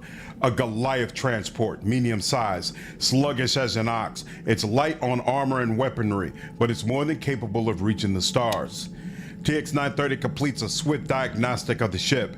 We have an issue. The hypercompression manifold has been destroyed, likely sabotaged by the missionary or one of his automatons. The ship is now limited to atmospheric and suborbital navigation, making interstellar travel impossible. I suggest storing the ship at our base until we can replace the missing part. What's a hypercompression manifold? TX930 explains, the hypercompression manifold manages the extreme forces and pressure shifts when transitioning from atmosphere to space. It's what enables the ship to handle the stress of leaving the planet, or the even greater stress of using jump gates for that matter. Without it, the ship is restricted to atmospheric flight only. And where will we find that? Custy's voice cheerfully cuts in over your comms. Gosh, that's the million credit question, boss, but maybe I can help. There's an old scrap dealer nestled up in the mountains to the north. Real recluse. Doesn't take much to visit us, but he got more spare parts than he's got sense. Might just have what we're looking for. TX930 responds, coordinates for the scrapyard logged. In the meantime, I've uploaded autopilot instructions to the ship. Once you give the order, it will return to base. Send ship back to base. After entering the coordinates into the ship's navigation system, you step back and watch as the vessel ignites its engines and begins its journey across the sky, shrinking into a speck in the distance. What up, Hatchet? How are you, dude? Just started trying to learn Go Down, hoping to make an RPG with it at some point. Just the first project thing. Nice. The Actors Guild does help people network in voice acting. Interesting. I never even thought about that. Okay. They probably want you to have done a certain amount of work to be a part of it, though. Said Beast 2. It helps quite a bit, but it's not a necessity to enjoy the gameplay aspects.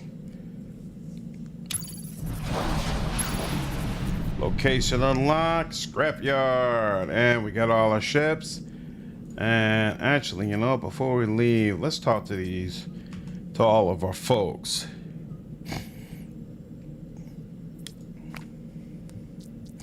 Cheetah blinks several times through her helmet, silently waiting for you to speak. What do you think of the mining facility? Cheetah glances around, her eyes taking in the surroundings with a mix of appreciation and strategic consideration. It's got potential, that's for sure. More than just a stronghold, it could be a real home base for us. Dav never saw past its immediate value, but I think we could do something great with this place. Thanks. Cheetah, tell me again what happened between you and Dav. Cheetah exhales, her gaze hardening as she recalls the past. It was all about priorities. Dav valued treasure over people, always chasing the next big score. After that last debacle where he ditched his crew for a stash of artifacts, I realized I couldn't follow a leader who sees his team as expendable. I chose to leave before my fate was the same as those he left behind. Anything more you could tell me? Cheetah's expression tightens, a hint of old resentment flaring. Other than him being a fierce drunk, he kicked my ass a few times whenever I dared express my opinion. Eventually, I just stopped trying to reason with him. That's no way to lead, and it's certainly no way to earn respect. Son of a bitch. Cheetah nods, a grim smile flickering. Yeah, that about sums him up. Not much of a leader, more of a tyrant. Let's change the subject. Can I trust you? Cheetah pauses, weighing her words carefully. A better question might be, should I trust you? After all, I barely know you. You could be just like him, or worse. I'm better. She looks you directly in the eyes, a hint of resolve in her tone. I hope so, because you seem like you're a step up from Dav. I'm betting on that being true. I really hope I'm not mistaken. Need help with anything? Cheetah glances over, smirking. Yeah, get me the hell out of this sector. How about that? All right, besides that. She exhales, looking away for a beat before tilting her head back toward you. Well, there is one thing. If we're ever out and about, what's your stance on treasure? I don't like treasure. Good, me too. She crosses her arms, her smirk sharpening. Dav, that rat fucker. He's got stashes all over the place. Pirate without a ship, asshole to boot, but he ain't stupid. Caught a glimpse of his datapad once. One of his caches is on Hellfire. Hellfire's a big planet. Cheetah shoots you a flat look. No shit. But see, Dad's not dumb. He uses beacon transmitters to track his stashes, and lucky me, I happened to lift one of the receivers off him a while back. Datapad mentioned it being near a mine or something. If we get close, the receiver will sound off. All I'm asking is that we keep an eye out. All right, we'll see how things play out. She nods. Appreciate it. I'll split whatever we find. Fair's fair. A jumping point for the series. I recommend Yakuza 7 Like a Dragon. Yep, that's what I keep hearing. So at some point, I definitely want to play that. All right, that's all her stuff. And let's go for Chalk.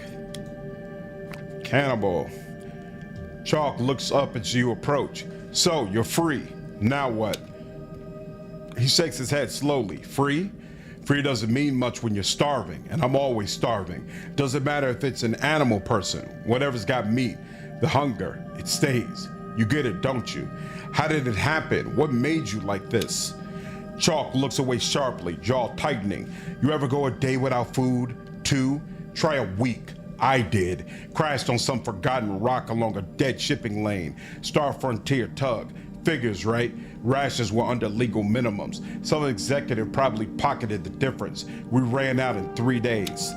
His voice drops. By the end of the second week, we started eating each other.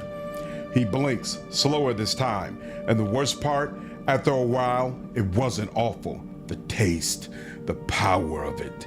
Taking someone's flesh, their strength, their soul into your own. It was like a taste of Jacob's ladder. That kind of thing leaves a mark deep down. You understand? No. No more eating people while you're with me. Understood? Chalk glances away, licking his lips slowly. And what if I said I couldn't follow an order like that? Then you're off the team. He turns back, studying your face for a long, tense moment. Then he exhales, almost amused. Nah, we need each other. And conflict ain't the play right now. So, fine. Long as I'm running with you, people are off the menu. I can pledge that much. See? And with that, he gets a small nod, then turns away, gaze drifting into the distance. Conversation closed.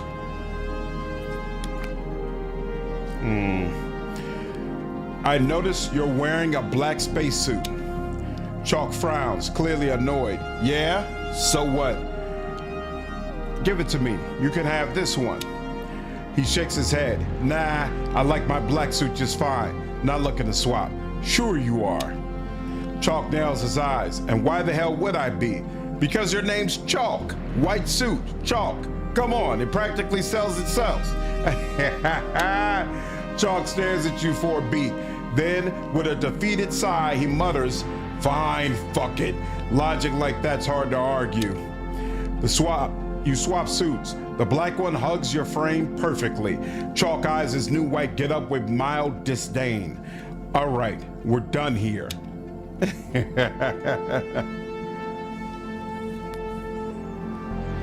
And now in my photo, you see me with a black suit, and he's with a white suit. Lovely.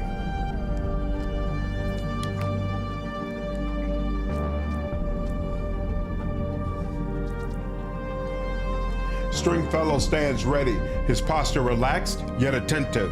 What do you think of the mining facility? Stringfellow nods slightly. It's pretty typical of Star Frontier operations. Utilitarian design focused on maximum efficiency with minimal regard for comfort. They build these places tough, ready to withstand both the harsh environmental conditions and any potential threats from local insurgencies or rival corporations. What are your thoughts on Star Frontier? Stringfellow's expression turns contemplative, then darkens. Not favorable. I've seen the kind of operations they run, especially at places like Hell's Gate. You are talking about prisoners who vanish from records, sent to a facility so notorious that the horrors are more than just rumors. What's up with Miguel? You should have just shot him. Don't bring a Wendigo on the team. Well, you know, I let him live in my first run. So I'm curious, does it have an impact if you don't shoot him? We'll see. And the volume of these operations has spiked recently. It raises serious questions about what Star Frontier is really trying to contain or control. They pulled out of the sector to regroup after the initial push failed. Shareholders are furious. They sunk too much into this place, and they see the resources here as too valuable to let go. Now they're mobilizing to retake the sector permanently. This time, they're coming back with overwhelming force. Units are already on the ground, quietly removing any dissidents and clearing obstacles. But when Star Frontier deploy its full might here, it will be a storm unlike any we've seen. They're not just reclaiming territory, they're securing their investments at any cost. God help us all when that happens. More questions. How do you feel about working for someone you were guarding just a couple of days ago? He pauses, reflecting on the recent upheaval. It's an odd twist for sure, but let's be honest. You convinced me to leave that transport before it went down. You saved my life.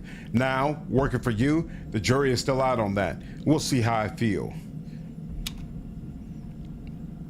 Just jumped in.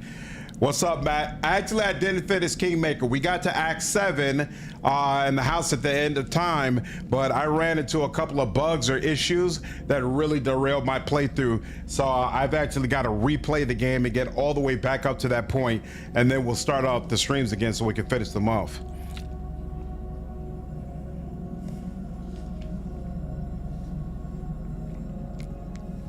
Turn Chewbacca away. Need help with anything? Stringfellow pauses, his expression tight with thought. Eventually he nods. Yeah, I do. He exhales sharply, shaking his head. You ever look back at something you were part of and realize you were on the wrong side? I think I know what you mean. I'm not proud of my time with Star Frontier. He folds his arms, gaze distant. I've seen what they've done to this sector, what I helped them do. And now I can't look at it the same way. I went out, not just physically. I want out, not just physically. I want every trace of me scrubbed from their records, like I was never there. How do we make that happen? I don't know, he frowns, but if we ever get access to a Star Frontier military terminal, that's our shot. My records will be in there somewhere, and when we find them, his voice hardens. I'll make damn sure they're going for good. Military terminal. All right, I'll keep my eyes open. Yeah, David, I'm replaying it all, unfortunately. Stringfellow nods. Much obliged. I appreciate it. Very, very unfortunate.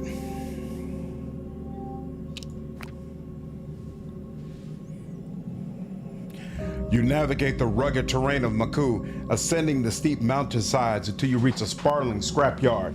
An ancient shipping container, a relic from a bygone era, lies open and abandoned, its contents scattered amidst piles of more recent refuse. Ahead, a modest dwelling emerges from the clutter. TX930's voice, ever precise, cuts through the silence. It seems we've arrived. Let's speak with the scrap merchant.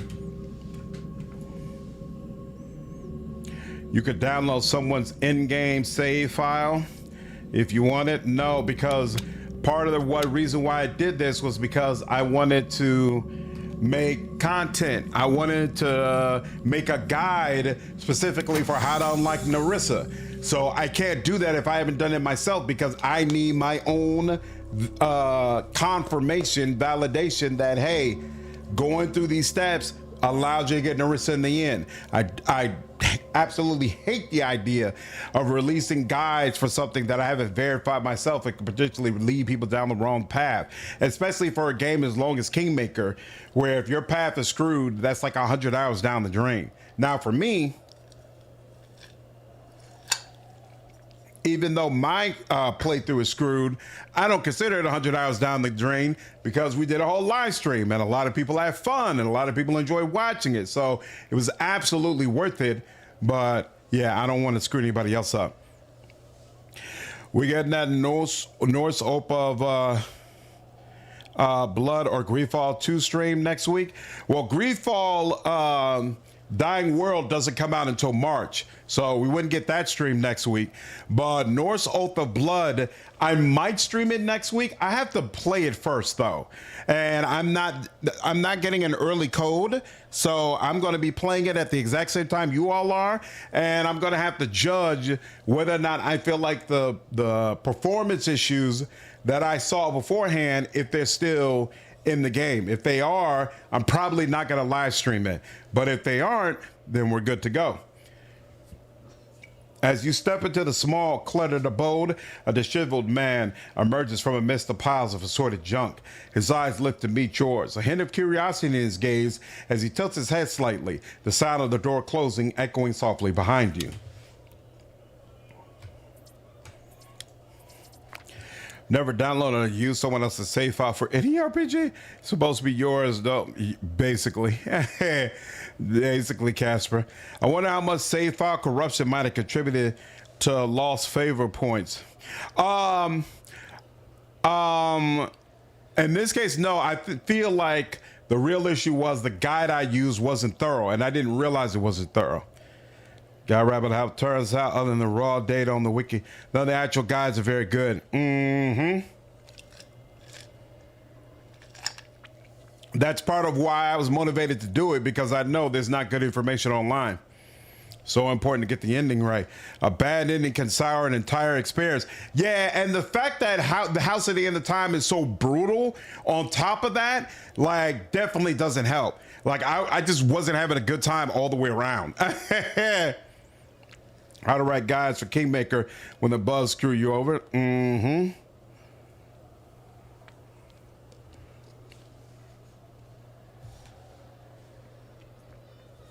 Chris Williams' game FAQs guide is pretty thorough. I have to check that out.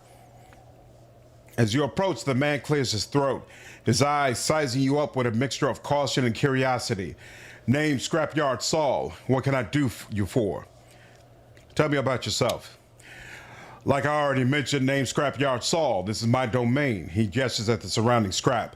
I scrap by selling bits and pieces of whatever I can salvage. Though I'll tell you, business ain't what it used to be. Not since Star Frontier packed up and took off. Those sons of bitches left more than just a hole in the local market. How did you establish yourself out here? Scrapyard Saul chuckles. Well, it's a bit of a tale. I was a mechanic once, worked for Star Frontier, but they let me go. Redundancies or some such shit. He scoffs. One day, wandering the waste, I stumbled upon that old shipping container outside. Must have fallen off a transport or something. It was packed with all sorts of gear and gadgets. Used the contents to set up this little homestead and started salvaging whatever I could. Maku's littered with junk, see? Been making a living off it ever since. That's all for now. Scrapyard Saul clears his throat, waiting for you to speak. Got any high-grade smelter tools by chance? Shit, if I had some of those, don't you think I would have spruced up this tin can a bit? All right, thanks. I need a working hyper-compression manifold. Scrapyard Saul raises an eyebrow. And I need more scrap. Business ain't exactly booming, you know. Lucky for you, I've got a regulator stashed away, but it's not for free. I'll need 3,000 credits, firm price. If you're a bit light on cash though, maybe we could work out a favor instead. Finances. I'm short on credits at the moment. However, I can offer you some promotional leverage. Consider it a strategic partnership. I'll spread the word about your services across the sector. Think of it as an investment in future business growth. Scrapyard Saul sizes you up thoughtfully for a moment, then nods slowly. All right, you got yourself a deal. If your word carries as much weight as you suggest, this could drum up some much-needed business. Let's make it happen. He turns and starts digging through the stack of crates, his movement swift and precise. After a moment, he pulls out the hyper-compression manifold and hands it over. Here you go. Let's hope you're as sharp as you say. Saul then gestures to the part. Oh, and fair warning, the manifold's a bit banged up. It won't handle jump gate travel, but it'll do for getting you around the system. I'll spread the word about your services here. With your business concluded, you stepped away from Saul. Oh, okay, cool. They do still go ahead and just give me the site. Nice. The twist like this later want to live and die and date. No prep work, please.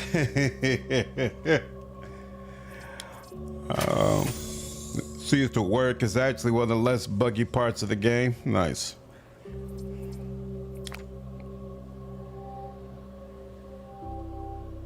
Is it this? Yeah, there we go. So I was saying. And all categories is that there's no room for you to roleplay what your character has acted like the whole game.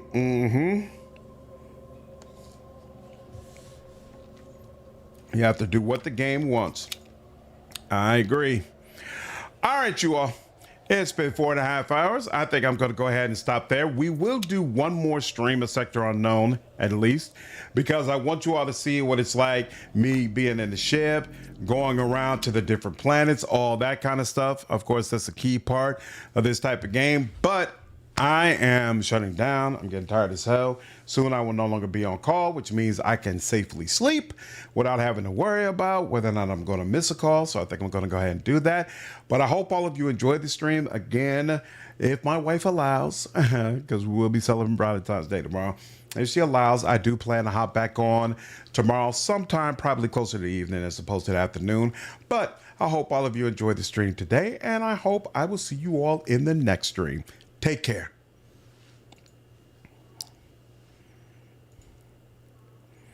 Take care, Two Arm. Have a good one, then, Spirit. Appreciate you all stopping by. Night Kek. Take care, Quintek. I definitely plan to, dude. Night, David. You all have a good one.